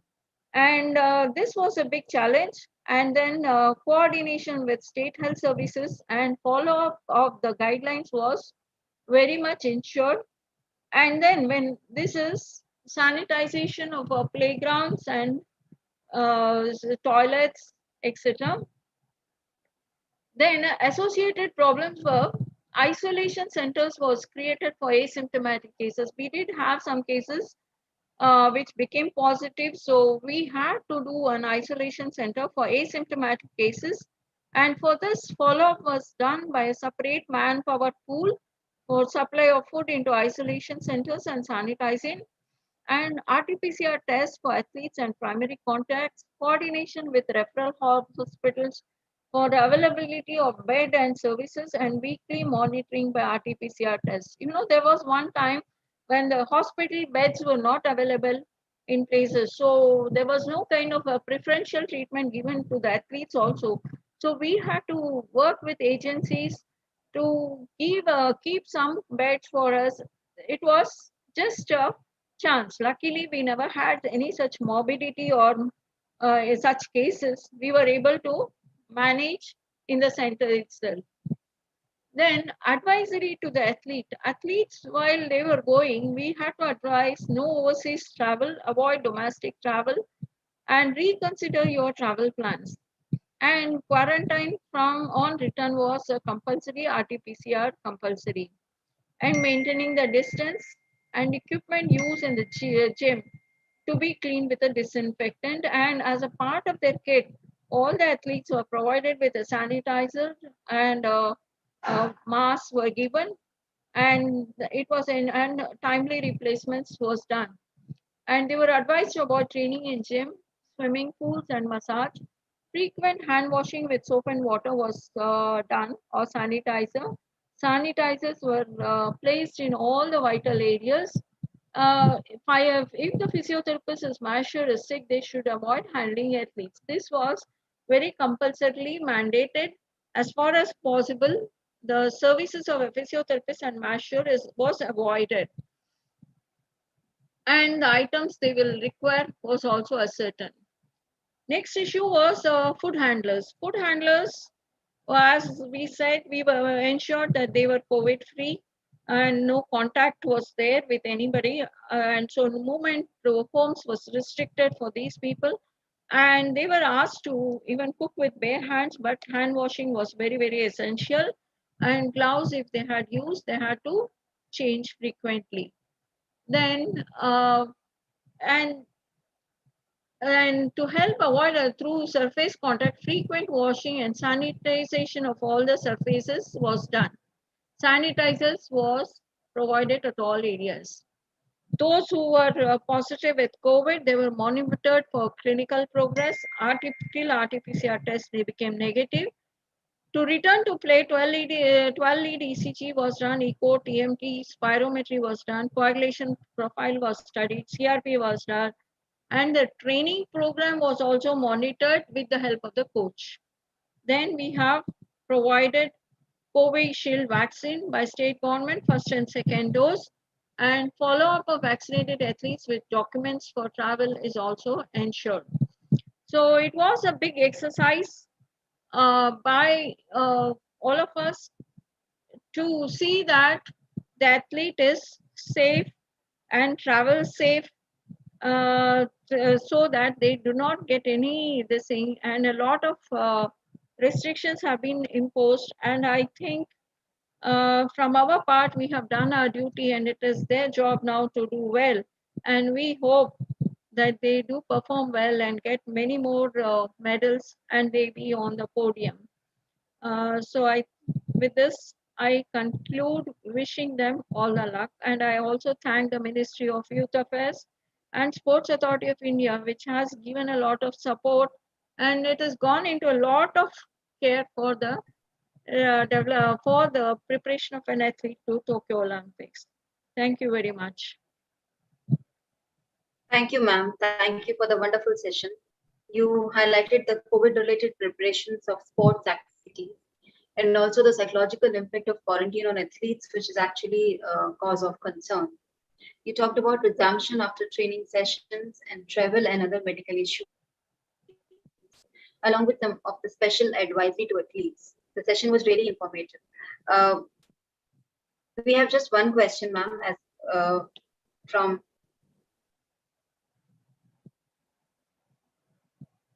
I'll just check the name of the person asking the question.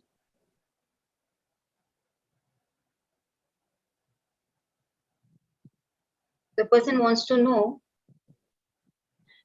which is more important, physical or mental preparation of athletes. Beg your pardon? Which is more important, physical or mental preparation of the athletes during these COVID timing? See, I feel mental preparation more important, because however physically fit, if an athlete is mentally demotivated, he cannot perform. Because sometimes the mental toughness crosses all barriers. No doubt your physical fitness is there, but mental toughness is also required. One more question, ma'am. How does isolation affect the athlete's performance? So far, it has not affected. At least they accepted. A lot of convincing had to be done. I know there was a lot of resistance and interaction with us. They were not happy at all regarding the medical advice. But we had to put forth our views, and somewhere we had to be a little lenient and convince them also why it is important. But it does put a lot of stress on the athlete, especially when the things went out of hand around the country. It puts a lot of stress on them. And then thing is, see, they are spending 4 years of their training program, and when they know that there is no hope for their participation, means it is very, very demotivating to an athlete. Thank you, ma'am. Thank you for the answers. Other questions can be answered via mail to the participants. And then there are so many compliments in the chat box regarding the presentation. It is really appreciated. Thanks a lot. Thank you. Thank you very much. The next eminent speaker among us is Dr. Dobson Dominic. He is Associate Professor and Head of Sports Medicine and Sports Science, Tabitha University. He is also Founding Vice President, ISSEM, Indian Society of Sports and Exercise Medicine. He is also Sports Medicine Consultant, New Zealand Cricket Team in India, 2016 to 17. He himself is a sports person. He has been a 10 times Tamil Nadu State Badminton Championship winner, 7 times junior and 3 times master. He is currently ranked second in Masters National Professional Badminton Championship. Today, he will be speaking with us on recent advances in sports injury prevention and management. I request Dr. Dobson Dominic to start with his presentation, please. Thank you. Thank you for the kind introduction.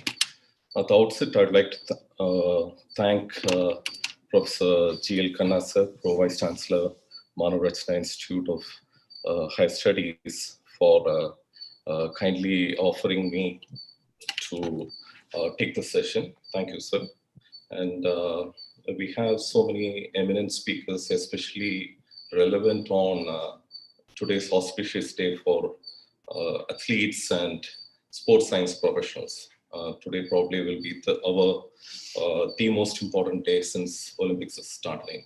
So I find it very apt. Let's, without any delay, let's go to the session. I'll just share the screen and just confirm that you can see the presentation.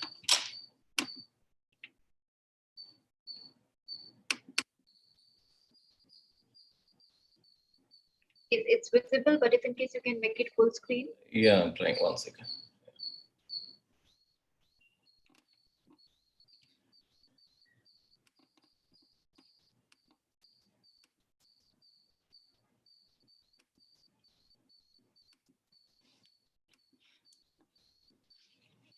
Can you see that in full screen now?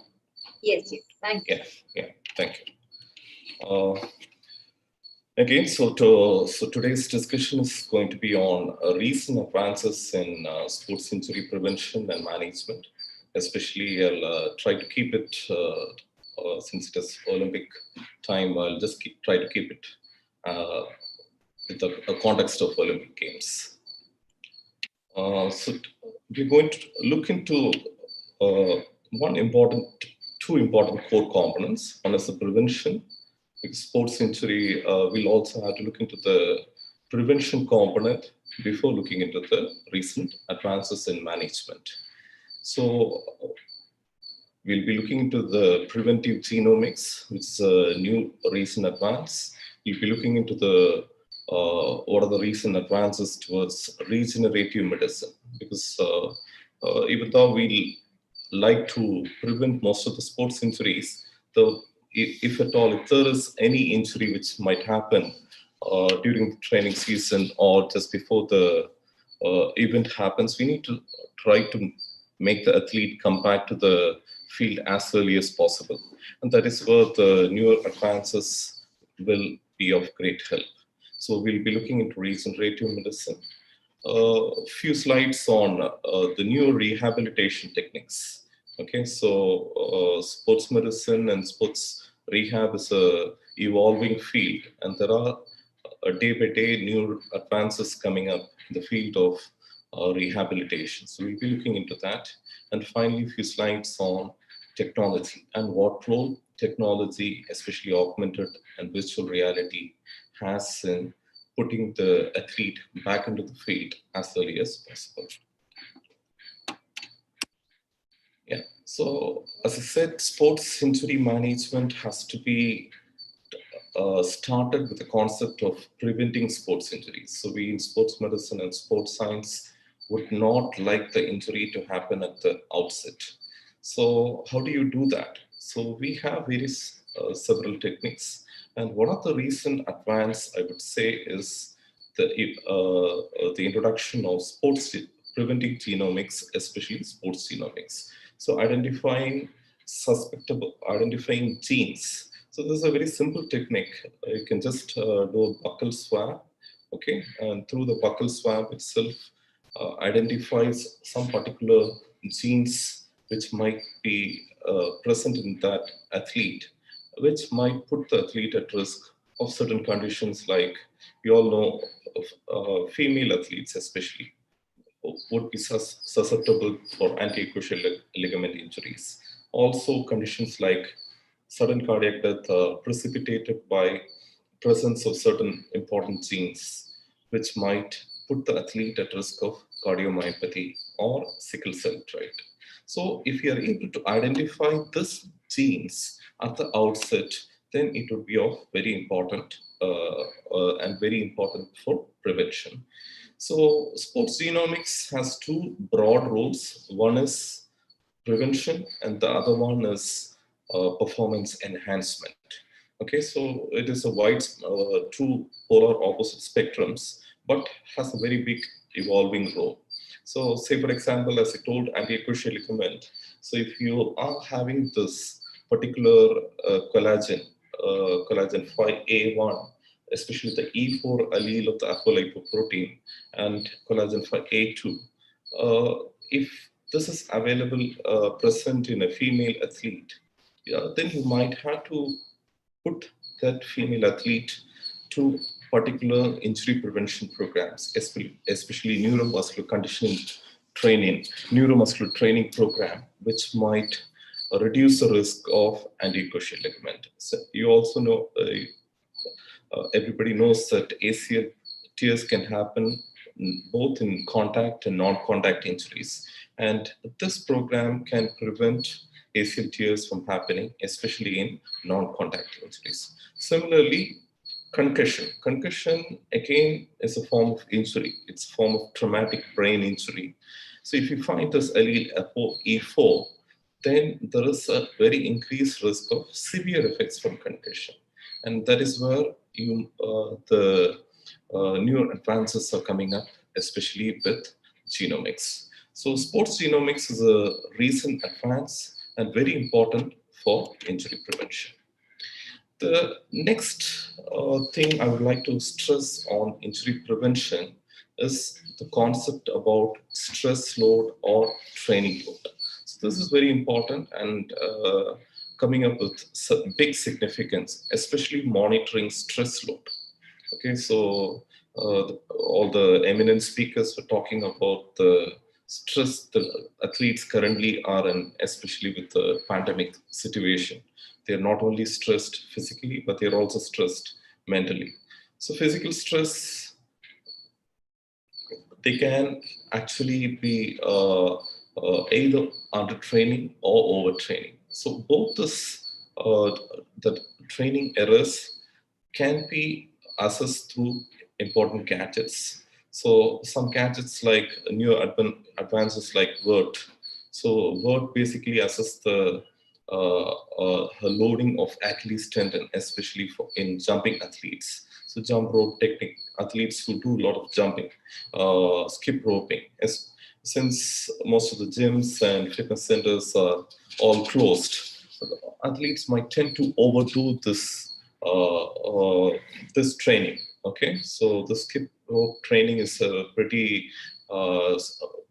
common thing, and which can be done anywhere. You don't need to go to a huge gym or anything to do that. But there is a chance of the load being exaggerated and an injury can happen, either a calf injury or an Achilles tendon injury. That is where this tool comes into play. Similarly, for the sport is not much common in India, especially in US and other countries. Baseball is pretty common. Okay, so again in baseball, if you see, there is a lot of injuries happening to the upper limb, particularly to the elbow and shoulder. Okay, so this is where you have an assessment of the volume which an young athlete, especially age group athletes, might overdo the number of hits per day. So these newer gadgets will do an assessment and tag us if the athlete is overdoing the train. Okay, so monitoring stress load becomes very important, both in terms of physical and mental stress. Now, the third important component as far as prevention, since we are dealing with recent advances, I would like to stress, stick to that component alone. So prevention through sensory garments, prevention through newer helmets, mouth guards, these are all becoming huge. Okay, sports medicine and sports science, as I told, is also dependent on a lot of recent tech advances. So this goes hand in hand, whether it's in terms of exercise physiology testing, with in terms of movement science like biomechanics testing. There is a constant evolution to advanced sports technology, so that we are trying to help the athlete minimize his stress level and minimize his chance of getting injured. Okay.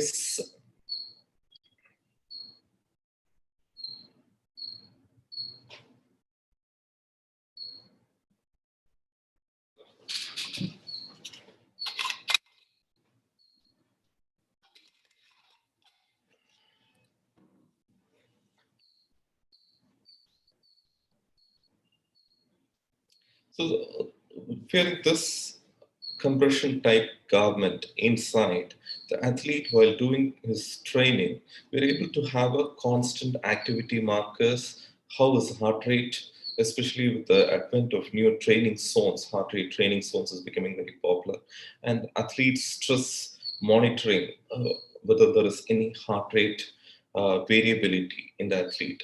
This garments becomes very useful too. So I'm pretty sure the new technology like sensory garments and protective helmets. The helmets also, if you see the cricket helmets 2 decades before, they were very flimsy and hardly had any protection for concussion nor for any catastrophic injuries. But the newer helmets are evolving and coming up with better protection, both in terms of trauma, concussion. Okay, so definitely there is an element of injury prevention through this newer technology like garments, helmets, and mouth guards.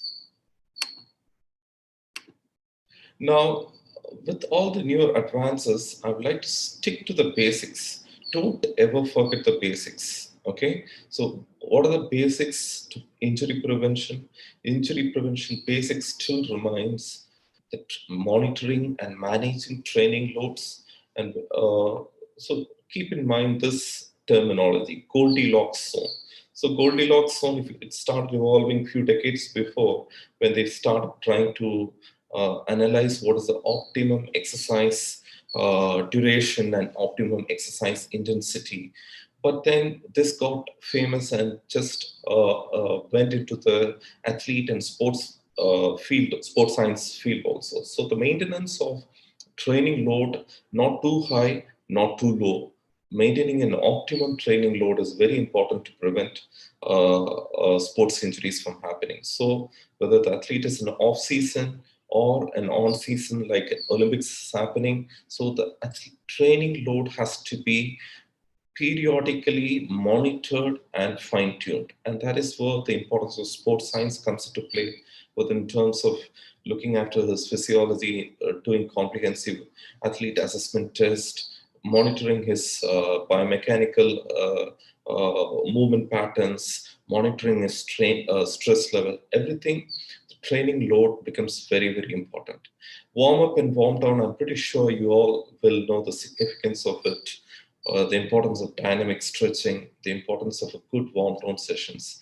And finally, please don't ignore sleep. Sleep is considered the newest form of medicine, okay? Sleep is considered as medicine for athletes, and athletes are definitely required to take minimum of 7 to 8 hours of good quality sleep, which will help in faster recovery and help in performing at an optimum level. Okay, so these are the basics. Even though there are so many recent advances, keep the basics of injury prevention in mind when you're giving a training program. Now, we have looked into the various injury prevention methodology, but can you actually prevent all injuries from happening? No, I don't think so. So that is where we come into play. The evolution of sports medicine and sports rehab team come into play. So what happens when an athlete gets injured, especially close to an important event like Olympics? So that is where a holistic understanding of healing becomes very important, and holistic understanding of the sports injury becomes very important. So you need to make a proper clinical diagnosis, need to know whether it is caused due to any extrinsic errors. Extrinsic errors are training errors or errors which could have happened due to surfaces, shoes, inappropriate equipment, whether the athlete is stressed due to psychological factors, poor nutrition. All this forms extrinsic factors. Intrinsic factors, athlete himself is having some issues with his anatomy, malalignment. He might have some leg discrepancy. Very common is the muscle imbalances, lack of flexibility, his body composition issues, or other medical issues like genetic and endocrine factors. So all this has to be handled during pre-participation examination itself. And if at all an injury is happening, the medical team and the rehab team is well, you can tackle them very fast. So this is where the newer advent of, so an athlete is injured at the verge of an event like Olympics. So how soon you can put him back into the sport becomes very important. Okay, so this is where the newer advent of new advances like regenerative medicine comes into play. So the basics still remain a good exercise therapy and a good physical therapy, but you also need to be aware about the newer advances so that if at all the athlete is not able to come back with regular rehab, then you'll have to put him onto more newer advances like regenerative medicine. So what's regenerative medicine? Basically, these are growth factors. So basically, injection therapies which we give in the form of PRP. PRP is the most common form. PRP is nothing but platelets, platelet-rich plasma. Okay, so platelet-rich plasma or ACS. ACS is autologous conditioned serum and stem cells. So these are very, very useful tools, especially in most muscle and ligament injuries. So So how does this PRP help in hastening the injury management? PRP has a healing cascade. So once you inject a PRP injection, the body's ability, so basically this is nothing but enhanced plasma level, okay, platelet count. Okay, so the normal platelet count will be 1.5 to 4.5 lakhs in an individual. And once he gets injured, there is a normal inflammatory process which body sets into play. And that cascade, that healing process is hastened or fastened by this regenerative medicine like platelet-rich plasma. So PRP, what happens is the platelets are increased to more than 2 million per microliter. So there is no chemical, no pharma involved in it. So it is very safe. You just take some cc blood from your own body and then re-inject to the anatomical area, and there is a healing response which is hastened.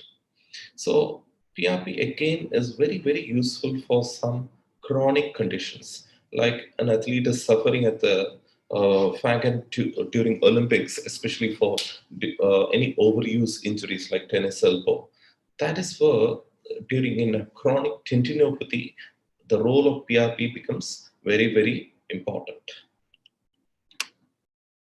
So these are all examples where you can inject PRP or ACS in the athletes. Okay, so most common being the lateral epicondylitis or tennis elbow.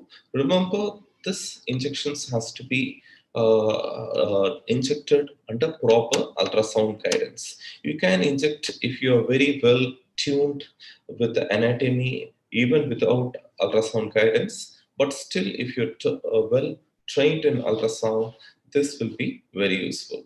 The other common conditions, regenerative medicine plays a part is jumper's knee, hamstring tears, slap lesions. So there are n number of use with regenerative medicine. So regenerative medicine is something which the rehab team should be aware. So if the athlete is not able to recover with a regular standardized rehab program, you can think about a good PRP injection for a faster recovery. So the final consensus as far as the International Olympic Committee consensus for pain management.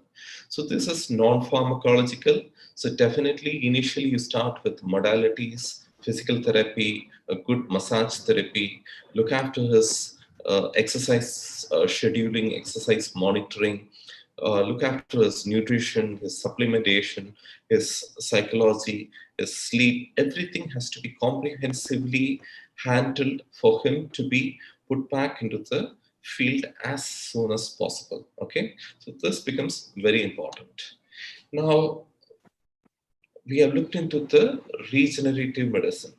Now we look into what are the newer rehabilitation advances which are happening.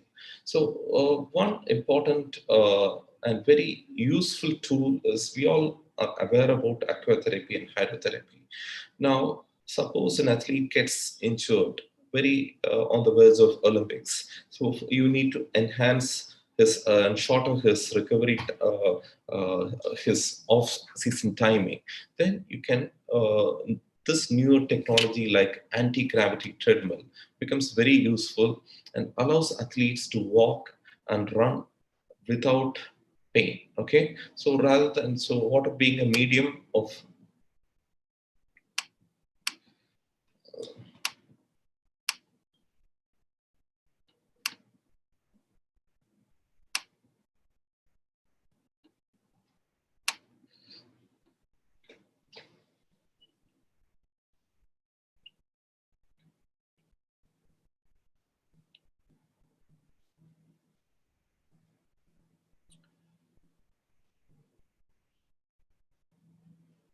so these sort of newer technology will help in rehabilitating the athlete at a much faster rate. So I'll just give you a small example of the sport which I follow passionately, badminton. So unfortunately, if you are aware about it, Carolina Marin was the current Olympic champion. So she's a Spanish athlete and she was a previous Rio de Janeiro Olympics winner. She defeated Sindhu in the finals.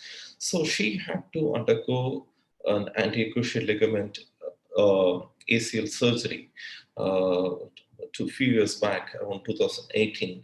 And that is the time, and you won't believe, she came back into the professional circuit within 6 to 7 months, which is, I would not say that this is an ideal time frame, but the rehab team was able to put her back into the field as fast as possible with the use of newer technologies like these. The unfortunate scenario is if you rush bringing the athlete back, return to play guidelines, and if you rush the return to play guidelines, there is a chance of the injury subsequently recurring. So the rehab team and the medical team has to strike a balance of putting the athlete back into the field as early as possible, but also should ensure that the athlete is not going to get a re-injury happening. That is exactly what happened with Marin's case. She got, what happened is her other knee gave away and she had to undergo the ACL surgery again with the other contralateral knee. So there is a subtle balance a good medical and rehab team has to follow while putting the athlete back into the play. Our first goal is to return the athlete back into the field as early as possible, but you also have to take into context whether you are putting the athlete at any risk of subsequent injury. Now, we all know that before Olympics, the Paralympics also happens side by side. And so concern and addressing the special needs becomes very important. So that is where the advent of new technologies like bionic leg. Bionic legs are basically nothing but electronic stimulated artificial limbs. So you can just see this video.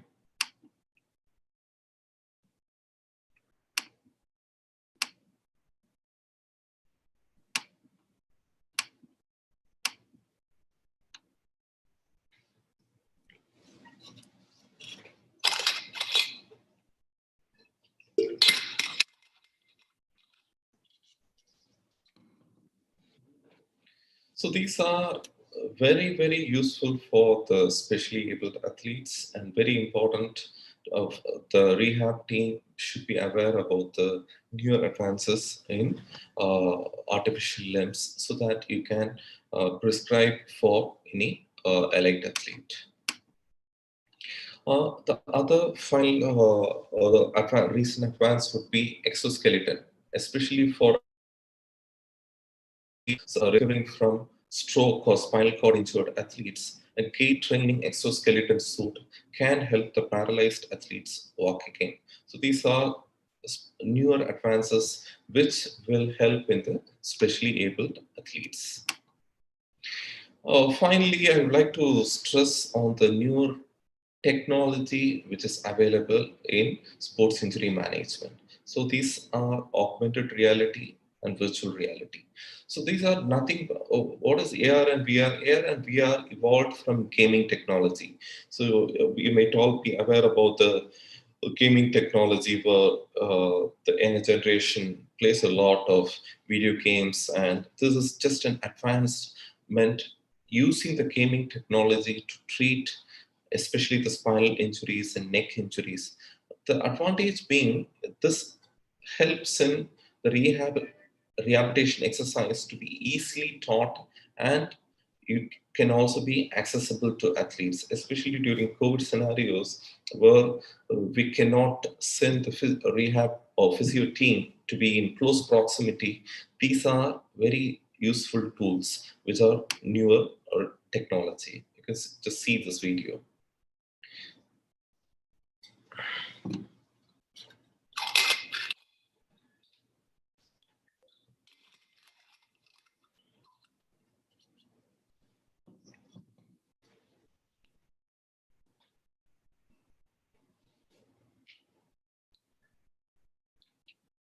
So these are the new advances in terms of both rehabilitation technology, but in terms of new rehab treadmills, new rehab technologies, especially AR and VR.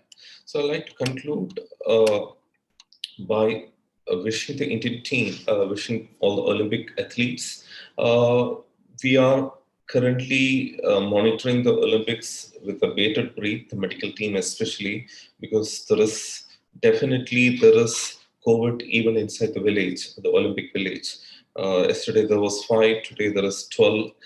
We all have to be praying, hoping that COVID situation doesn't worsen in the Olympic athletes. Suppose an athlete is returning to sport after COVID-19. What are the risks? Is COVID-19 putting the athlete at an increased risk? I feel definitely there is an increased risk, and that is where a periodic sports medicine and sports rehab evaluation is very important. A good pre-participation evaluation is very important. Monitoring athletes' load is very important. Isolated joint testing to screen for any musculoskeletal deficiencies, and design intervention for injury prevention. So these are all very, very important in COVID-19 scenario. So I'd like to conclude by saying COVID-19 definitely will put the athletes at an increased injury risk, and that is where sports medicine assessment of the athlete is very, very important. And sports medicine has a huge role along with sports science in managing the athlete's injury prevention and injury management. I'd like to again thank the Manav Rachna Institute for having me for this wonderful occasion. Thank you, and thank you, Professor G.L. Khanna sir, for the opportunity. Thank you. Thank you, sir. You spoke very well on sports injury prevention genomics, specifically sports genomics, role in injury prevention. We've also got to know about regenerative medicine, role of regenerative medicine in healing sports injuries. And obviously you shared some of the videos regarding neurorehabilitation technologies, which we have just seen, which can also heal the sports injuries. So we have one question from Mr. Manoj Hazarika. He wants to know what sort of protective gears, right, will be in use in contact sports in Olympics, specifically for karate and boxing. Okay. Look, martial arts, I do follow, but the protective gear, the basic protective gears still remains the mouth guard, the chest guard. You might also have to have a good shin guard to protect against any shin bone injuries. And the most important being protection of brain with the possibility of concussion. So that is where the importance of a good helmet becomes very, very important. So that will be the most important factor. And other than that, depending upon the particular sport, you might have, if it is a contact sport like martial arts like karate and taekwondo, I believe the presence of chest guard and shin guard might be very useful. Again, I'm not an expert in martial arts, so I may not be able to comment on what are the gears for martial arts particularly. But the basics remain: you need to protect your head and neck and protect the limb-specific areas. Thank you, sir. Sir, are there any specific studies done on athletes post-COVID to see its effect on the players? Yes, specifically. In relevance to injuries?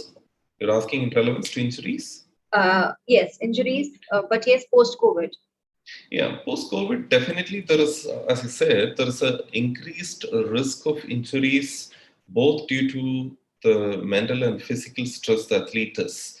It definitely is not an ideal situation due to restricted optimum training conditions and increased anxiety and stress level in the athlete.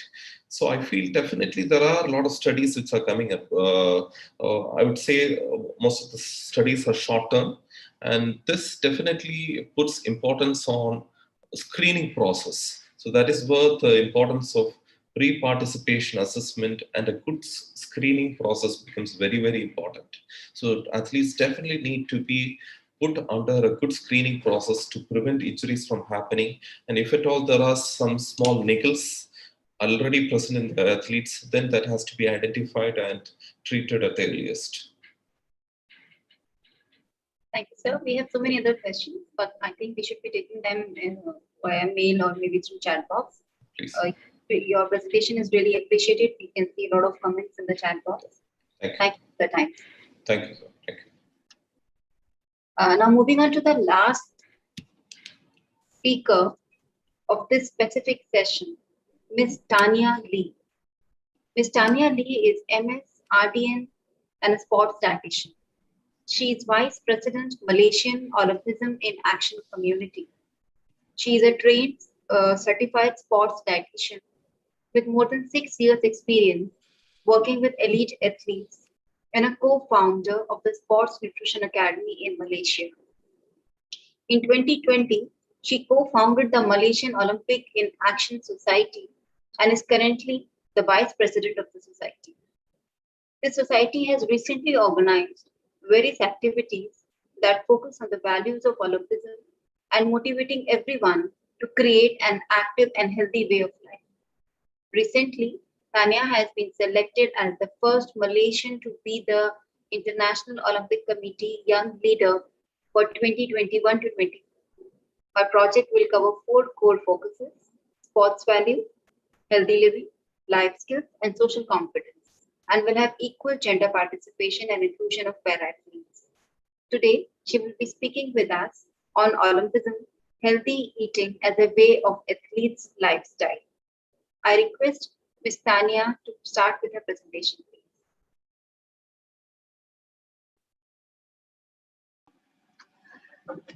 Hi, everyone. Thanks, Ms. Subra. Can you hear me properly? I just wanted to check if my mic is okay. Yes, ma'am, you're quite audible and your PPTs are also visible. Okay, all right, great. And if halfway through there's any issues, just let me know, yeah? I mean, with the sound or... Sure. Okay, all right. Hi, everyone. Very good afternoon. I mean, here is about 4:30, yeah, and I believe in India it's after lunch, so I hope all of you had a good lunch already. And my name is Tanya. It's really a pleasure, and wow, so many great speakers we have today. I was honored to be able to listen to some of them. But yeah, this is a really great platform where we can share so much about how Olympism affects our life and how Olympism play a role in our lives through sport. So today, thank you, Ms. Subra, for your kind introduction. Today, I am presenting and sharing with you about Olympism, a healthy eating as a way of athletes' life. So just very quickly, just some introduction to share with you about myself. I was a swimmer, maybe not as such as a high level as the Olympians, but I managed to participate competitively. Sorry, excuse me. And then soon after, I did my degree in the US in nutrition and dietetics. Then I was very fortunate to be able to work with high elite level athletes. They are at our National Sports Institute. So I worked there for about 4 years. And very, very fortunately, I was also able to go to Rio as a Malaysian team lead dietitian. And what a great experience there. And then I also I continued my master's degree in Taipei. And I was very, thankful for the great experience, because back then in Malaysia, we didn't get a lot of sports science support before when I was still an athlete, but I was being able to experience using sports science as when I was training and competing in the university games. So it was a great experience for me, very eye-opening. And soon after last year, I came back. I co-founded the Sports Nutrition Academy with some of the sports nutritionists who were from the National Sports Institute. So SNAC, we call it SNAC. And also as the co-founder of the Malaysian Olympism in Action Society, we are all made up from participants or athletes and ex-athletes who are very passionate about spreading the ideals or values of the Olympic values. And so through my society, we actually proposed a project.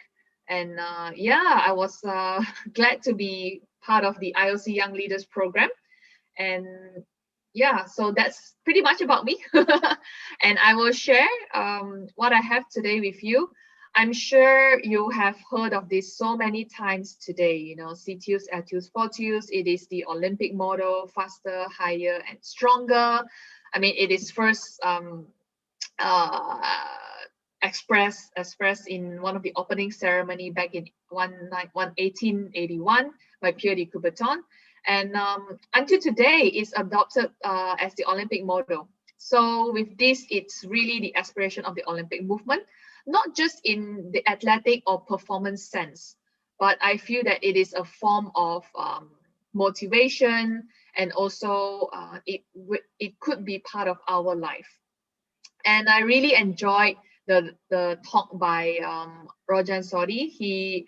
He mentioned about how being an Olympian affects his life and how to say benefited his life in so many ways. One of it is, you know, you remember so many things that happens during the Olympics, including eating what he ate for breakfast and things like that. So really, I mean, listening to all the Olympians or speakers today really was very, very inspiring.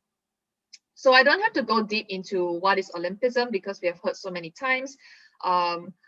But it was really nice to hear from Professor Ian today that Olympism is the reason why the IOC existed, right? The Olympic movement is for us to build peace, to build better life, to build a better world through sport. And honestly, as an athlete, I felt that sport had so much potential. We learned so much through sport. We were able to maximize our potential, not just from physical performance or even winning medals, but really from our personal human development to actually achieve better life and achieve a better mind, body, and soul that we can translate into our lives, not just during our athletic career, but even post-athletic career. And this is a quote by Hope Solo. She is the American soccer goalkeeper, also an Olympian, two-time Olympian actually. And really what she said makes a lot of sense. You know, being responsible and taking care of your body is truly how you make your paycheck, or how the professional athletes make their paycheck, how you excel and succeed in your lifelong goals. And to her, it's just an everyday lifestyle. So we know that Olympism is a way of life, is a principle of life. So I just want you to think about what is your way of life, right? An athlete's lifestyle is very important. Knowing which kind of lifestyle you want to lead or how the athletes lead is really the foundation of the well-being. And also it is the foundation and basis of their true potential.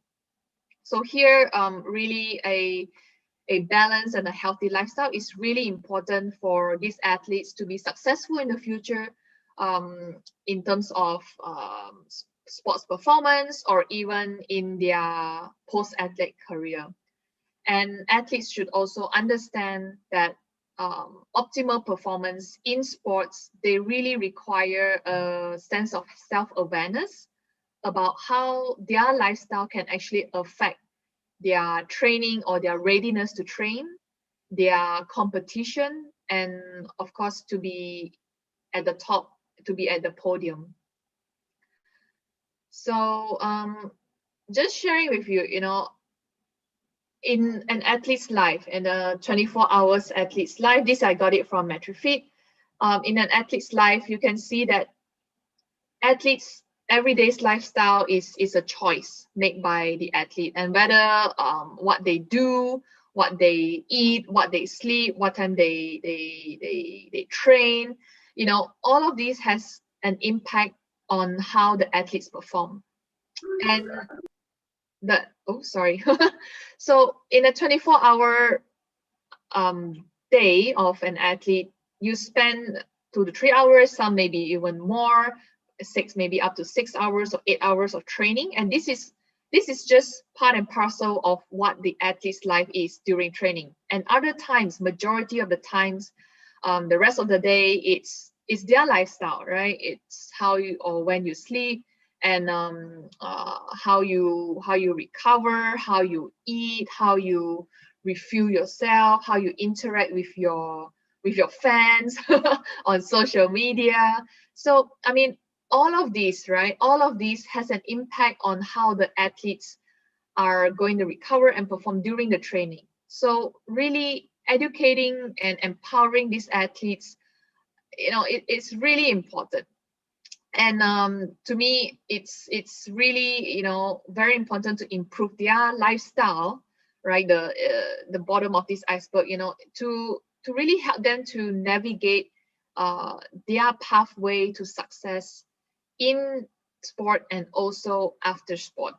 So of course, there's a number of many factors that can influence the athlete's life, and every athlete is different. But I really like what one of our Olympian, Jeffrey Ong, he did mention about this. You know, it takes a village to raise a kid, but it takes a community to make a champion. So to all of you listening here, if you know someone who is really good in sport, you have the potential to be part of that community that makes up the champion, right? So it doesn't matter if you are a professional or not. I feel that in many ways, we all play a role in building this champion. So diving into sort of my area, health, right? So healthy eating, healthy living. So what is health, right? By WHO's definition, it's a complete state of physical, mental, and social well-being. So we had a few speakers talking about physical health, mental health, and even social health. So, so all of these, you know, come together. We need all three of them, you know, to be in the pink of health, to be in great health. And it is not just about not having any illnesses or diseases. So healthy living is really about maintaining the balance between the physical, mental, and social well-being. So in the midst of training and the busy schedule, you know, athletes, they often forget the most important thing, and the foundation that keeps them going, which is health. So all athletes, they have their own strategy. So really, it is important for whoever who is attending to the athlete to identify what's their strategy, what is good for them, and for athletes themselves also to know for themselves what is their strategy, at what threshold, you know, they can tolerate the training, how much recovery they need, because these athletes, they need to be sure that, you know, they need to have a fit body, they need to have a strong immunity, you know, strong mentally, you know, positive mind, and of course a healthy social life as well, in order for them to be able to maximize their potential in the field. So and to me, an athlete's well-being, health and well-being, really one of it is through healthy eating, right? And healthy eating many times is by ourselves, right? It's our food choices. And for us, making these food choices every single day is very important to support the athlete's health, to support the athlete's growth if they are still adolescent, to support the athlete's training, to, you know, give them enough energy for them to train, give them enough protein or whatever nutrients they need to recover. So really my job is to ensure that they get enough of all these nutrients. They are not nutrient deficient. so that they can go through their training with these important nutrients for health and their training. So I think I spoke ahead, but yeah, so whatever the choices that the athletes make, you know, can affect their growth, their strength, and of course their stamina and endurance. And many times when I speak to the athlete, I always like to remind them that health first. Okay, you are human, you are an athlete, yes, but you are also human. So always prioritize your health, making sure that you are healthy before you talk about, you know, you want to maximize your performance. Because if you're not even able to take care of your own health, how are you able to maximize your training potential in field, right? And we all know that sorry, and yeah, just diverting a little bit. So we all know that with training, it can also affect our immune system. If the athletes train too much and they lack of recovery, it could suppress their immune system, and then with that they are at risk of increased risk of illnesses. They become more vulnerable to infection, and I mean, with this pandemic, we really don't want that to happen, right? I mean, this is just another infographic. It's by My Sport Science. To those who are interested, I really encourage you to check them out. Check this out. They do have a lot of studies and they put it into very good infographics. So this is just showing you the J-curve of relationship between the exercise and also immune function, where if you overtrain, if the athlete overtrain, or if they did not get enough of rest, be it a recreational athlete, be it an elite athlete, being someone who has never started sport and suddenly increase their training load, it can affect their immune system. And then, you know, it goes downhill from there. You know, you're more exposed or more vulnerable to diseases, and you fall sick. And then here comes the part where you are not able to train properly and probably even need to have sick days. So really, when athletes fall ill or maybe injured, I think this part is the most, how to say, bad, or really we try to avoid that as much as possible, because the effect of detraining is really, really bad, because it reverses what you have done for the past few weeks, maybe even months, right, of the hard work and effort.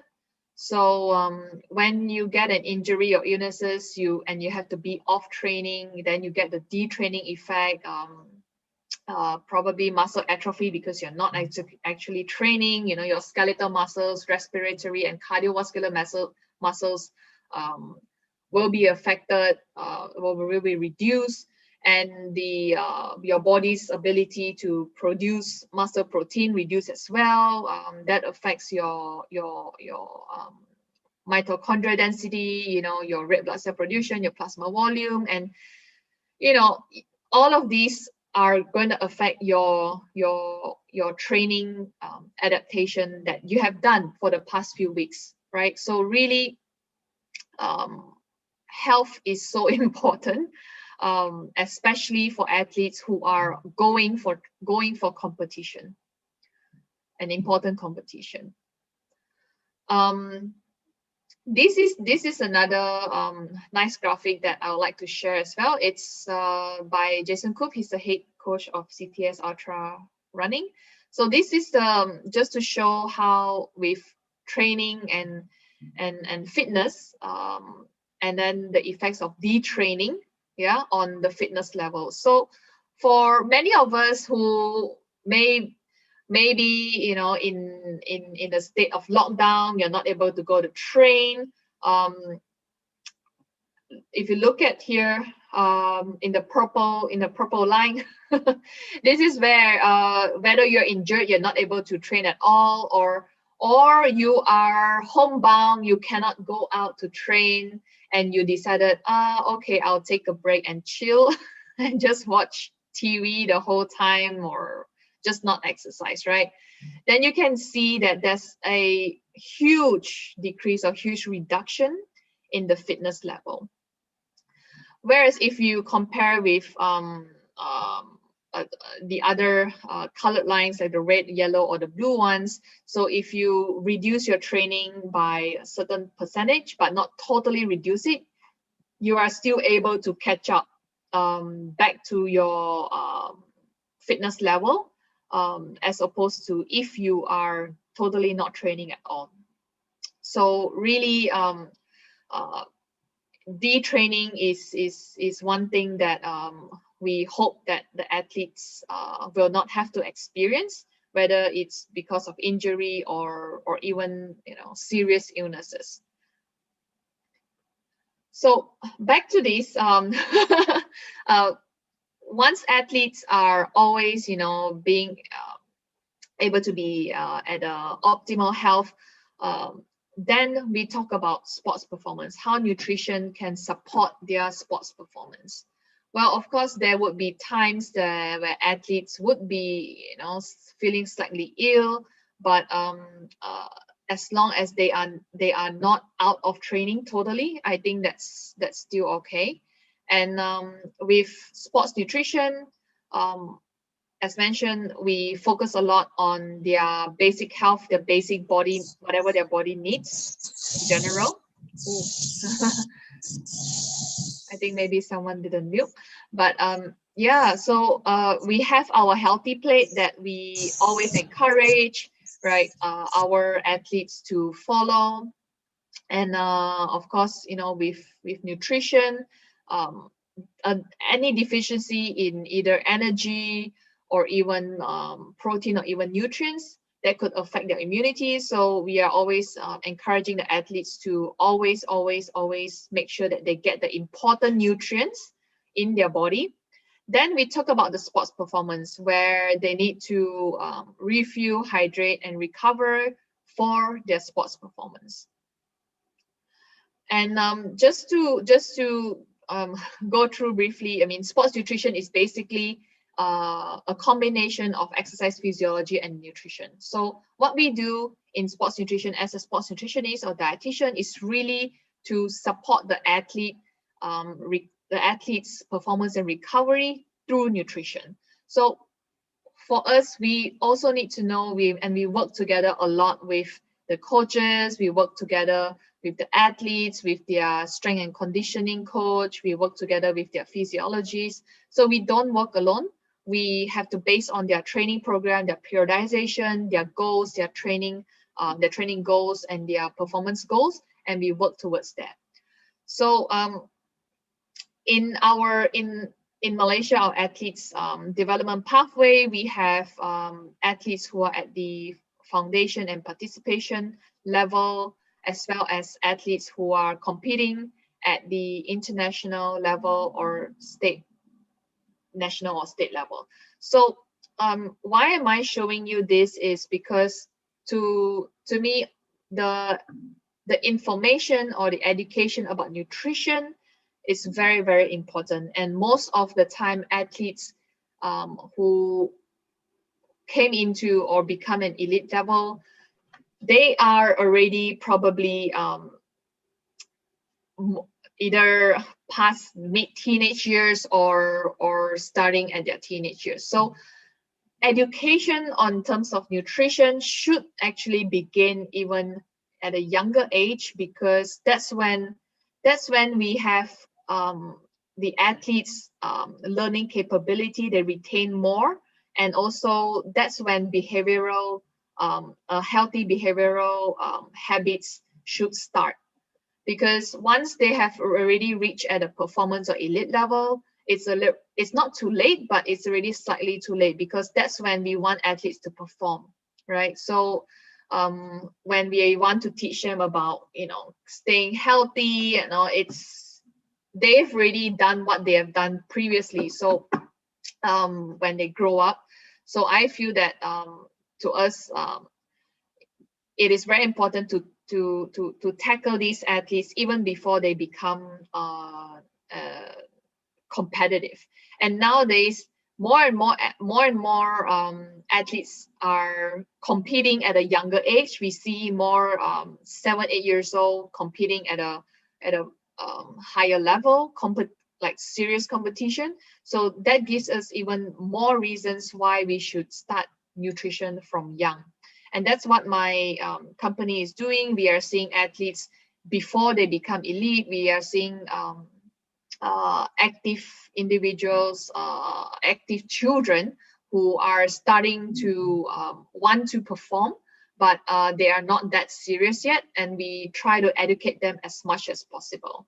And I mean, this is just showing you at children's nutrition at various stage, because, for example, young children who are age range from 4 to 10, that's when they are past their exploration stage. They are still exploring. They still look up at their parents as their role model, but they are also trying to make decisions on whether or not, hey, you know, are apples good for me? Should I eat more vegetables? Should I eat more protein? You know, things like that. So they are making decision in terms of what type of food is good for them. So at that age, you know, at this in the middle is when it's the best time to do any intervention and to expose and do a lot of education with them. Because once they reach the teenage years, it is a very challenging year for them. They are going through puberty. They have so much to handle, and sometimes, you know, getting new information, it's something something that they do not want to go through. Oops. So yeah, so the best time to actually start nutrition or sports nutrition education is, of course, either at the foundation level, participation level, and the performance level. So I'll move on because we are celebrating the start of Olympics, and today would be the opening ceremony. So I just want to share a little bit about my experience with the athletes at Rio.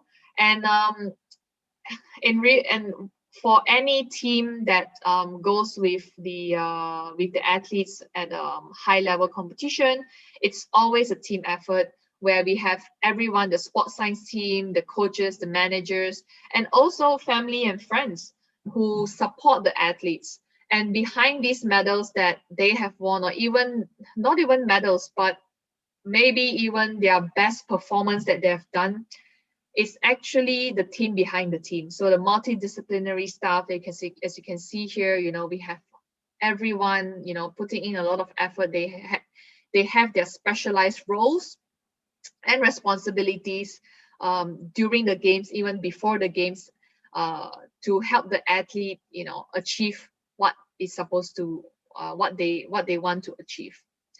And as a sports dietitian, we have to learn and understand every Olympians or Paralympians who are going to compete at the Olympics or Paralympics, because there are so many factors that can influence the food choices of the athletes, and whatever food choices that they make during the games, during any competition, it can affect their performance. Make one mistake, you know, eat the wrong thing, and then you don't feel well, and you have trouble performing at your best.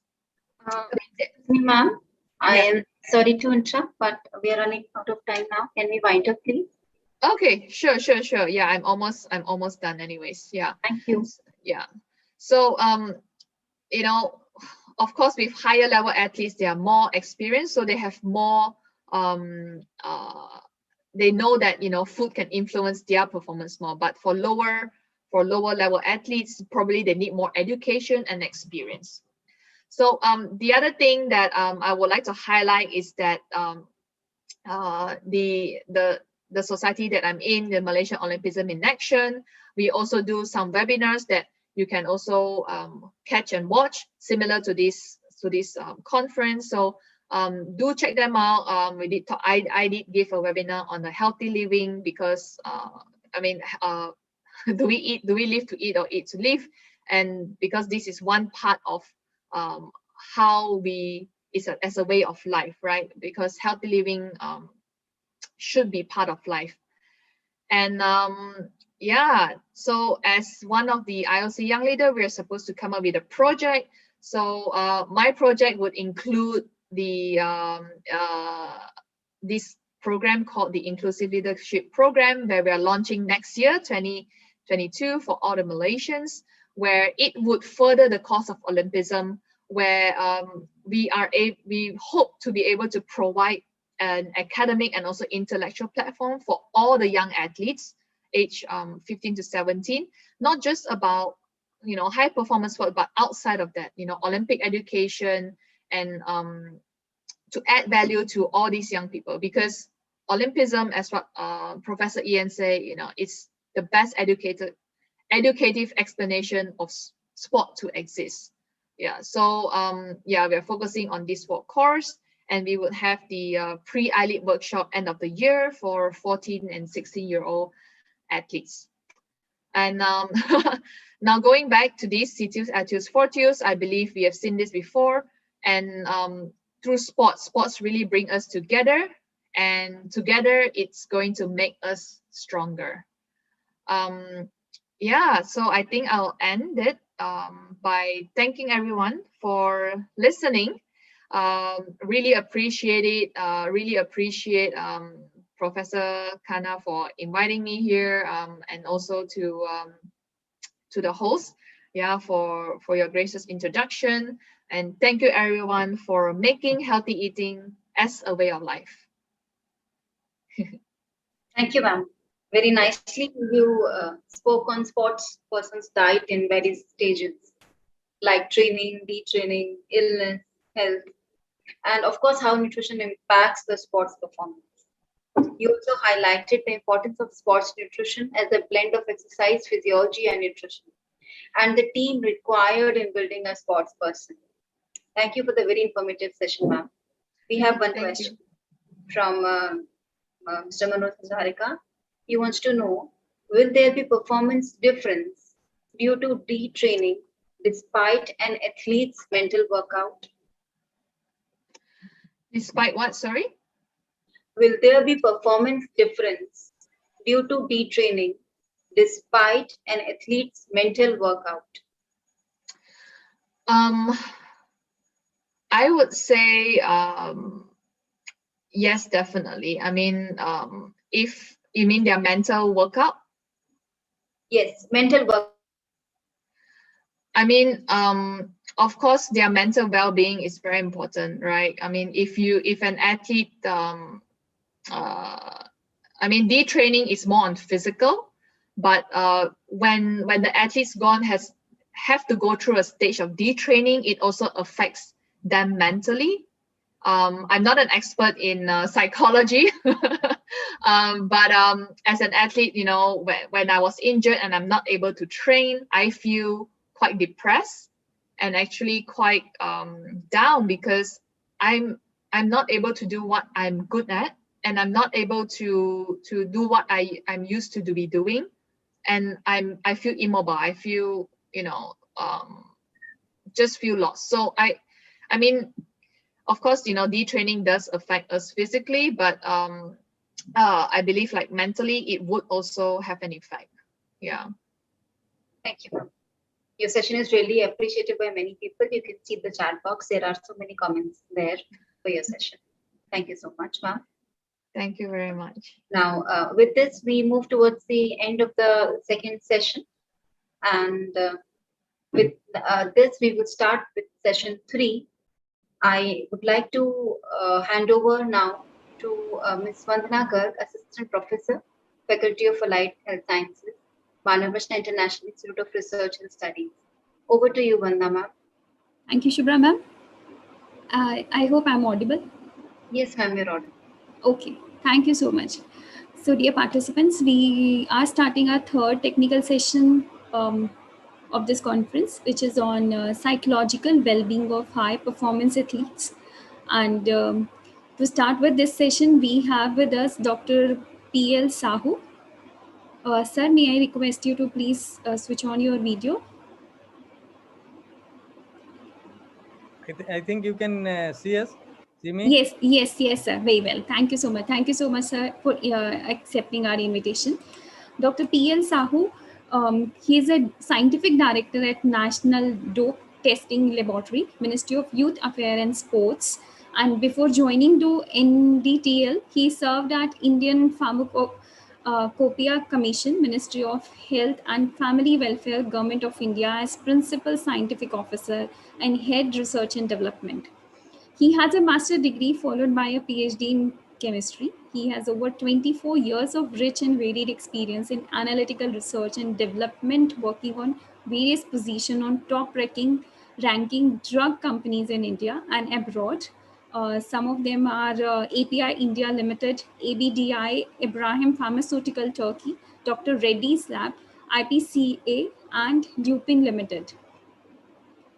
He is accustomed to taking up professional challenges and has consistently been contributing to taking up professional challenges and has consistently been contributing in Indian foreign drug companies, focusing on the standard setting for drugs and other drug development activities. He is also a qualified technical assessor for ISO 17025 and 17034 at NABL and has come across the opportunities of sharing his vision at numerous national and international forums.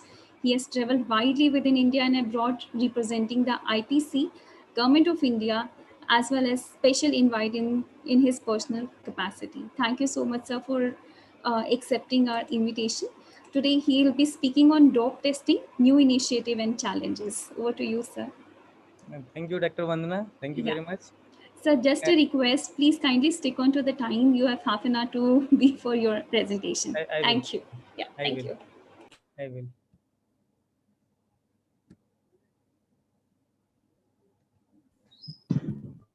Can you see my slides? Yes, sir. Yeah. So just put it on this. Yeah, that. Yeah. Thank you so much, sir. Yes. So first of all, I congratulate to Manav Rachna University management, especially Dr. Khanna, for taking this initiative. Really, it is a very good initiative and it is the need of hour. Today is the very good day as the first day of Olympic 2020. Even we are going in 2021, unfortunately. But it is a really auspicious day. Today also is the Guru Purnima. So overall, it's a very good day, Dr. Khanna. I congratulate to you for having this excellent program in your leadership. Thank you, Dr. Sahu, for joining us. Yes, thank you very much, sir. And this the topic is also very important as the Olympics is going to initiate from today. But the dope testing is the inbuilt anti-doping science. WADA is encouraging since long back, and India is putting all the efforts to strengthen anti-doping science in India and in anti-doping program. Our another agency, National Anti-Doping Agency, is creating lot of educational program and really making this program very effective, because the education is only where we can prevent this doping, and preventive measures is very important. So we must have all the sports, clean sports. This is our motto, and this is our government motto, is the overall world motto. All the sports should be clean. So how it can be clean? Everybody knows this. There are many parameters. With these, it can be clean. Anyhow, but without, if there is no doping, then only is the 100% clean, I would say. So we must prevent doping. And as I said, doping can be prevent by having good education programs.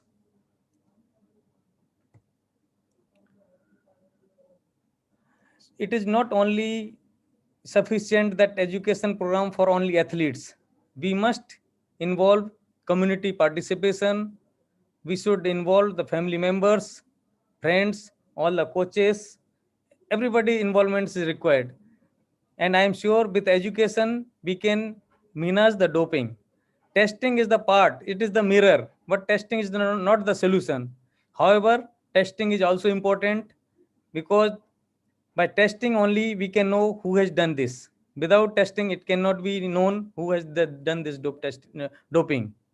And in this anti-doping program, the zero tolerance is desired.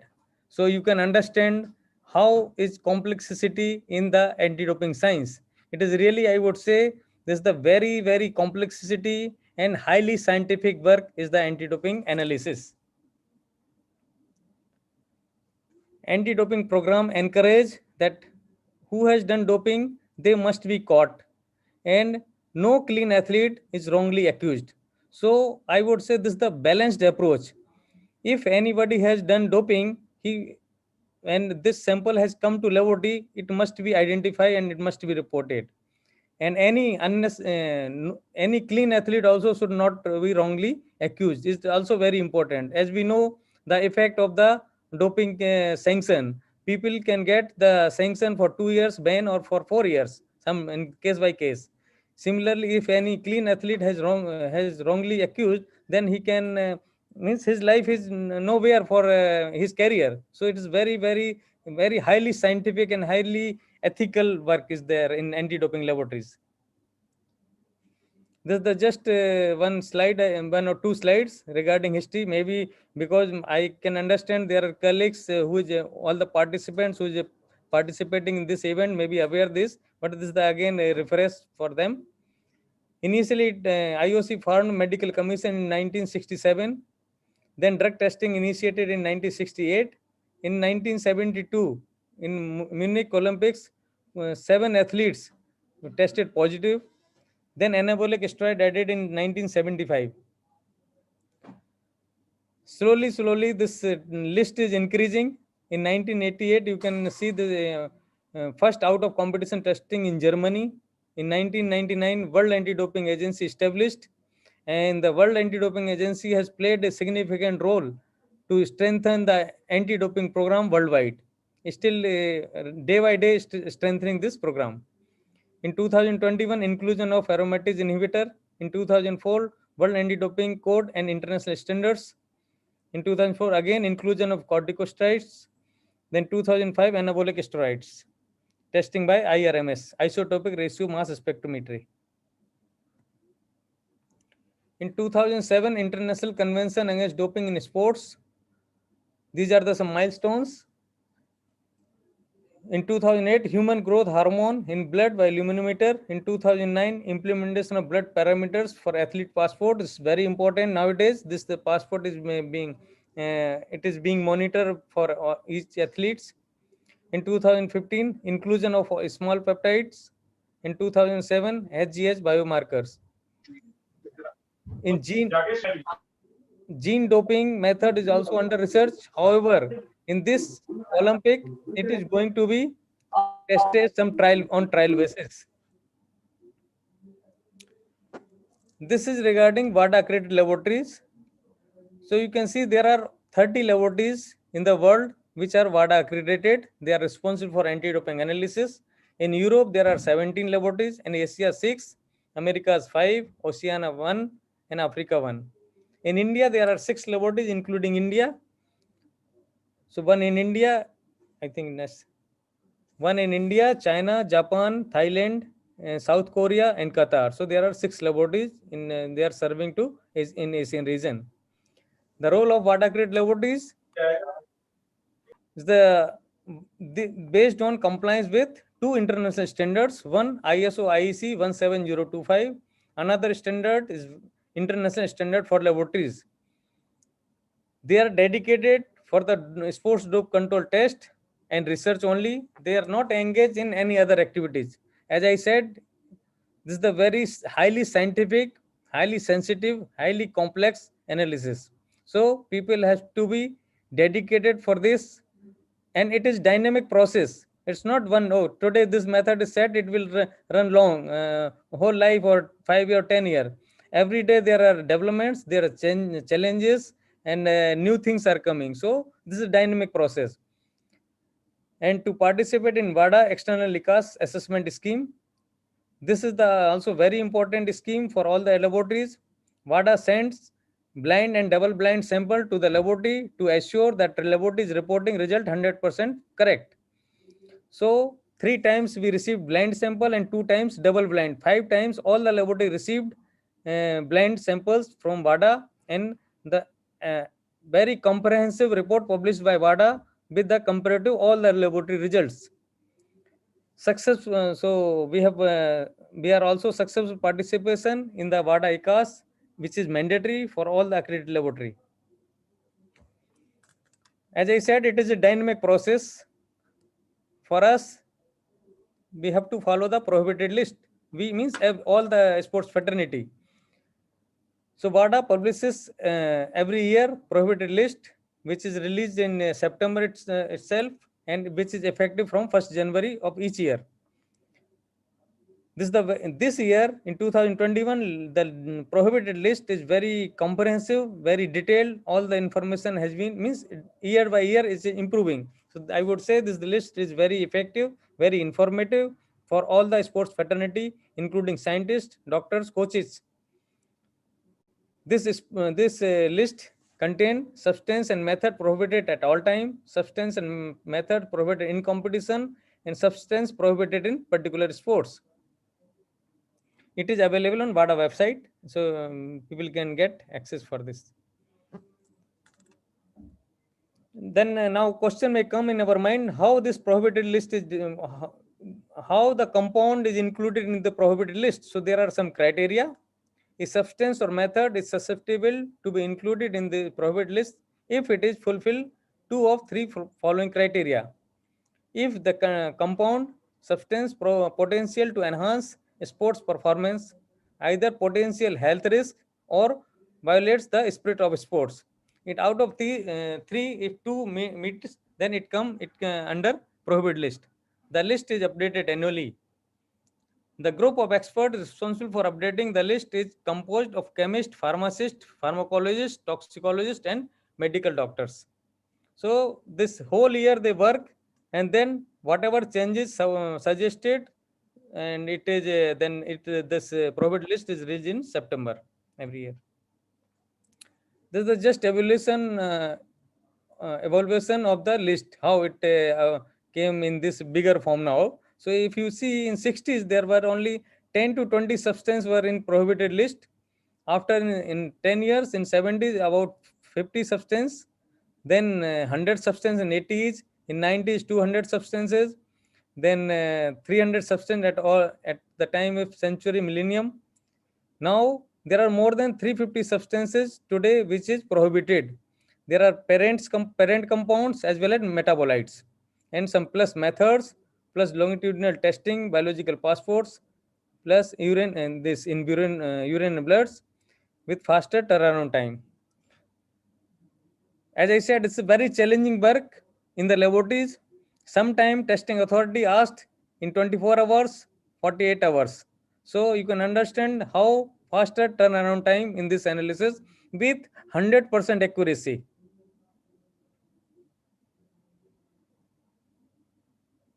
Sorry, in heading it is prohibited list 2020, but it is 2021. I apologize for that. So you can see in this slide,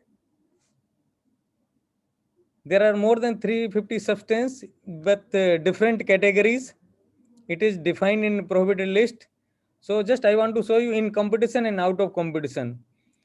So you can see in right side and left side. Left side, they are in the down in addition. So in competition, there are some classes which has to be checked: stimulant, narcotics, cannabinoids, and glucocorticosteroids. These has to be tested in addition during in competition. So if we are getting sample in competition, this the whole menu has to be tested.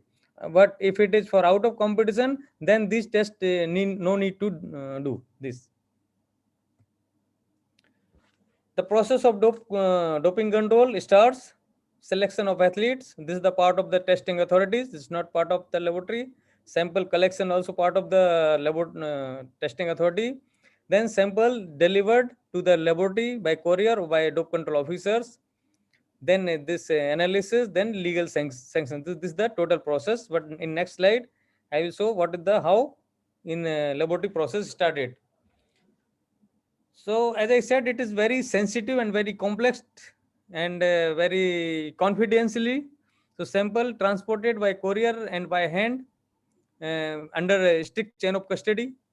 Sample checked for intactness in the laboratory while receiving. If anything we found, it is not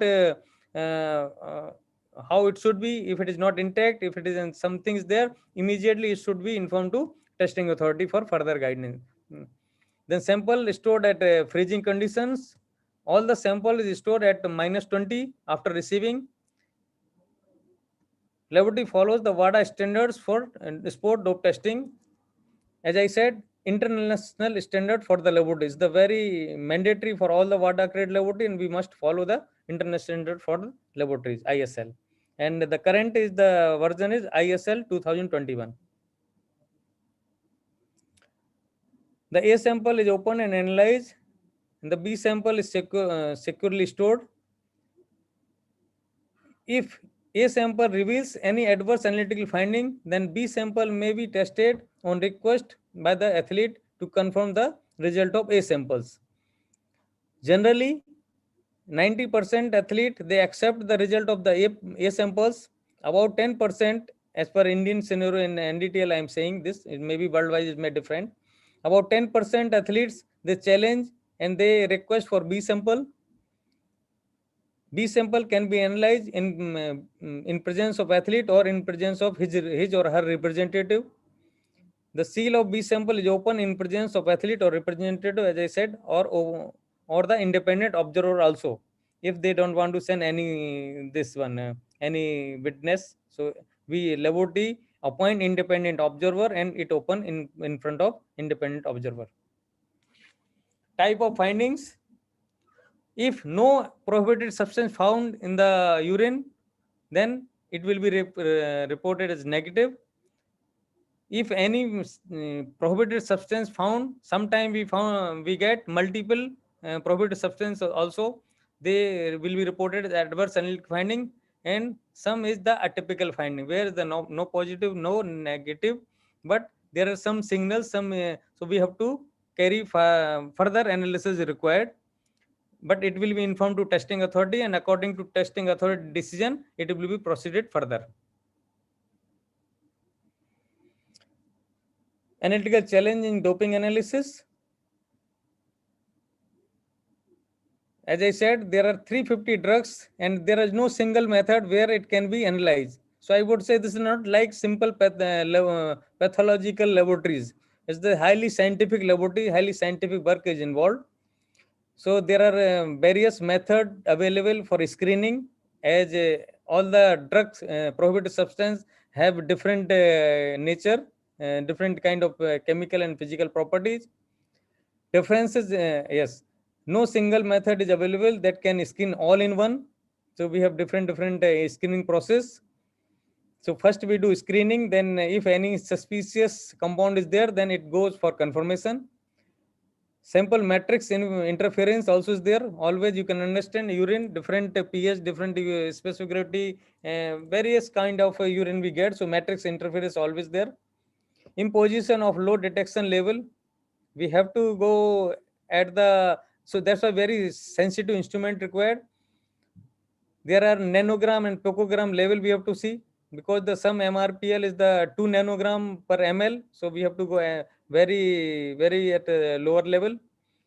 Limited volume of urine. Yes, urine also limited volume. In A sample is there about 60 ml and B bottle is about 30 to 40 ml. Always we get. So this is the limitation of the sample amount. Highest level of certainty required. As I said, zero tolerance is accepted in the dope testing. Non-approved substance also people are using. So we don't know the nature of the compound. There is no full information about the non-approved drugs. Fast reporting required. This is also big challenges, because when we run the laboratory, there may be some other issues. Instrument has to be up always, and we must have all the instrument in backup also. That's why that's why only we can report on defined turnaround time. This is the one slide I put purposely. It's very important for athletes, coaches, because generally people use supplements and there are many which are counterfeit. So the coaches or athletes selects for betterment, but unfortunately, unknowingly, it goes in different direction. So there, if you can see, there are some brand names like herbal extracts, no hormonal, plus much more, Osterine, Mahang, granium oil, like hignamine, these kind we get. But if it is pure and authentic, this is good. If it is the counterfeit, we can means athlete can be detected some prohibited substance. So people, if it is good and authentic, then there will be sure there will be positive effects, which is mentioned in left side. You can see there are good: enhance energy for metabolic pathway, improve stamina, fulfill nutritional requirement, helps in recovering from injury. These are the all positive effects. But if it is not correct, not authentic, if it's counterfeit, then it can affect negatively total. And you can see what kind. I have put the one graph here. These compounds have been observed in the some supplements. So these are the very dangerous. That's why we should be very careful while taking any supplement for betterment. Otherwise, unknowingly, we will be caught during dope testing. The recent advancement in anti-doping science. Now there are, as you all are aware, I am sure that the samples is being kept for long time after Olympic, after any event, and any testing authority can request any time for reanalysis.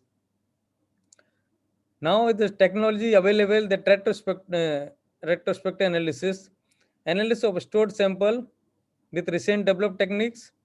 Recently, many athletes came under fire when the sample was tested from the 2008 Beijing Olympic and 2012 London Olympics, and retrospectively tested positive for prohibition. You can understand the scenario. That time people has won the medal, and after 10 years or 5 years, people had to return the medal. So it's a not good scenario.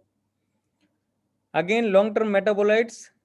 Some drugs excrete very fast, and there are some long-term metabolites. So now people are doing research and identifying which kind of metabolite, long-term metabolite we can detect, which we can found in body after long time also. So this is also very good development when we can catch the athlete who has done the doping with the help of long-term metabolites. Employment of Orbitrap technology, this is also implemented in NDTL India. The beauty of this technique, no need to do again reanalysis. If anything we knew that this substance may be, then that particular substance can be traced out in the already analyzed sample. So this is the very good technology. No need to do reanalysis of the available sample. Another gene dope testing.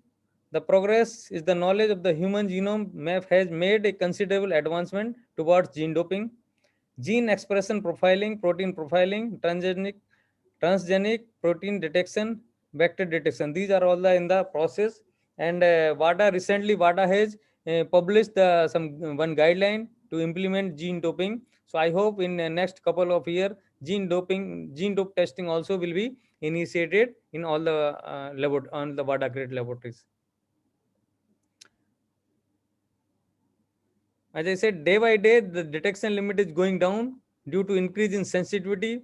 For example, earlier people are analyzing at 5 nanogram per ml. Nowadays, that same compound is required to analyze and detect 1 nanogram per ml.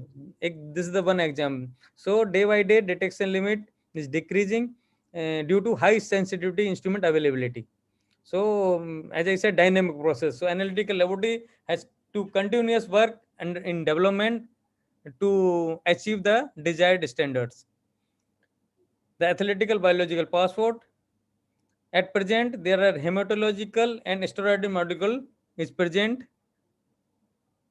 And they are monitored, their data is being collected. In future, the endocrine module also may be introduced by WADA. This is under development. The dried blood spot. Also, this is the new technology which may come into effect. Research is ongoing, because at present we have to collect the urine volume, huge volume, and as well as blood. So blood, the transportation of blood is not easy and storage is not easy. So if this technique succeeds, dried blood spot, it will be the new paradigm shift in anti-doping science. And it will be the very cost effective, easier for storage, transport, and analysis, everything. But it will take time because as we know, more than 350 compound have to be analyzed. But I am sure that may be not possible. So maybe some compound can be analyzed in near future by dried blood spot. The biomarker and omics study. The biomarker analysis for detection of hormones, metabolic study endorsing its utility in doping analysis like steroid passport, introducing, as I said, into endocrine passport modules. This also may come very soon. As I said, today is the day, a very important day for all of us. So we expect the performance of the athlete to reach a new height in the Tokyo Olympics, which has started from today's. So I thank you all for listening patiently. As it was yes, time due to time limitations, I moved fast to complete these slides. So thank you very much. And now the forum is open. If you have any question, you can ask, or I hand over to Dr. Vandana. Thank you very much. Thank you so much, sir. It's such a wonderful presentation. I'm hoping like every sports fraternity would be having a great amount of knowledge about the doping and how the analysis method would be run to test all the doping drugs. I just see if there is any question.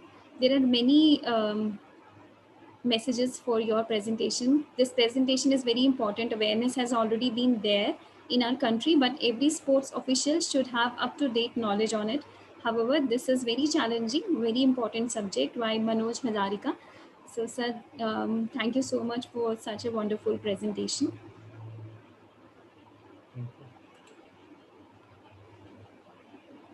Dear participants, if you have any question, you may ask.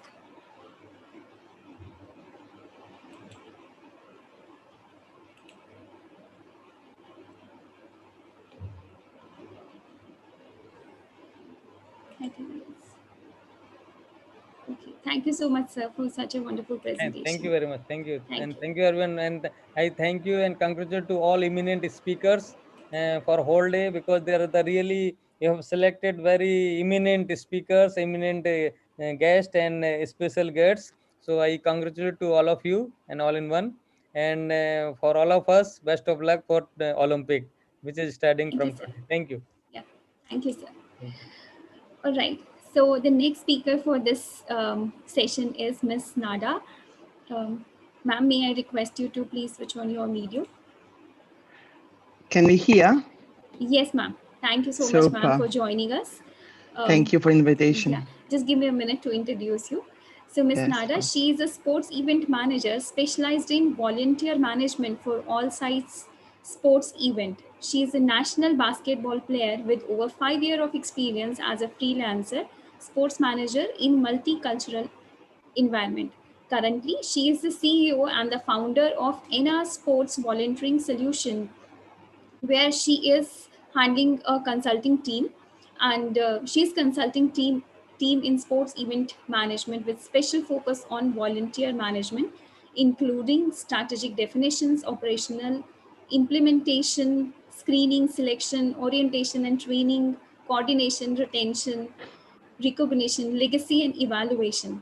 She offers in other event management areas such as sports team management and the field of play administration. She is also a guest lecturer in a variety of courses focused on the experiences as volunteer manager and intercultural challenges of the event management. Additionally, she also offers motivational speeches on how volunteering is transformational and an avenue for life's opportunity.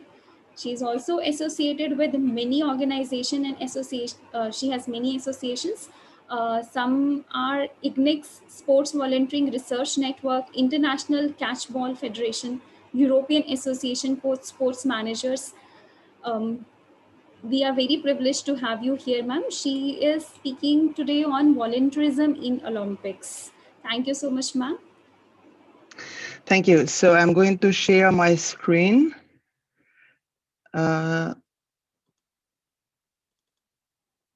Is it okay? Yes, ma'am. Super. Okay, so thank you. First of all, thank you for the nice introduction, and good afternoon from Germany. Today we are going to talk about volunteerism in the Olympics, which is a subject very well known and in a way very important, especially when we are approaching the Olympic Games starting, I think, in 1 hour from now.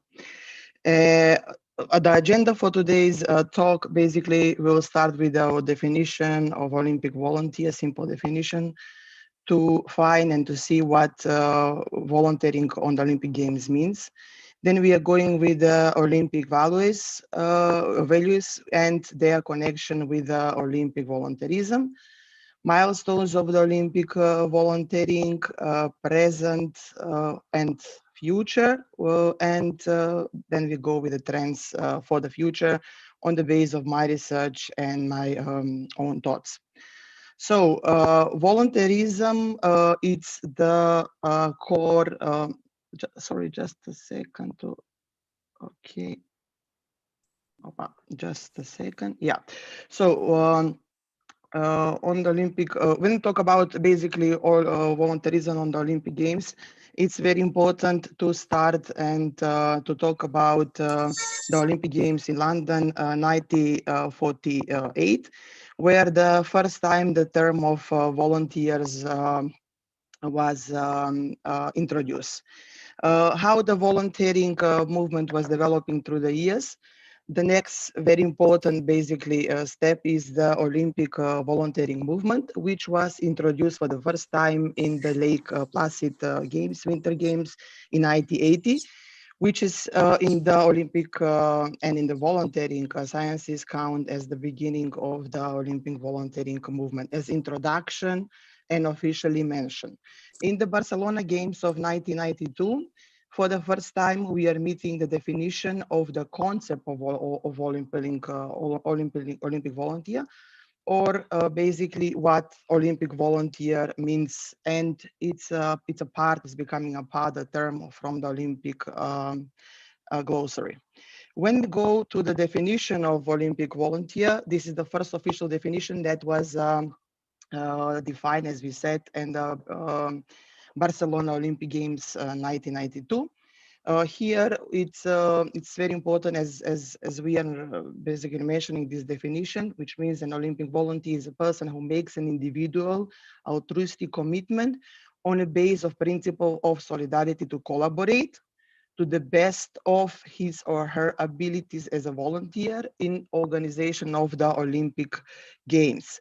Carrying task design, which are assigned basically to the volunteer without any financial reimbursement.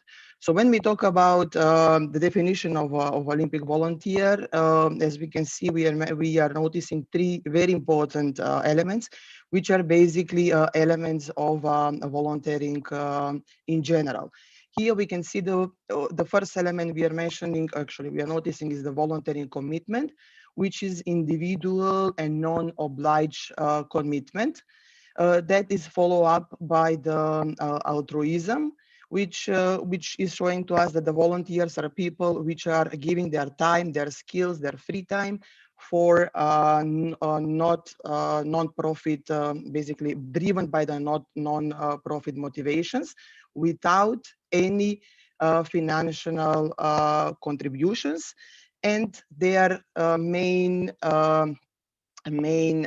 driven moment is that they want to make impact in the society, basically be socially useful.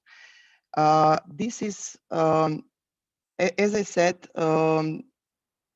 when we talk about Olympism, actually Olympic volunteering, we could not skip the Olympic values, which are the same time values which are very applicable in the volunteering world. So volunteers or volunteerism, it's a core value of the Olympic Games. That means that any Olympic Games cannot imagine without presence of the volunteers. Volunteers are very important element, which are helping the games to be produced in the way they are, supporting the whole organizing team in a many various and different functional areas. And very often they are mentioned as a part of the games without whom games will never happen. Here I'm going and I focus on the three basically Olympic values that are friendship, respect, and excellence, which are in the same time, as I said, main values of the volunteering, Olympic volunteering. So when we talk about friendship, friendship means making new friendships and being friendly while assisting and helping to the others. So volunteering itself at the Olympic Games, it's such a big and such a big movement. Hello? Yeah, it's such a big movement. Can we hear each other? Can you hear me? Okay. So friendship, the first Olympic values is about friendship and making new friendship. That's one of the base elements of the volunteering Olympism, volunteering in the Olympic Games, where people come from all around the world and helping each other and making new friends. Then of course we can talk, and actually we go about the next values, which is about respect. Respect is the basic Olympic value, but is the same time the basic the basic value for volunteers and the Olympic and the volunteering management in general. Respect means respect for the different cultures, religions, respect, and in the end for ourselves, or actually for ourselves. As the President Bach used to mention many times in many occasions, our strength is in unity in diversity, or strength is in our diversity. This means that this Olympic principle means, first of all, respect, as I said, for different cultures, for genders, for social backgrounds, perceptions. And the secret of this whole Olympic magic that we are feeling once we are a part of the Olympic Games as volunteers is diversity and universality in all aspects of the games. Volunteers are a very good representatives. They are very good representatives of these values, because when we come and volunteer basically in the Olympic Games, we can't do on our best our job if we come with prejudice. So the prejudice is something which is absolutely not expected in the volunteering world, but in the same time in the Olympic. So respect for all our differences, take our strength out of our differences, and do the best that we can is one of our main values. Next one is excellent, which means whatever we do on our best.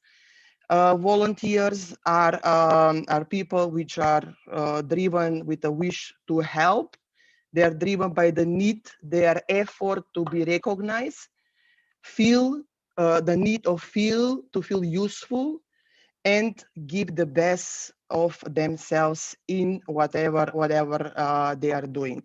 So in the same, as you can see, is the same as the athletes and Olympic Games. They are trying to give the best version of themselves, to present their country and themselves. And in the same with the volunteers in Olympic, especially Olympic volunteerism.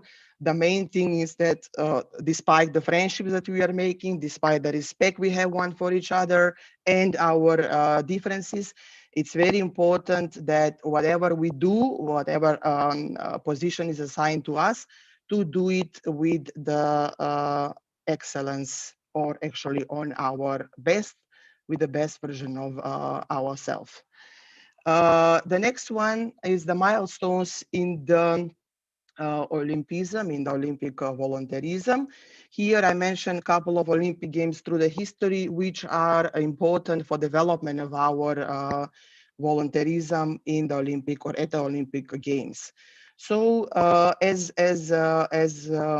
previously we mentioned, the London Games were so important because for the first time were recognized basically volunteers.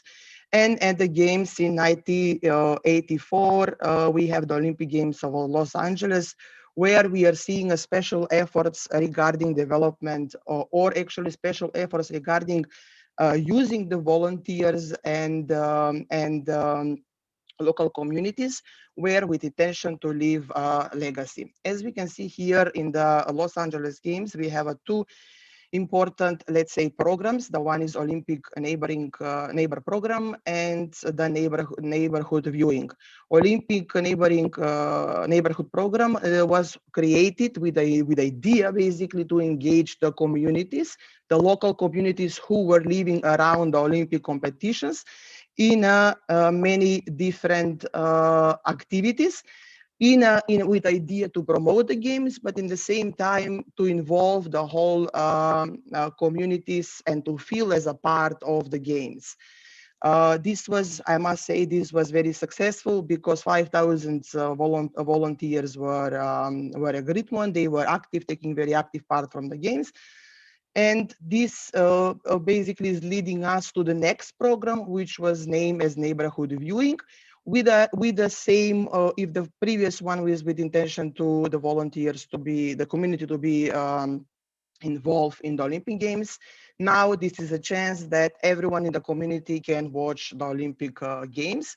This is the way of seeing the major sport events, which was shown as a very useful, and it's actually much more, I mean, continue to be used in the history. 1992 Games or Barcelona Games are very important games for our volunteerism, Olympic volunteerism, because for the first time, as we said, the word Olympic volunteer was defined in with the Olympic glossary.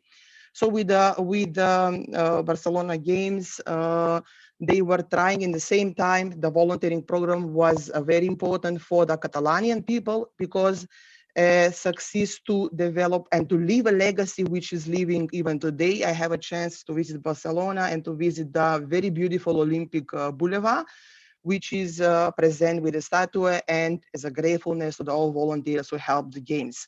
One of the ideas the organizing committee got to basically motivate more volunteers to take a part of the games was through the way of giving a language grants. That was one possibility was learning English language in UK, learning French language in France. So this shows as a very useful way of motivation, which brings a big legacy basically for the Barcelona Games. We can see 103 applications and 34,000 volunteers. How we are moving through the decades, we are coming to the Olympic Games of Athens 2004, which was a tremendous important games for the Greek society and for the Greek society and for the developing of the Greek volunteering culture. Before that, Greek had volunteering culture, but not so much developing in sport volunteering, especially when we talk about Olympic volunteerism. So the programs they done, they basically the volunteering program they done support the changing of the whole volunteering landscape, which was the legacy, state legacy in the country. As we can see, 260,000 applications for 70,000 volunteering places. In Athens, as a result of these Olympic Games, many programs were actually many programs came out that even today are supporting and working on development and maintaining the sport volunteering culture in this country. 2008, we are coming to Beijing. Beijing is quite interesting because we know the next Winter Games will be in Beijing. Here we have Beijing in 2010 as a legacy of the volunteering program of these Olympic Games, developed the Beijing Olympic City Development Association, which was responsible, basically, which offer a variety of activities to more than 10,000 members after the Olympic Games. And most of them were former Beijing volunteers. These volunteers are included today in many different activities like running, singing, dancing events, and they are supporting supporting the volunteering legacy in the country and bringing even more new volunteering programs. London Olympic Games, I mean, we all know the tremendous importance of the volunteering legacy of London 2012. Here, I'm just mentioning two of important programs, Join and Sport Makers programs, which are the Olympic legacy of London 2012. Join In is an Olympic legacy. There's a project that was developed from the government to promote further, which already developed community volunteering, because UK has a very long volunteering history. So the idea was to support and help in even more higher development of the community volunteering in UK. The idea was to bring the benefits of volunteering to communities by matching potential volunteers with the grassroots sports clubs in the country. And the Sport Makers is a volunteering program that was created basically by the government agency Sport England. The aim was to engage new volunteers through the year in more sporting activities across the country.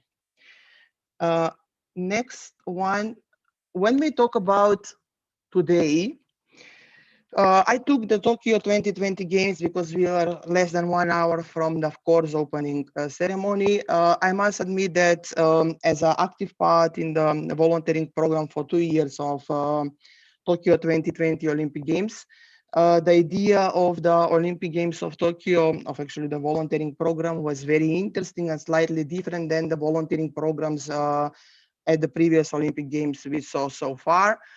Tokyo was basically much more focused on the legacy of the Tokyo 2020 is expected to make special or different changes in the society. Yes, one of them is to cultivate the enthusiasm for volunteering and fostering volunteering participation in the country. But I must say it's not the only one. They are seeing the volunteering opportunities now, which are coming with the Tokyo 2020 and the legacy after, that will help in diversifying the ways how local people are present in the society and how they are interacting between themselves. So the position of the people in the society and more exposure of them in the society, is one of the main values that Tokyo 2020 organizing committee want to reach after the Olympic Games and is a part of the volunteering legacy. As we can see, we know the Tokyo 1964 was a games that changed the face of the Tokyo city. They lived so many venues and very much developed infrastructure in the city, which this is called hard legacies in our science. But now, because we already have this is coming with the Tokyo 1946 games, 64, sorry, games. What we are expecting from the volunteering of Tokyo 2020 program Olympic Games is developing a so-called soft legacies, which is the way, again, as I said, is the way how people act and people act between themselves in the society, and they are hoping that will bring culture changes in the society, which means people will be more open, they will interact more between themselves.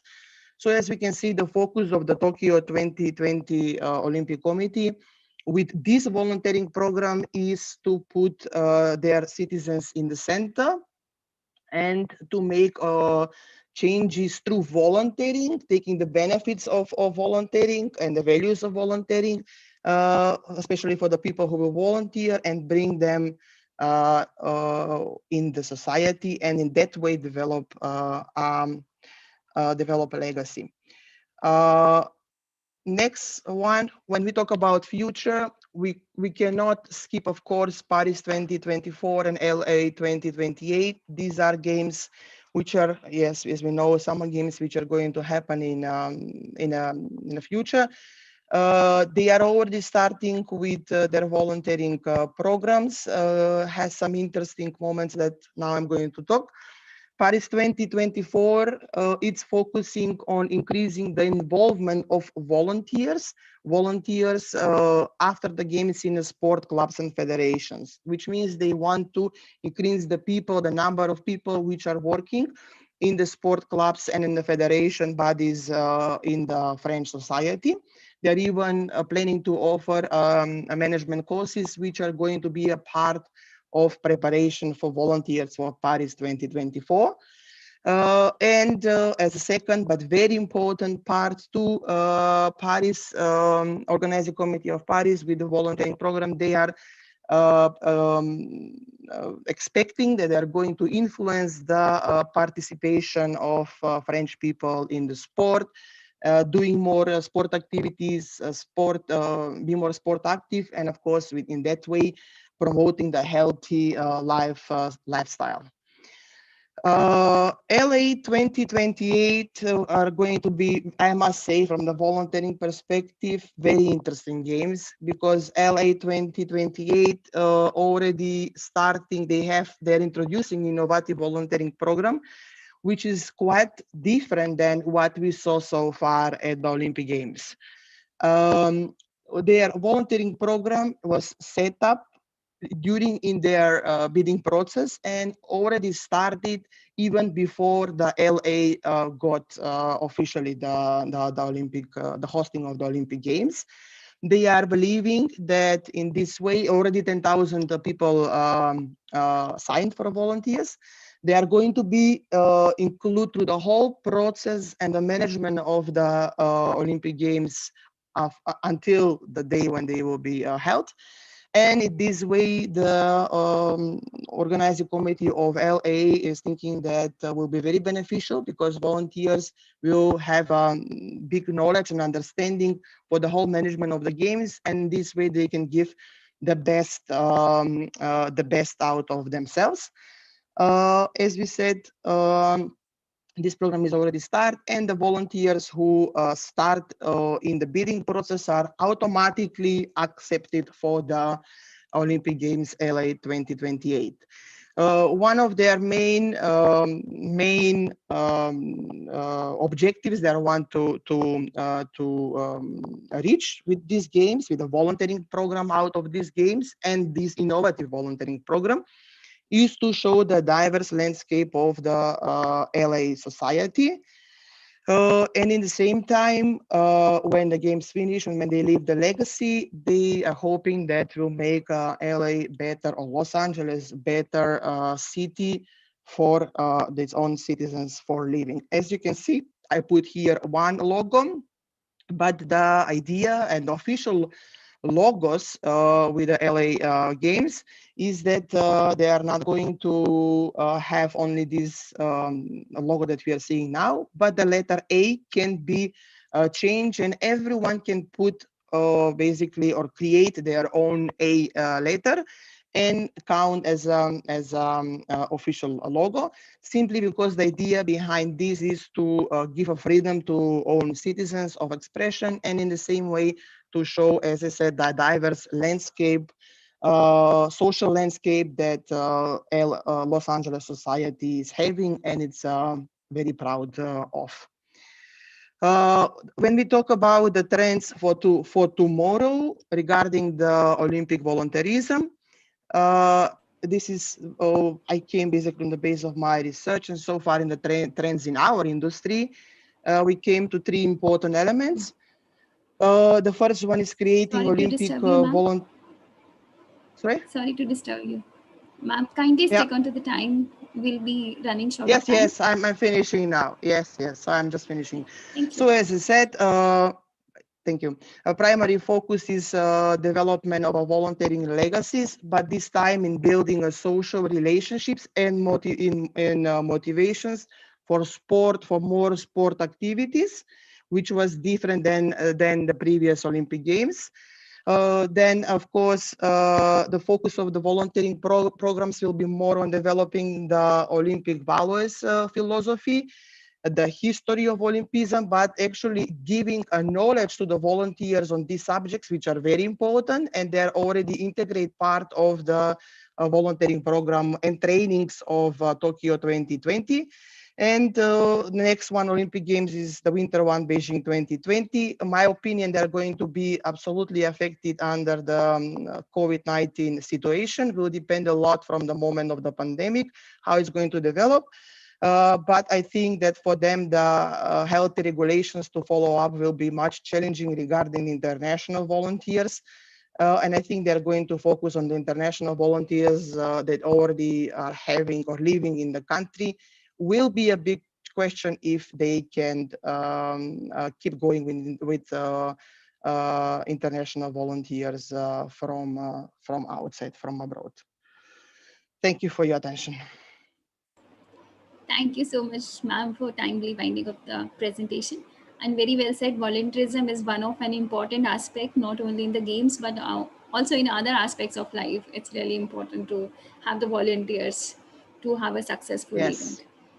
In all parts of our lives. Yes. So there are many messages for your presentation that they are congratulating you and wishing a very informative presentation. And yeah, so thank you so much, ma'am, for your welcome. Just check with the chat box if I get any. So thanks, Ms. Nada, for informative presentation about volunteerism, including for 2024 Olympics also. So. Okay, thank you. Yeah, thank you, ma'am. Thank you so much, ma'am. So now we're moving on to the last session, last technical session for this conference, which is on the high performance scientific training.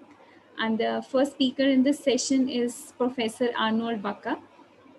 Sir, thank you so much for joining us. Professor Baca earned the engineering diploma in computer science and the PhD from the Technical University Vienna. In 1998, he completed the habilitation in applied computer science in biomechanics and kinesiology at the University of Vienna. Since 2008, he is the full professor at the Department of Biomechanics, Kinesiology, and Computer Science in Sports, Institute of Sports Science at the University of Vienna. He has been president of the International Association of Computer Science in Sports from 2007 to 13 and is now an honorary president of this association. He is also a founding editor-in-chief of the eJournal, International Journal of Computer Science in Sports. And he is also the member of the editorial or advisory board of 8 international journals and the reviewer of the numerous national and the foreign scientific journals. Dr. Baca has authored, co-authored, and numerous peer-reviewed journal and conference articles, book chapters, and he's having 8 books to his credit. His current research activity focuses on computer science applied to biomechanics, ubiquitous computing in sports and exercise, multimedia and information system in sports, biomechanics of rowing, and the game analysis. Currently, he is a Dean Center of Sports Science and University at the University of Sports Vienna. and he's also head Department of Biomechanics, Kinesiology, and Computer Science in Sports. Today, he'll be speaking on ubiquitous computing in sports. Thank you so much, sir, for joining us. Over to you, sir. Thank you very much for this kind introduction. I'm really happy to be with you here from Austria. As you mentioned, one of my main research fields is ubiquitous computing in sport. And it's the reason why I have chosen this as a topic to give you some overview on this. So my presentation will consist of 3 parts. At the beginning, one short definition of what we understand by ubiquitous computing. Then I will go into some trends and developments. And then I will present one specific field of research my working group is working on, which is remote coaching. So actually, ubiquitous computing, the term, the idea has been defined by Mark Weiser, who is credited for this idea and who had a very deep social motivation for the use of computers, as he saw the desktops as divisive and alienating people. So the idea is to move computing technology and to move computer science to everyone, to every environment, to make it available everywhere in all environments. So what are the main parts of ubiquitous computing? So there are different expressions which are used. Another one would be pervasive computing. So computing going everywhere. So it depends on small-sized sensors and microprocessors. So easy to use technology. It depends on wireless communication technologies, so that information and data can easily be exchanged. The technology may be integrated into everyday objects or environment, so classically everywhere. For us, it's particularly important that it also can be integrated into sports. And another aspect is that users are not aware of the presence, so they are not disturbed by the technology, so they can freely move, which is particularly important in sport. But some dangers, of course, is that since they do not notice in some cases the technology, they are also not aware in all cases what the data is taken from them. And so for this purpose, particular attention has to be taken. One origin of these technologies comes from mobile health. So the idea was that you have some patients and for health-related tasks, maybe that the smartphone is able to collect specific health-related data, to transfer them, for example, to a physician, and to automatically take particular actions which may help the patient, in particular in critical situations. If we consider the application of pervasive and ubiquitous computing in sport, we may differentiate between different fields of application. So here I've outlined 4 of them. This is tracking systems. This is the use of systems in leisure and for entertainment. This is using systems for activity measurement, and this is the use of systems for coaching. So here is an example, an animation of a tracking system. You can see here a tracking system which is posed on radar waves. So all the players are equipped with small technology where signals are emitted. And where the signals are recorded on the location in real time. So it's possible, what you can see in this animation, that the position of all the players may be collected in real time. And this is a very important and useful, of course, application in game sports, because you can find out, for example, in training purposes, how long the players are running, how long they are standing, so that you can deduce from this training specific measures. On the other hand, you can use this system for tactical analysis. So you have an immediate information on the tactical behavior of the teams and are able to react accordingly. So here are some examples what we have done in this area. On the left upper corner, you see an example from table tennis. So here we used technology in order to automatically detect the impact position of the ball on the table. So during playing, the player is able to get immediate feedback information on where the ball hit the table. So he can have to fulfill certain tasks, and after fulfilling this task, he gets immediate or she gets immediate information on the positions where the ball has been hit, the impact of the ball on the table was. Another example from biathlon shooting. So here we developed a video-based system, and the idea was to track the motion from the muscle. So you see here a screenshot from the software on the right upper corner. In biathlon shooting, you have to hit 5 targets, which are positioned one beside each other. And you can observe immediately after this shot series how this muscle has been moving, which is also an important feedback information for the athletes. Here you see an example from rowing. On the left lower corner, so the two athletes are exercising on a rowing machine, and we are able to collect particular force data, and this force data are recorded on a screen which is positioned before the athlete. So they can check if they change a little bit the form of motion they perform, the result and the influence on the resulting force curves.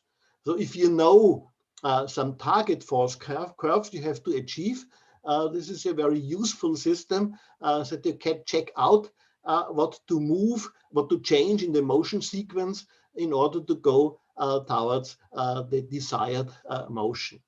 And finally, on the right lower corner, you see an example we developed for improving the table tennis serve. So the idea, if you play table tennis, the ball first hits your own side and then it hits the side from the table of the opponent.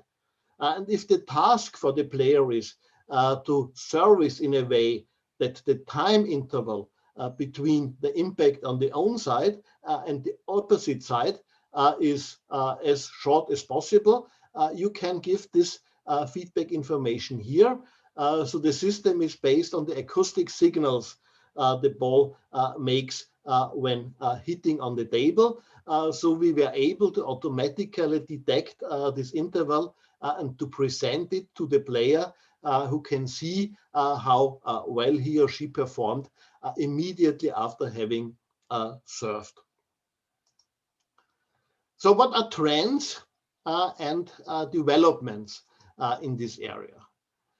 So in particular, one most important trend today is the development of wearables, which can be used everywhere when being physically active and when performing sports. So what are fields of application of these wearables? So you can use them for monitoring activities in sports, in daily life, in medicine, and what's also important, in prevention and in rehabilitation. They can be used to classify activities. So they are able to find out, to detect which sportive activity has been performed, if you have been walking, if you have been running, if you have been sleeping, and so on. And they are also able to quantify these activities. So how long has a particular activity been performed? They may be used, and I will show you some examples on this, for promoting physical activity. So making use of the technology in order to assist, to motivate people to be more physically active. They may be used for online supervision. So during being active, they can identify if there maybe is occurring some serious situation, and then they can take some or arrange that some specific actions are be taken. And they can be used as feedback devices.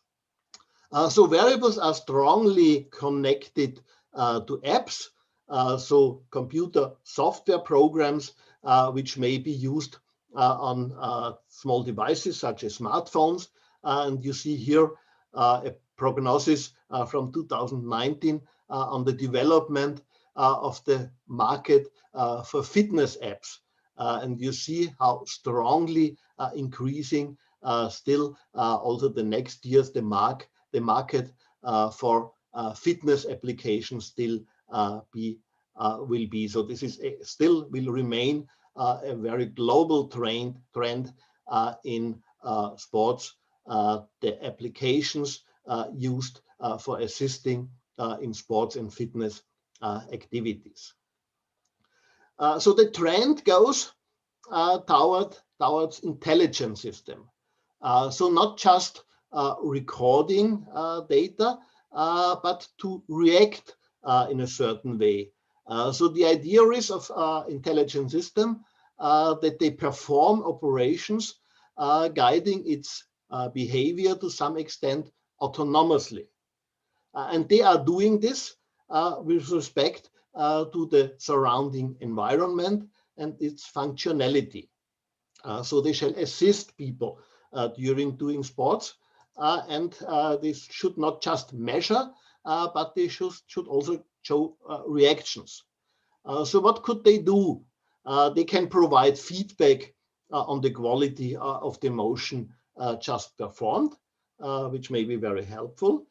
They may recommend on how to further proceed. I will show you an example in running on this. So if you are running on a particular track, you may get information, recommendations on how to change the speed, if you should slow down, or if you should be able to run even faster. So they automatically suggest strategies and intervention.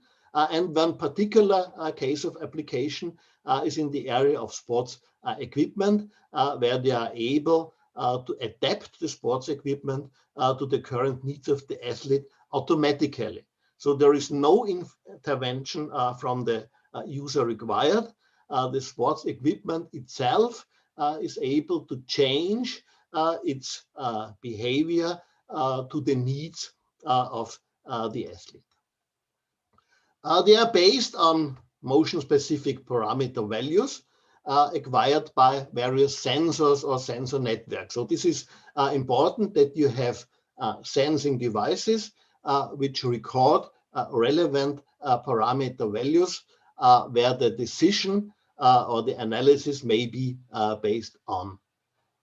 We are in the area of ubiquitous computing, so we are using miniaturized sensors for this purpose, which are perfectly suitable for acquiring any data, biophysical, physiological, and so on and so on. So the number of available sensors for this need is continuously increasing. But you do not just need the sensor data. It's important to get information out from this data. So the idea is to recognize patterns characterizing the sports activity just performed, and or to predict certain individual parameters. So for example, to predict if you continue running with this particular speed, how will your individual heart rate change? And based on this, recommendation then can be given. So how can these patterns be identified from the recorded sensor data? So you can make use of statistical method. So what you are doing is you have the sensor data, which are pre-processed, for example, removing outliers. Then you identify, extract features from these sensor data, and then you make use of some classifier in order to identify the corresponding class of motion. So based on the features extracted, a statistical classifier is able to identify the type of motion which just has been performed. And based on this, an appropriate feedback may be selected and recommended, or the sports equipment may be adapted accordingly. So you see here, I do not want it to go into detail here. This was something for the computer science people, but you have quite a lot of statistical classifiers which may be used. So the number of weapons which are available here for this purpose for classifying motion types is really high. Another possibility to identify this pattern is to making use of neural networks and other methods from artificial intelligence. So this is a screenshot of one such neural network. Again, the idea is that it is possible to identify certain clusters, certain classes of motion, which are here defined in this neural network by different colors. So if you make use and if you're trained such a network, it is possible that you identify for a certain motion where parameters have been recorded to find out to which of these clusters, which are characterized by different colors, this particular motion belongs to. And the third possibility is that you make use of specific models which are individualized, and based on these individualized models, the predictions of certain parameters, for example, physiological parameters. So again, heart rate is a good example, can be made. So let me come to what we have been doing and that we are currently working on, which we call the area of remote coaching. So our original idea some years ago started in the area of rowing. So in the problem in rowing is you are able to collect different kind of data, but you have the necessity to get analyzed and to get feedback on the data recorded by an expert or a coach who is not with you in the same boat. So the idea is we constructed different measuring devices for collecting forces at the foot stretcher and the oarlock, and that this data, as you can be seen here, are wirelessly transferred to a laptop computer or a notebook computer from the coach who is outside of this area, and you can provide feedback on how to change the rowing technique of this rower. So the idea is collecting data, wirelessly transferring them, and giving feedback. So out of this, we constructed the mobile motion advisor. So this is a more general solution for this. So we developed software where we can collect data, sensor signals from almost any sensors which are available. This sensor data are transmitted wirelessly via the internet to a server. And on this server, so since the server is in the internet, the expert or the coach who provides feedback doesn't have to be at the same location as the athlete, but he can inspect, he can analyze the data, and he can provide feedback directly to the athletes. So the goals were using ubiquitous computing technology and making use of efficient algorithms for data processing. So here is an example, as I promised, for running, for long distance running. So again, we have the smartphone which the athletes are using. We have two wireless sensors here, the heart rate monitor and the footbot. So during running, we collect the number of steps performed, from which we estimate the running speed, and we collect the heart rates. The data are recorded, are sent to a server, and in the original version, manual feedback could be given. But this is still not intelligent in a way we understood it. We wanted to have a system where it would be possible to automatically give this feedback. And that's what was the reason why we included into this system some artificial intelligence module. So this is a module, a model. There is a model behind, which is individualized because it can be calibrated by a runner during his activity, which is able to estimate how the running speed should be in the run after a specific position. So this is the model. There is not enough time here, of course, to go into detail here. The idea is that according to the load, the running speed, the heart rate is changing, and this model works quite well. And it can be calibrated according to the individual characteristics of the runner. And as you can see in the right lower corner here, the idea is that the speed should be continued in a way that the potential, the reserve, always remains positive. You see here, if the runner is running with a speed of 11.3 kilometers per hour, everything works well. And if he or she is running with 11.4 kilometers per hour, then there is a point where the reserve goes below zero, and the capacity of continue the run is not sufficient. So this is the idea, a model including into the system, which automatically assists the runner in continuing his or her run. We performed some studies on this.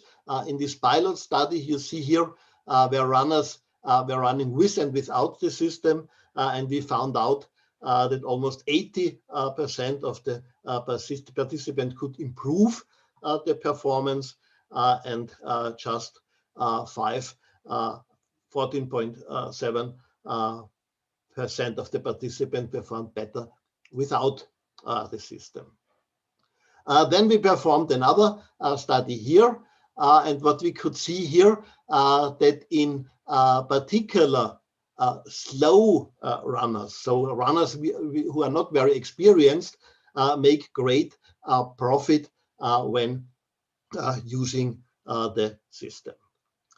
What we also did, we equipped weight training machines with technology in order to recommend to the athletes how to continue their training on the training machines, on the weight training machines. And in particular, we equipped a leg press machine in order to collect the forces and the way during exercising. And we wanted to give automated recommendation if the motion has been performed correctly, or if there has been some error in doing this. And we tried to make use of two classifiers. On the one hand, we used the support vector machine. And you can see here in this diagram that in 98.1%, the system was able automatically to distinguish between a well-performed execution, an improper flexion phase, and an improper extension phase.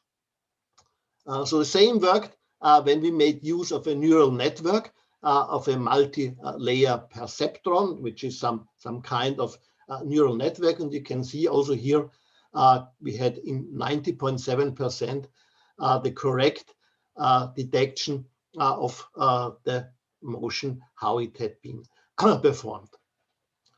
So we have extended the system to make it use in school. So a teacher has the possibility in school classes to have an overview of the performance and the sensor values of all of his pupils. And we see here how the system is used. And what we did, we developed a system, a play, so which we called Beat My Activity, so a game. And we evaluated the performance of the pupils according to their physical ability. So we know what is the ability of them and what they are doing, and according of what they can, they will be evaluated what they can do. So time is short. I can just show you that the index we calculated for their performance quite well relates to their physical performance, to their estimated level of VO2 max. So this worked quite well. And one nice example was that we could see if pupils are educated, co-educative, then the better their level, the more activity they show. And if they are educated separately, just the male pupils show this behavior, whereas there is no difference in activity of the female students here. So we tested this and could show that when using the system, the M motivation slightly elevated in the control group, whereas it slightly dropped in the intervention group.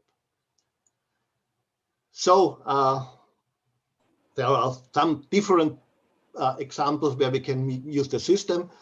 So we had 2 projects from the European Union where we made use of the system in university sport. We developed here again 2 games. For example, one of these games is we calculated the cumulative distances of a group of runners.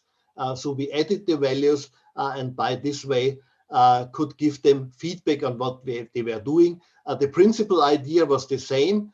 We evaluated them based on their physical abilities.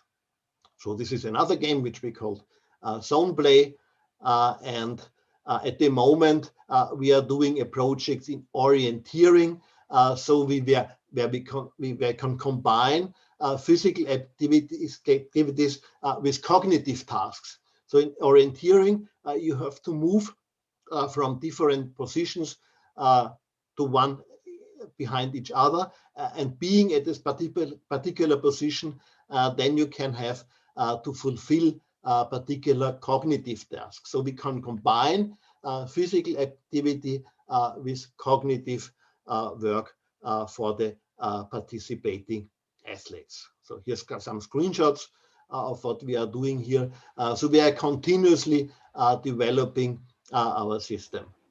So I'm almost in time. I thank you very much for your attention, and I would, in my final slide, just give you a hint that next year in Vienna, we will organize the 13th World Congress of Performance Analysis of Sport combined with the 13th International Symposium of Computer Science in Sport. Thank you very much for your attention. Thank you so much, sir, for timely finishing up the presentation and very useful information we have got through your slides. So, sir, I cannot hear you. Hello, sir, can you hear me? Can you hear me? Hello, am I audible? Audible. Hello. Yes, ma'am, you're audible, ma'am. Okay. Hello, thank you so much, sir, for timely finishing up your presentation and very useful information. Many of the participants had reported that your presentation was very useful and they are asking for the slides also. So can you repeat, please? So thank you so much for your useful information. It's really informative. Many of the participants have also thanked you for your presentation. Thank you very much. Yeah, thank you so much, sir.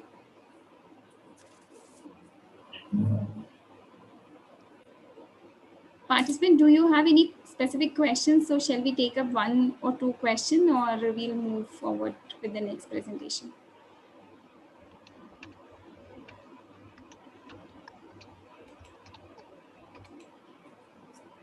All right, thank you so much, sir. So next presentation in this session is by Dr. Gustavo.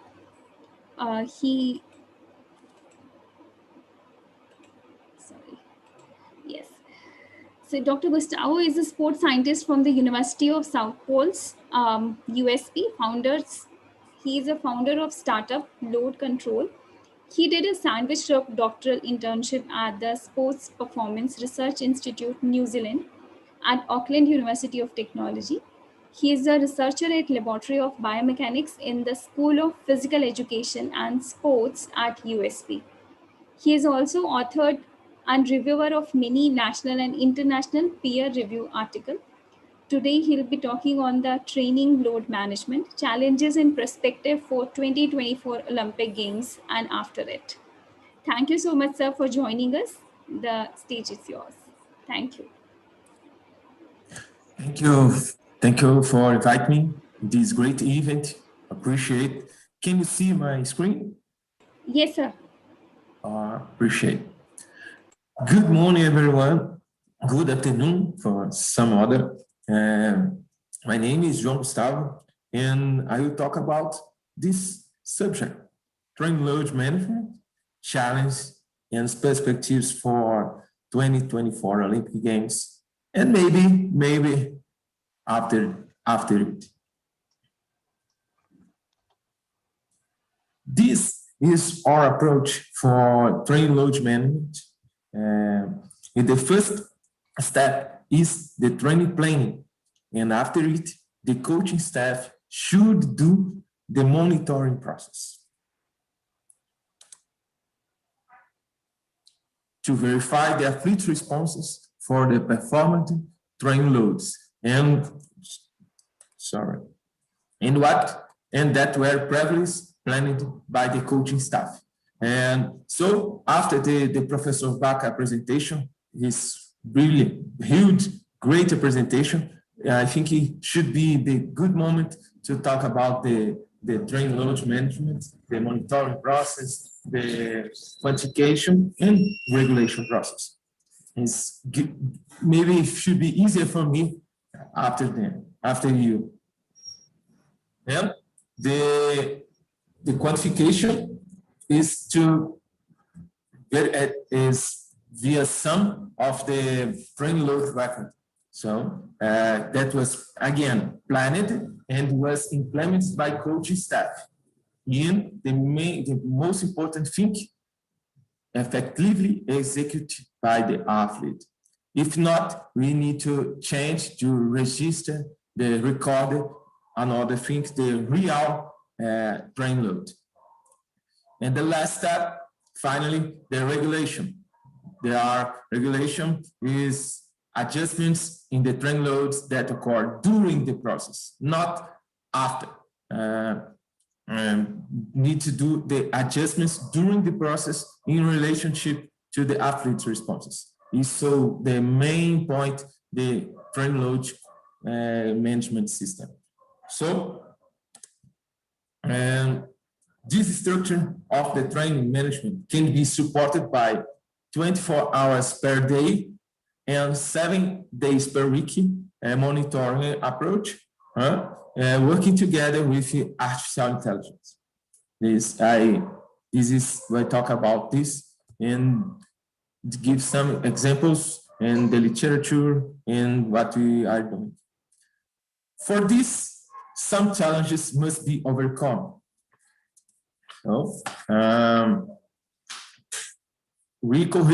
correctly, we have a huge availability of devices. Professor Baca showed for us how increased in the last years the this availability. So, for example, this study described one integrated framework of load monitoring by combination of smartphones, wearables, point of cares, and to give feedbacks to perform these adjustments for not just for athletes, but for athletes and common person, non-athletes, for example.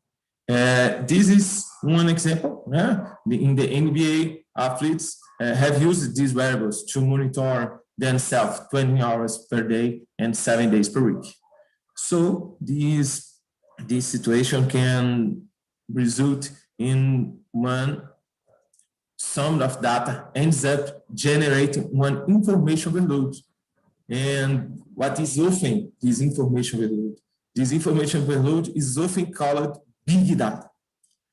However, to really be one big data, it's necessary to meet four assumptions, and known as the four V's of big data. So the volume, the variety, velocity, and veracity. I will talk about each one very quickly, just for one better understanding each one. So volume refers to the size of the data sets, usually measured in terabytes, even yottabytes. So these are huge data sets. And this information for me was impressive information. About 90% of all data generated on the planet were generated in the last 2 years. This is one information for me is very impressive. It's real. Each 2 years, the data generated is so increases a lot. And maybe because the variety refers to different formats and data source. So nowadays there are many different ways to visual ways of formats data. For example, we can visualize this variety of data produced in the world, in the planet, by different ways. Even we can highlight here the YouTube, for example, WhatsApp or Facebook, just social networks, but the numbers are very impressive. These numbers in the variety, the possibilities, unstructured data, and anything else. So in the third NS is the velocity. Velocity that describes the speed at which new data is being generated, as well as the speed and frequency of data process and analysis. And so this speed, we can visualize how this velocity of data process and analysis were improved across the history. In the beginning, hot paintings and the letter, telegraphy, radio, telephone, more recently, television and computer. After the computer, what you can use to do this even today, the internet. And nowadays we are living in the fourth industrial revolution. So this internet is cloud computing, in many technologies are developed in this moment. But the history is a short part, the history here. And the last one is veracity. The veracity that refers to the data quality. Professor Baca said about this, but we can do more details, more examples, because this relevance, the veracity talk about as well the uncertainty, reliability, and predictive value of data. So, according to IBM, poor data quality, here, this part of the slide, poor data quality generates one economic cost around $3.1 trillion per year in the United States. This number is so huge. If this value were the gross domestic product, GDP, of any country in the world, would be placed in the top 6 GDPs in the world.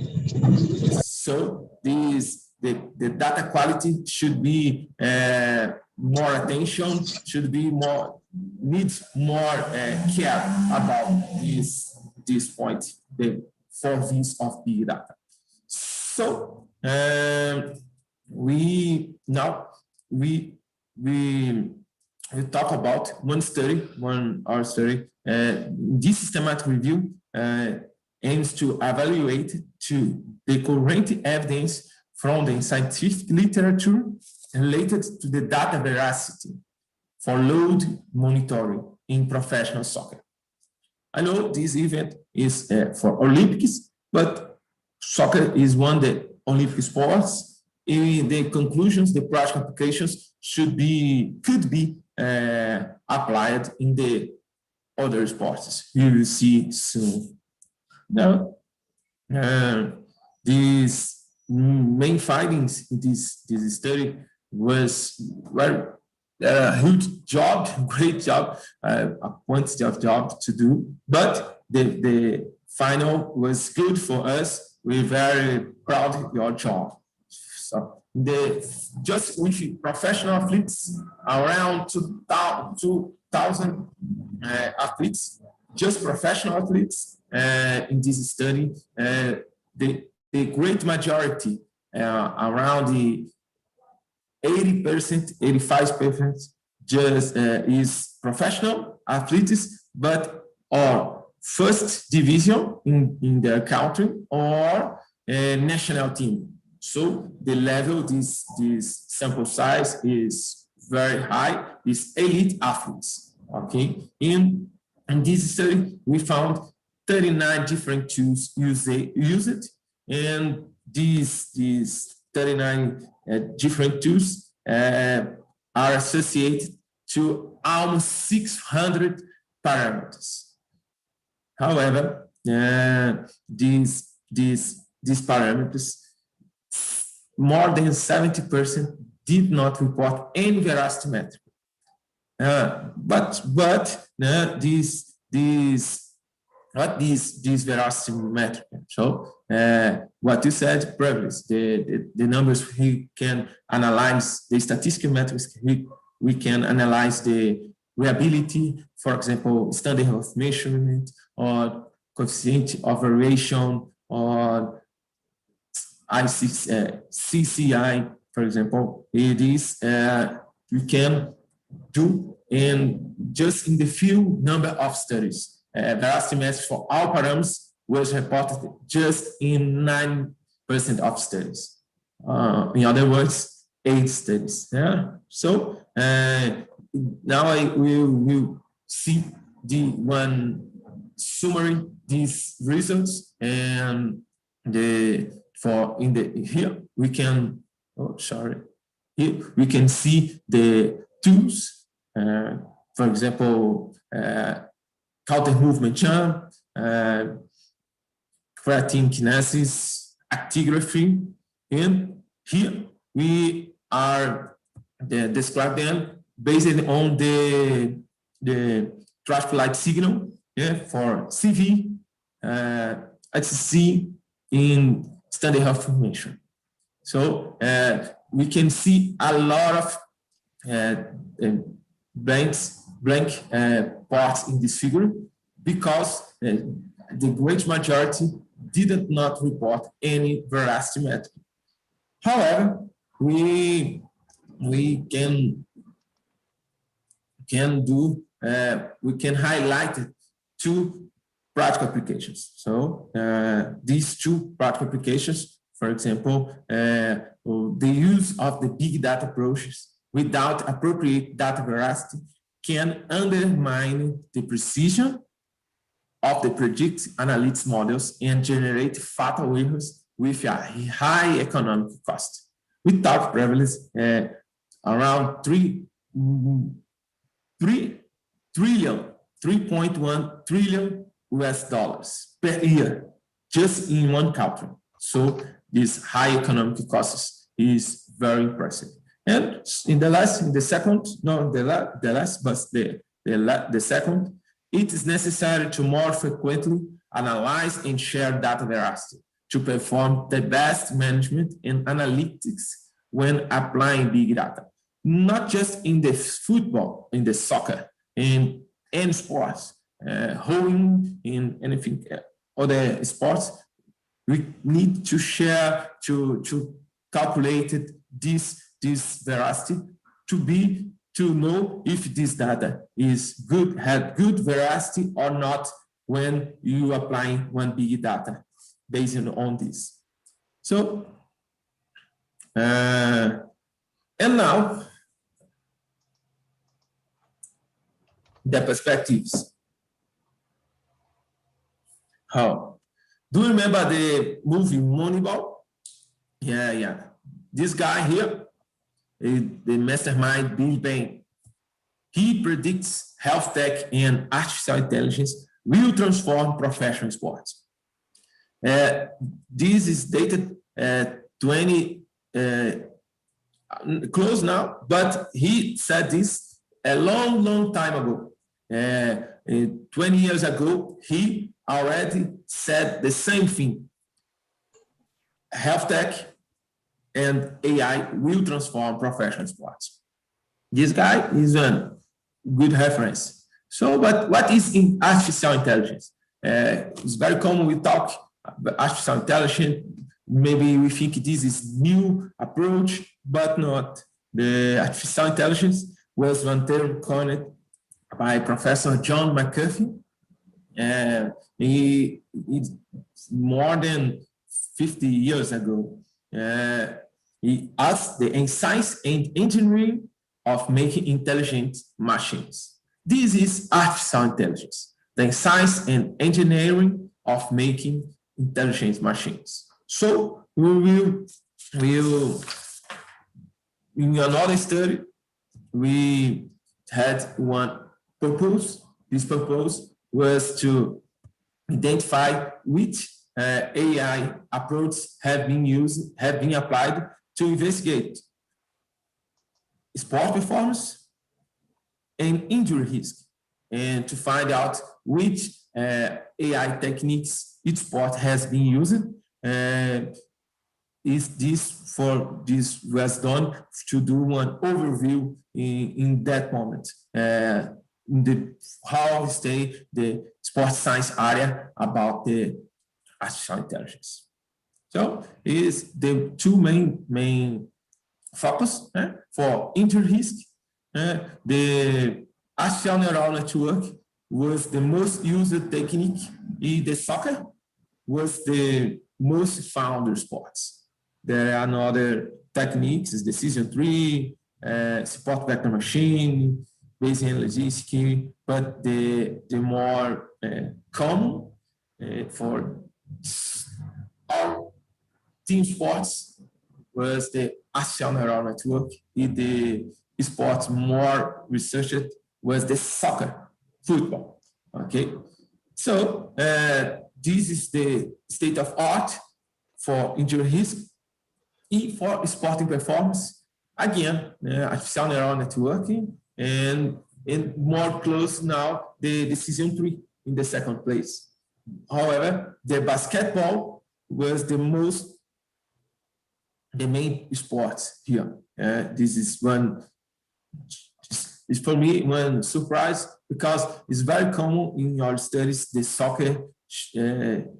soccer always is the most sport, the most found sport. In this, for performance, sporting performance, not soccer, basketball. In one good information for this manuscript was because this almost 100% this sample was professional athletes. It for soccer, it's the same. The main country was used this is US. Maybe in maybe because the NBA athletes. So the guys has one high value in the marketing, and because this probably the basketball is the most found sports for sport and performance in AI applications.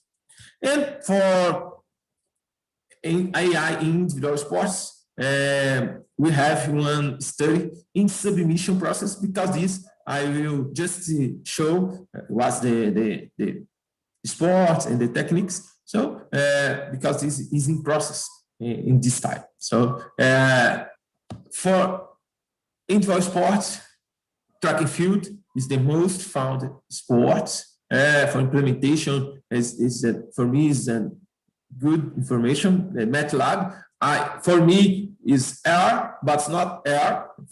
Now is MATLAB, and for artificial intelligence techniques,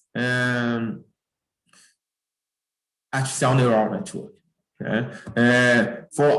For both these studies, for both techniques, there are good level of performance metrics, accuracy, standard of mean, root mean square, different metrics. The confusion metrics for majority of the studies is not all studies, but the majority has one had present good performance metrics.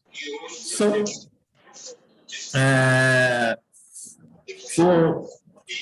for this, really artificial intelligence stay here, but it can steal your place, maybe the future of employment. This is not new. It's not new. This paper is not new, but it's still new, and it's still currently.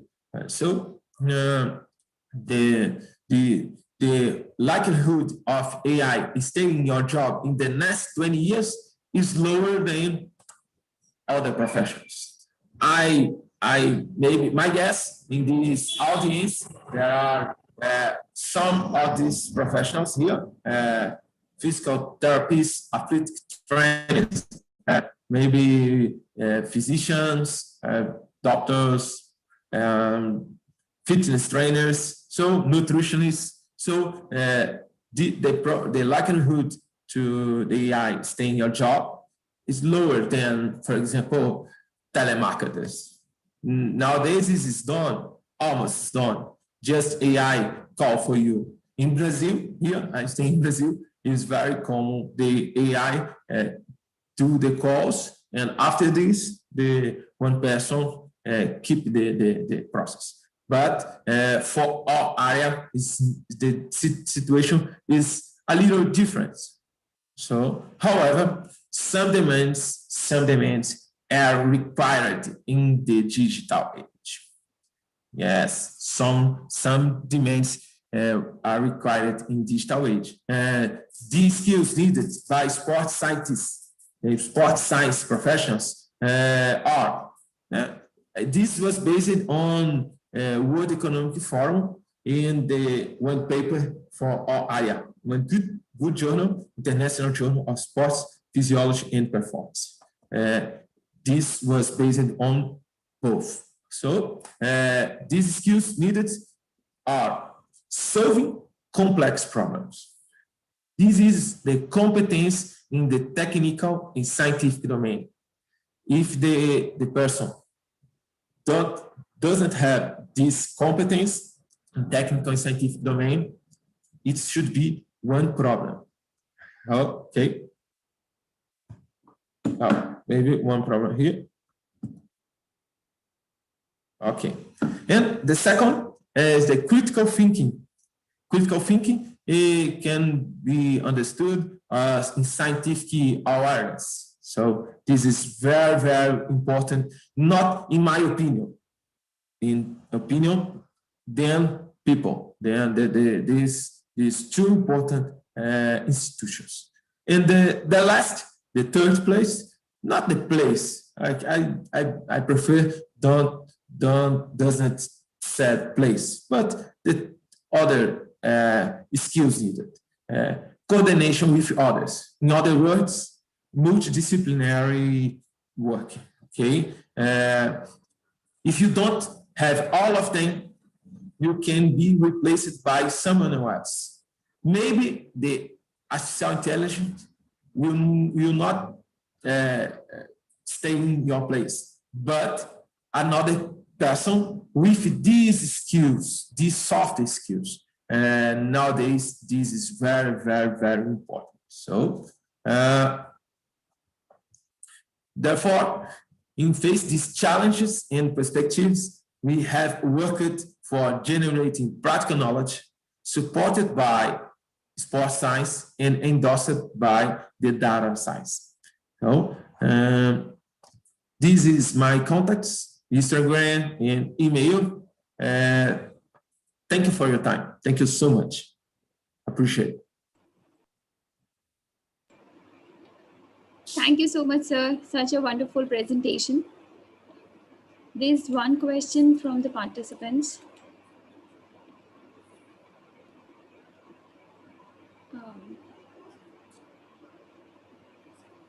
Sir, how the systematic review and the meta-analysis done? Can you please give some highlights?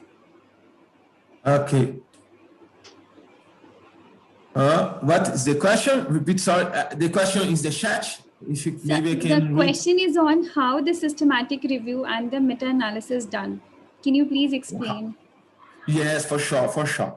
We have used the command line in in one study, in both three databases, PubMed.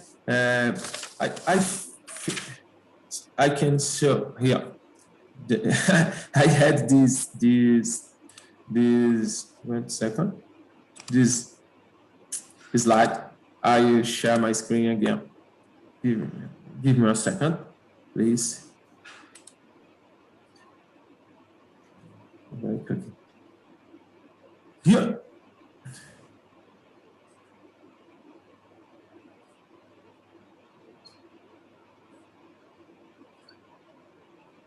Here is the process, the Prisma process, okay? This is for first study, AI, artificial intelligence study. This command line was used in these three databases, PubMed, Web of Science, and Scopus. And after the record is screened, we applied this inclusion and exclusion criteria. And finally, we found this number of studies according our previous criteria. So, and for the last one, this is so very here. Here, the Applied Science Journal. Here, similar approach, same databases. And we found more studies just for professional soccer players. So we do this process to perform our systematic review.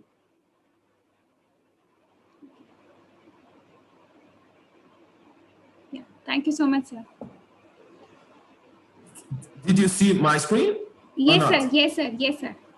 Appreciate. Thank you so much, sir. Appreciate. Yeah. I will stop my. Thank you so much, sir, for you. such a wonderful presentation. Now, for this technical session, we have the last speaker for this conference, Dr. Igor Cruz. Sir, I welcome you for today's seminar. Dr. Igor, he is a sports scientist, and he has having more than 9 years of association with the Brazilian boxing team. He's also worked with many professionals of Olympic Games, World Championship, Pan American Games, and the training basis. And he is having an academic training from the Center for High Performance of St. Paul in 2016. In 2015, he departure from the Olympic scene and went into an doing the international master's degree in the Europe. And his ultimate goal was to always work in a high performance sports. And throughout his master's degree, he incorporated many languages, use of many technologies, such as the GPS, state-of-the-art, in-arable sensors, digital signal processing, programming language, statistics, and machine learning. He is also responsible for the work developed at the Teledormo, taking into account the personalized monitoring of young athletes with the potential to integrate the Portuguese national teams of different modalities. Today, he'll be speaking on velocity-based training strength trainings. Thank you so much, sir, for joining us. Hello, everyone. I want to wish a warm good morning, good afternoon, and good evening for all of the 140, more or less, attendees that we have today. And it's a great pleasure to be here. It's my second time in this inspiring event. And today I'm going to be talking about velocity-based training for strength training. I feel like a bit of responsibility after 2 great sessions, 2 great presentations, having my own. But okay, let's see what I can do. So first of all, I'm going to ask you guys to use your mobile twice in this session. Okay, so the first time going to be now.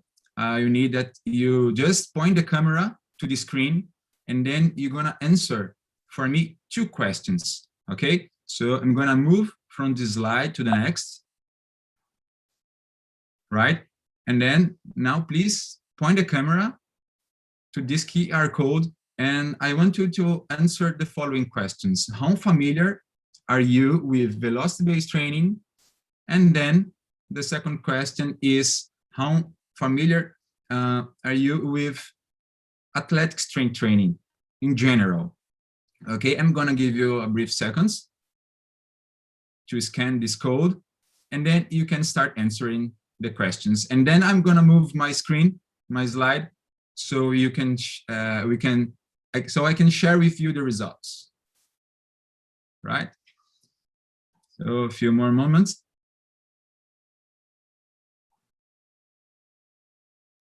If you are using, by the way, your mobile to watch this presentation, in the next screen, in the next slide, you're gonna see a link that you can type in your browser, and then access the page with a code.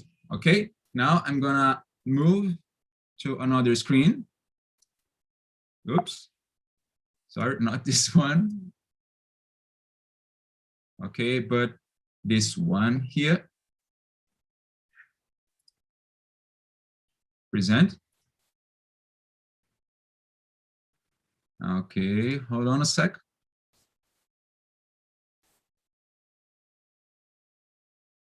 And share. Okay. Oh, people are not in the mood to answer questions today. I have only 7 questions here. So out of 100, more than 100 people here, I have 5 that are familiar with velocity-based training. That's good. Above 50% of those that answered, and 2 that are not familiar. Now let's see the second question. How familiar are you with, oops, sorry.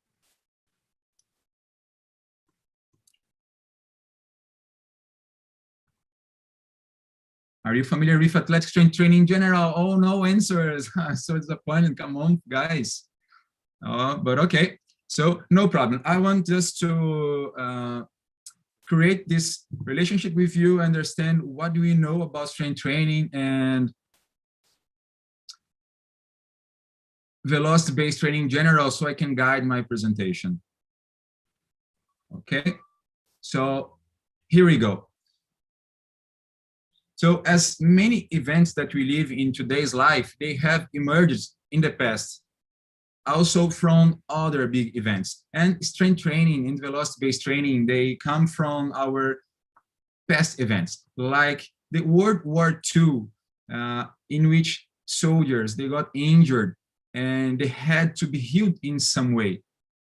So, and basically this way was strength training.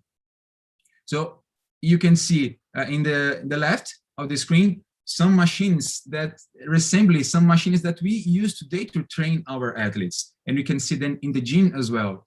So all of it was originated like 80 years, more or less, ago. And we still have it in our days life. Now, in the middle, you can see some few soldiers that they got injured. They have the lack lean mass. You can see their lower limbs, so small. So in order to try to increase their healthy and their lean mass, this guy, Thomas DeLorme, that was a US Army doctor, he started to develop a methodology for improving the health of injured soldiers of the war. And Thomas DeLorme himself was a bodybuilder. So interestingly, we have two sources or two branches of information or knowledge that we inherited in strength training for athletic populations nowadays. So one is related to the World War II, right? And another one is from the bodybuilders themselves. So Thomas DeLorme, a kind of a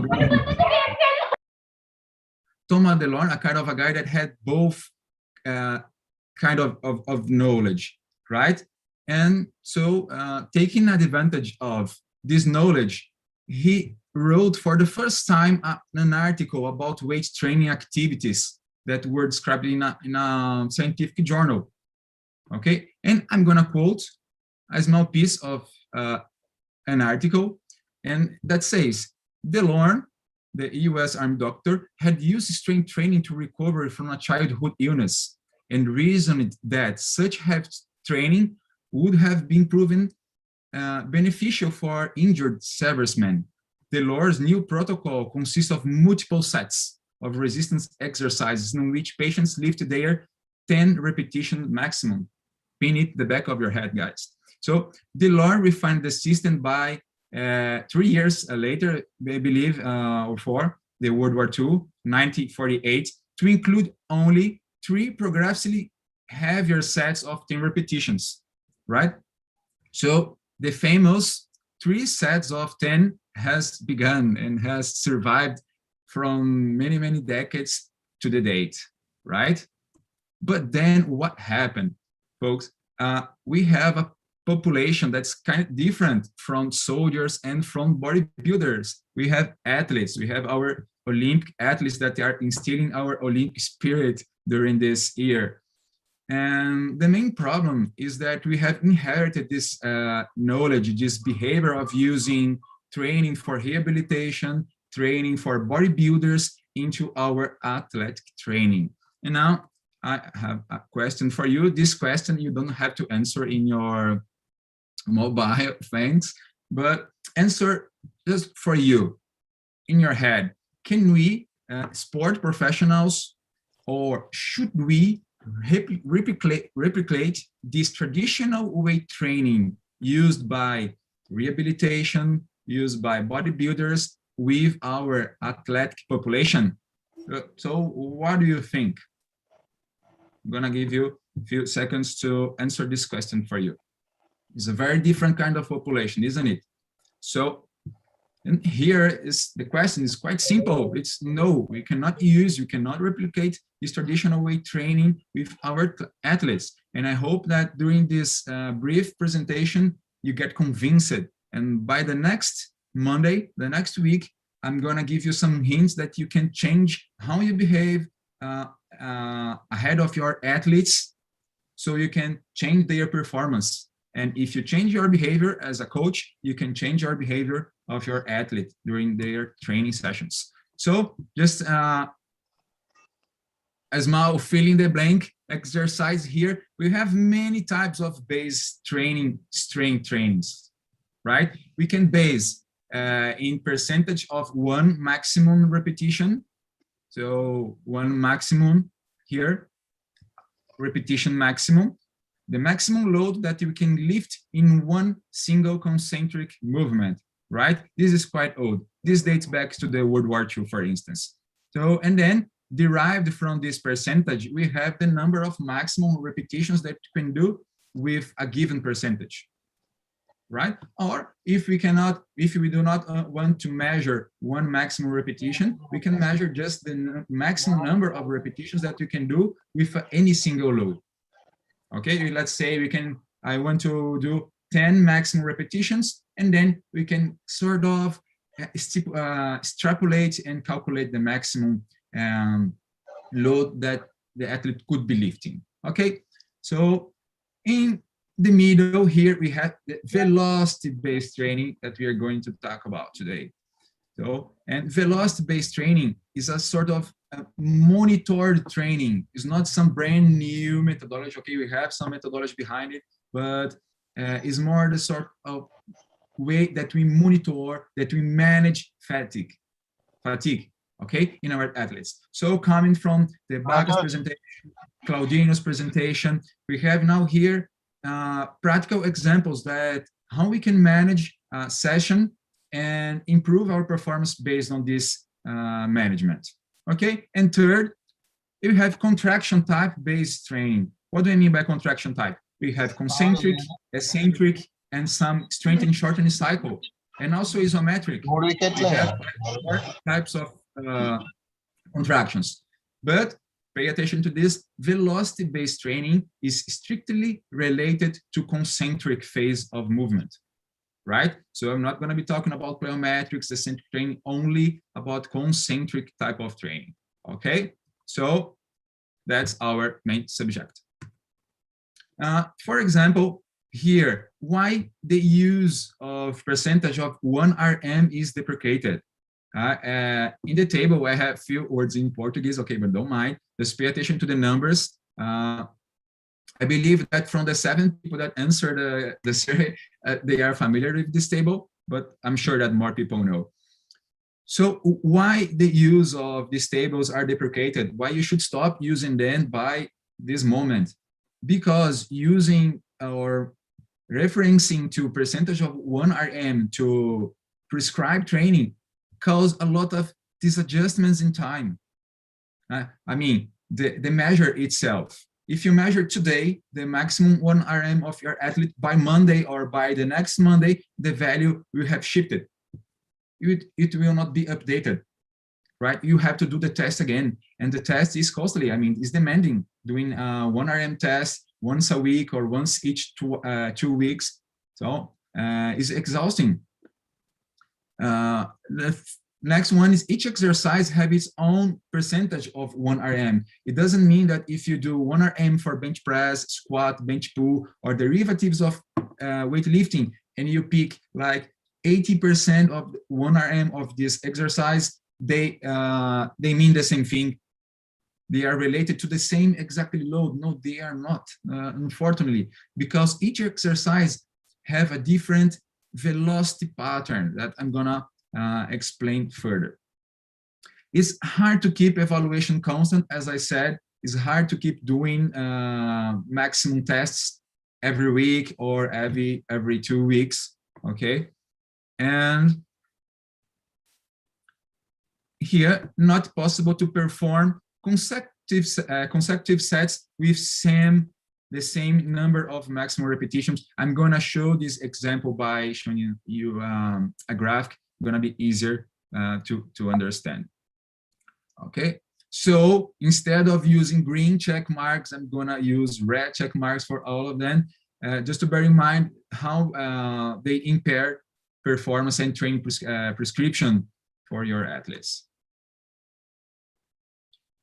Let's, for instance, okay, I brought 2 examples. Let's compare training prescription based in percentage of 1RM and training prescription based in velocity-based training. Okay, let's use DeLorme's, let's say philosophy for training. Let's start it in World War II, and let's use velocity-based training. You perform, for instance, 3 sets in the bench press, right? 3 sets of 12. This is the comparison. In the first set, you try to move as fast as possible the bar, okay? And then you do for the second movement, you do for the third movement, fourth movement, and by the 12th repetition, you have a velocity, a very, very low velocity, okay? You have in this axis velocity. And then I'm gonna give you, let's say, 1 minute, 2 minute rest, and then you're gonna start again in the next set. First movement, second movement, okay, until the last repetition. But hey, pay attention here. You have performed only 8 from the 12 that were programmed, right? And by the way, the first repetition velocity is far away from the first set maximum velocity. Can you see the difference? 0.59 and 0.46. And finally, you have the third set. In the third set, we have started the first repetition with even lower velocity, right? And the slowest velocity is a little below here, 0.13. So huge drop in velocity, right? In maximum velocity between the sets. So that's the reason why it's not possible to perform 2 consecutive sets, not even 3 or 4, with the same number of maximum repetitions. So stop lying to you. If you ask your athlete, today you're gonna be doing 4 sets of 8. It's kind of impossible doing 4 sets of 8 if he do it properly. Okay, now let's see velocity-based training way of doing things. So it's the same training. Okay, we start with the first repetition with 0.55, and we do 1, 3, 4, 5. Out of 12, we don't do all 12 repetitions. We have to let some repetitions remaining because the fatigue is extremely harmful. Okay, and then in the next set, what happens? The athlete starts with the same velocity that was programmed in the training. Okay, this is the bench press exercise, right? So again, more 5 repetitions, rest, and again, more 5 repetitions. What's happening here? The average initial velocity is kept high. This is very important because we're dealing with Olympic athletes and they have to be powerful. They don't have to work every time under fatigue, mainly in the weight room. And so what's the good point here? Intensity is constant then. At the start of all sets, there is no exhaustion. So we don't have to work till failure when you're doing weight lifting in the weight room with our Olympic athletes, right? So, but why does it happen? What is the relation between load and velocity? Now, as I said, each exercise has its own velocity, has its own percentage of 1RM. And for instance, let's take here the bench press exercise. And if you ask your athlete to do a bench press exercise like the previous one with 60% of 1RM, he will be moving the bar in this mean propulsive velocity. So we have this linear, very close, very tight relationship between load and velocity. If you ask the athlete to do a 80% training based on the maximum load of the bench press, for instance, there is this point here that will be close related to more or less 0.5 meters per second during the movement of the bar. Okay, so what happens here? We can, by knowing the velocity in which the athlete is moving the bar, we can estimate the maximum load, the percentage of 1RM. What does that mean? This means that the athlete doesn't have to do the 1RM testing anymore. It's not necessary, because by moving the bar with lower percentage of 1RM, I can estimate the maximum number, the maximum load, or the 100%. This is very time saving and also energy saving. You don't have, the athletes don't have to get exhausted doing maximum load tests if you can estimate their velocities using this formula and by lifting lower relative percentage of their load. Okay, quite interesting this. So here is an example. Okay, we are talking about bench press. So this athlete, she's an Olympic boxer. I have worked with her for many years, and you can see, guys, here, okay, in the bottom of the bar there is a device. This is a device that is going to measure the velocity of the bar, right? So she's going to move the bar, and this device is going to record the velocity. One more time.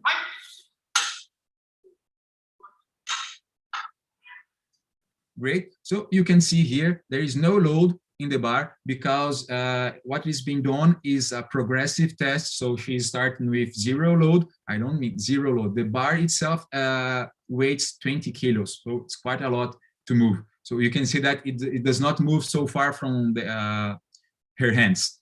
So, and the sports scientists there slowly increase the load, and we create that beautiful graph that we've seen in the previous slide, that line. And from that, we can get meaningful information, like we can estimate the 1 RM, and we can prescribe training also. So important messages here. The level of effort is defined by 2 indicators so far. We have the maximum velocity possible in the first movement. We have to be powerful. We have to move the bar as fast as possible in the first movement, and then the loss of velocity in the set. So remember that I showed you the comparison between percentage of 1 RM and the velocity-based training graphs a few slides before, and then they had maximum velocities and loss of velocities. And then we can stipulate the effort by each of these training methodologies. And what is next? The loss of velocity in the set is equals the effort or degree of fatigue. So the more an athlete loses velocity during a session, the more fatigue he will become. So we have to manage fatigue. João Claudino talked about training monitoring. So this is a way of monitoring things in the weight room, managing fatigue. So by means of managing the loss of velocity. Great.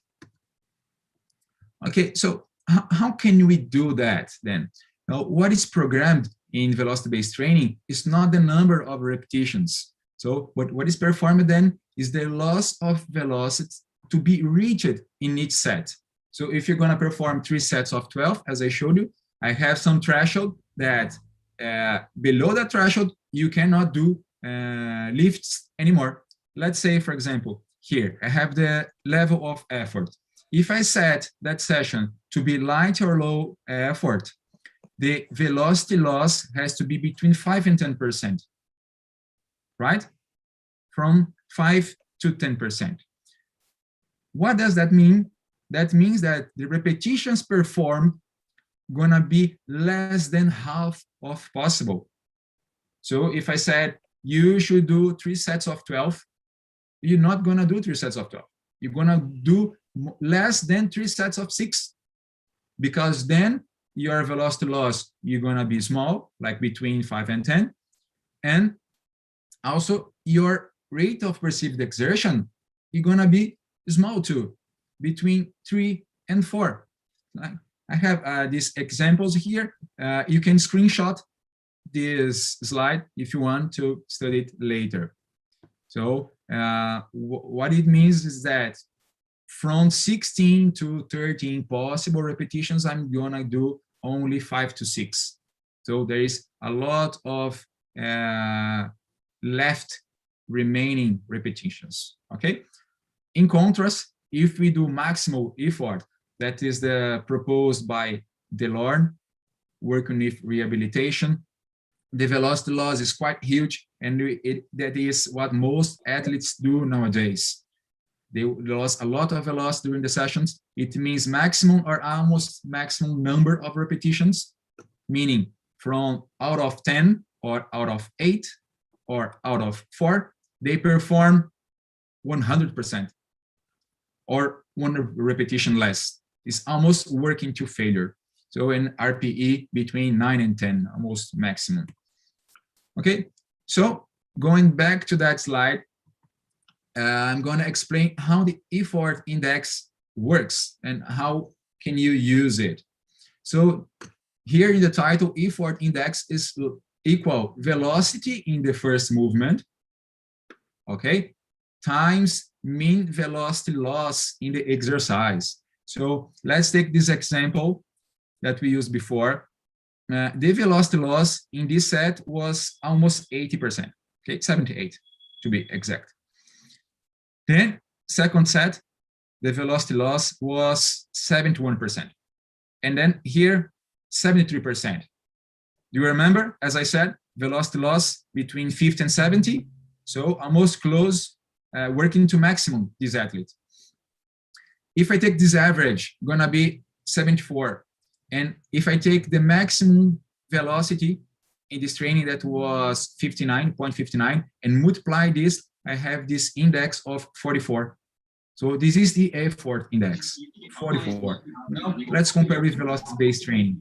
If you take the velocity loss for each set, right, the maximum compared to the minimum, 33, 29, and 29.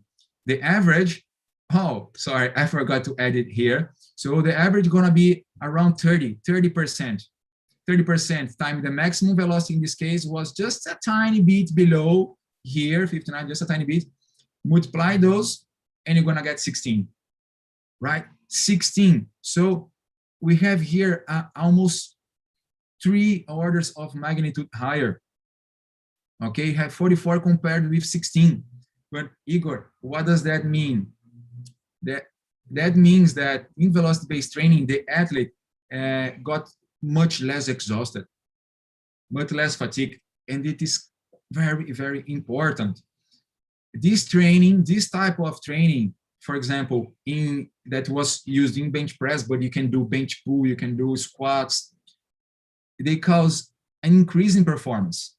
They increase the jump height, they increase speed, acceleration means short speeds, 10 meters, 30 meters, a very good improvement in performance, right? Although, however, in the other hand, when you do this kind of percentage-based in 1RM training and work to failure, you have decrease in performance. You decrease your jump height. Either you decrease or you don't increase, right? You keep the same. The same happens with speed. And also the stress upon the players are huge, increasing training load and bad recovery. We have many papers that shows markers like ammonia increasing in this type of training and kept in basal levels doing velocity-based training, right? But then how do we measure velocity? After beautiful presentations talking about technology, I have come with some tools that unfortunately we have to pay, right? They are not so cheap for velocity-based training, but they are extremely helpful. And if you work in an institution, in a big sports club, I'm sure that they can afford it.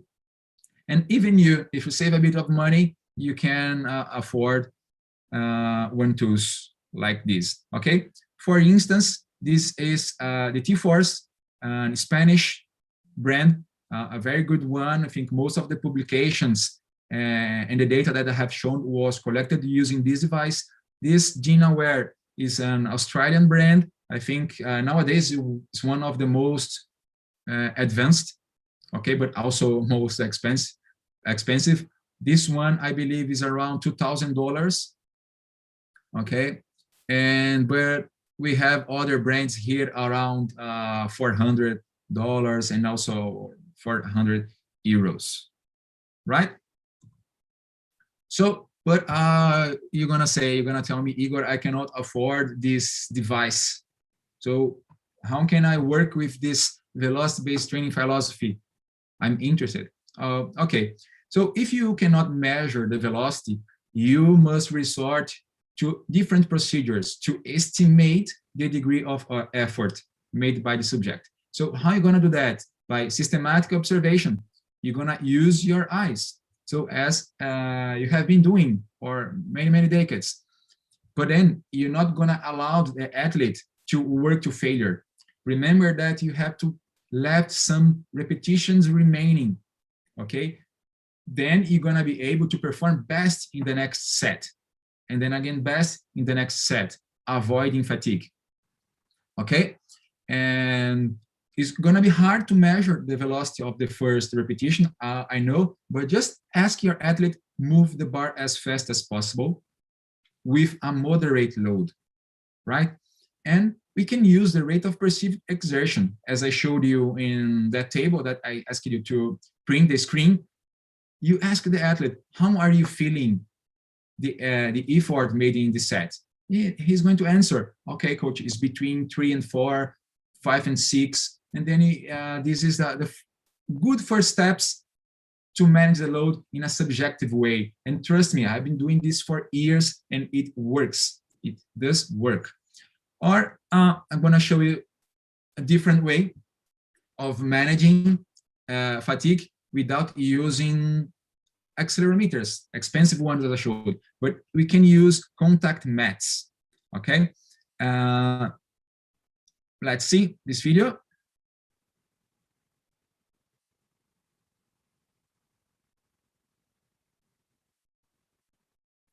So this basketball player is jumping over a contact mat. So first of all, I told you guys that velocity-based training is applicable only with concentric type of exercise, isn't it? So this is a concentric type of exercise, stop and jump. She will stop, move and jump, right? But it's ballistic. She has to jump. And I'm using this contact mat to measure the height of each jump. So you can see here in the computer screen that the height of each jump is dropping really fast, by the way. And depending on the threshold that I set for this training, let's say between 5 and 10% of the maximum jump height, she will stop jumping. So that's the way I can manage velocity without properly knowing the velocity, okay? And here I have another exercise, single leg jump squat. She's jumping. There is a quite variability in the jump because she's learning to jump in a single leg. See, now it's improving, okay? But it's a learning curve. After she learns to jump properly, the graph here will behave in the opposite way. It will start high and start dropping. And then I can have this index of fatigue and properly manage the load of the athlete. Okay, so I'm not gonna go deeper in this explanation. There's a lot to cover about velocity-based training, but the main principles I think I have put forward for you. First, avoid training to failure. Let some repetitions remaining, and in the first repetition, always work with the maximum velocity as possible. I have created a group in Discord server. If you don't know, Discord is quite similar to WhatsApp or Telegram, in which we have different chat rooms. I have created a chat room for velocity-based training. If you want to ask something, or if you want to share with the, other friends your experiences, your doubts, you can just type in there and wait for an answer. So you can again you can scan this QR code that will lead to Discord channel, or you can just screenshot this slide and do it afterwards. Okay.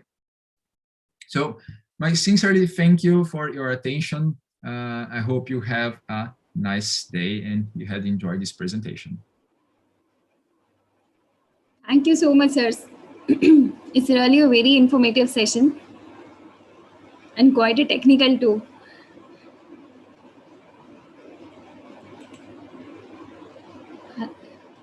Sir, can you hear me? Yes, I can hear you. Yeah, okay, all right. So all the participants are actually thanking you for such a wonderful session. You can read through in the chat box also. So there's a lot of feedback for your presentation. Thank you. I really appreciate. Thank you. Thank you It's a so much. pleasure to have you here.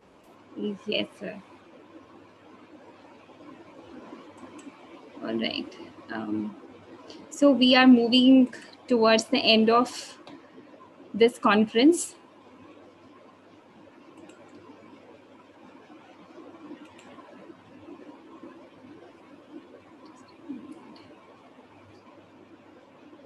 All right. Thank you so much to all the participants and the speakers. May I now invite our head of the department, Dr. Divya Sanghi,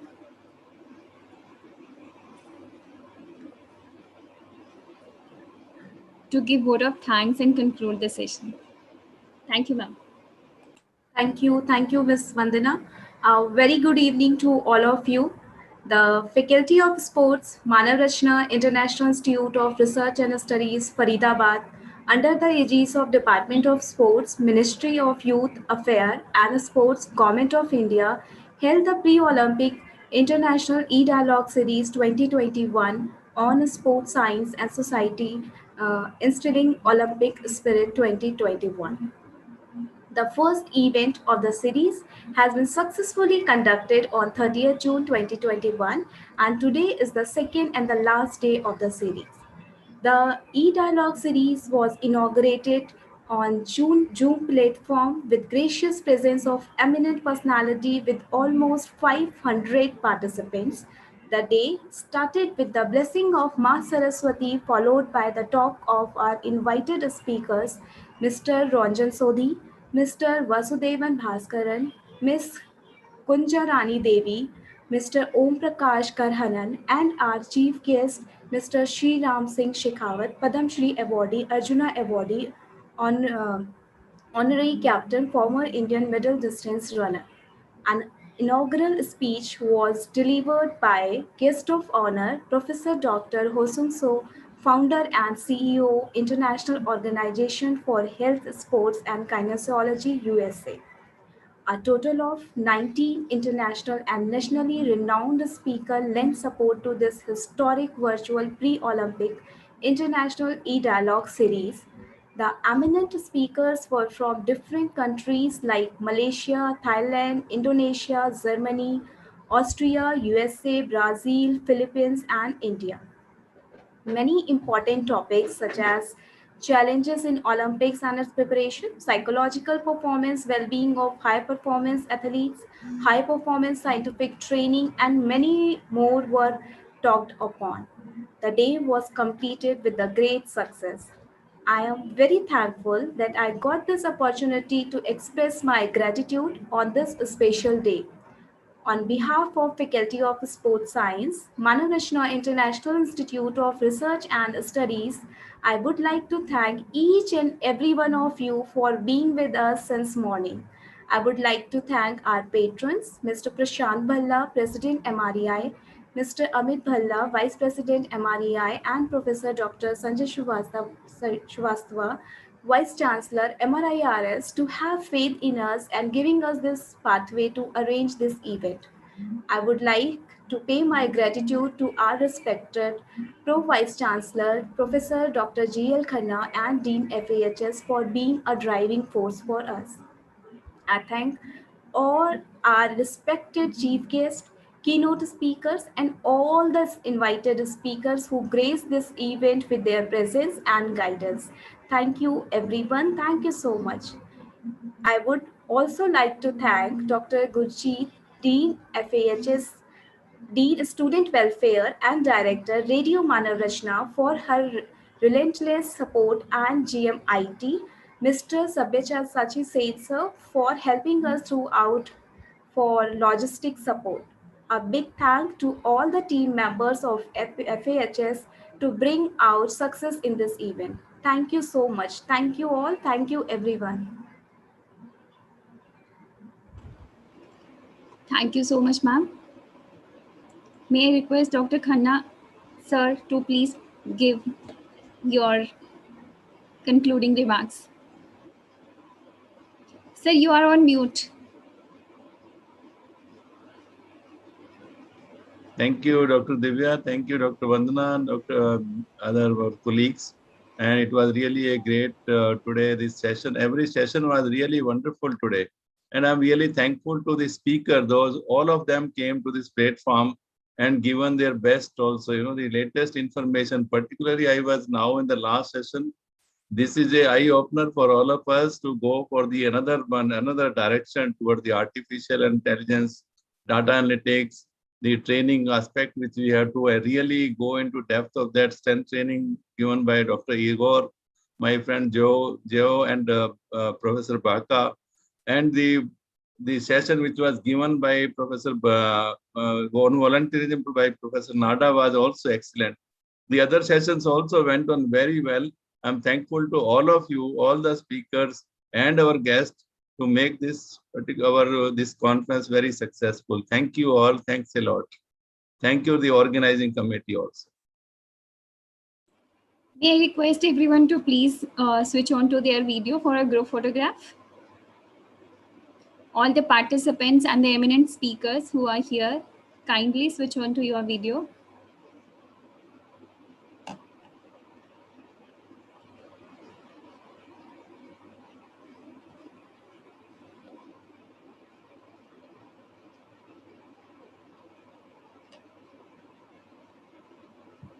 Everyone give a 3 cheers to Tokyo Olympics. It's starting today. The video is disabled. Yeah. Just give me a second.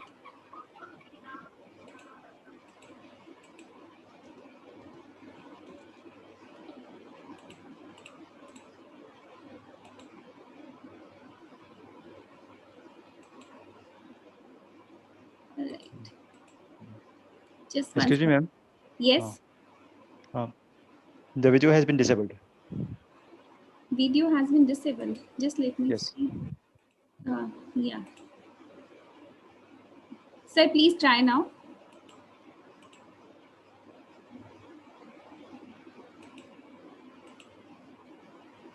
Ma'am, it is not working yet. Sir, I've opened. Yeah, I think you can do it now.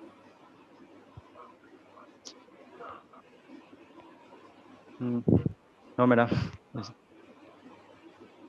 Still, it is disabled. It's from my side, I am able to everyone to switch on to their videos.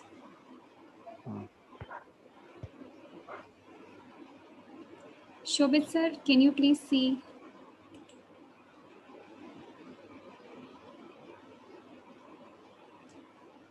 Try now. No, sir, it's not working yet. Yes, Shobit sir, the video is not working. The screen is not visible, Shobit sir. The rights are there. That's not a problem. Yeah. Start video. The rights are there. Try now. I think it should be working. No, sir. Yes, Magman joined. Magman joined. I think it's.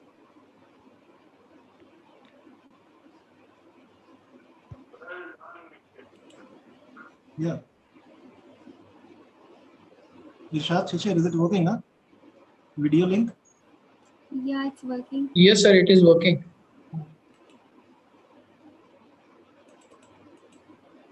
All right. So video link is working very well. Yeah.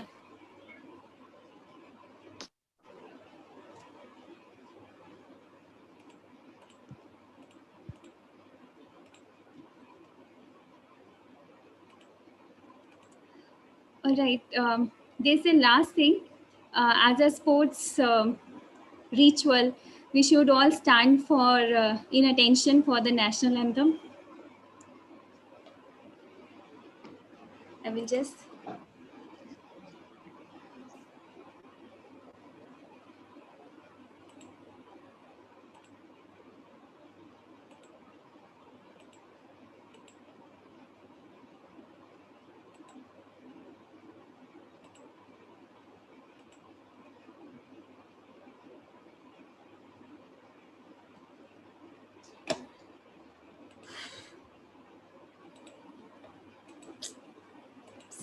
System hangover.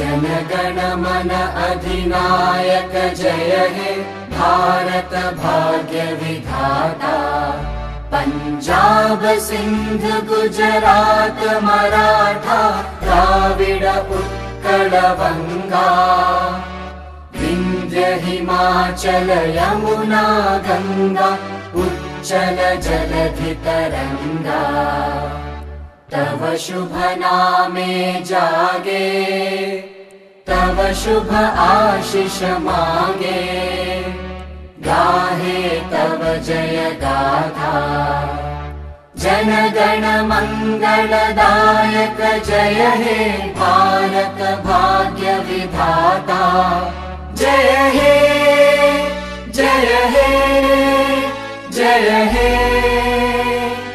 जय जय जय जय हे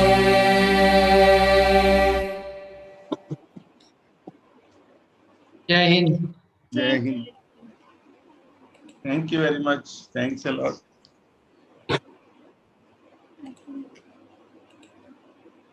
Thank you so much. Thank you, everyone. So with this, Thank we'll you, be everyone. yeah. Thank you. Thank so you, much. Lakwinder. Thank you, everyone. Greetings from Taiwan. Thank you, you. Professor Igor. Professor Jao, thank you very much. Thank you. Thank you, Manoj. You were very active and asking a lot of questions. Dr. Rajkumar, thank you. Dr. Dennis. Thank you, Professor Thank you Hannah. Thank you very much. Thank you, all of you. Thank you, Priyanka, Lakwinder, Dr. Gurjeet. Thank you so much, sir, for supporting. them Thank have you, left. Jit ma'am. Our pleasure, Dr. Sunil, Dr. Hazari. Okay, Manoj Hazari. Appreciate for the opportunity. Dr. Swadeep is there with us. Dr. Chindia. Dr. Rijvi Sahab, thank you. Dr. Janvi.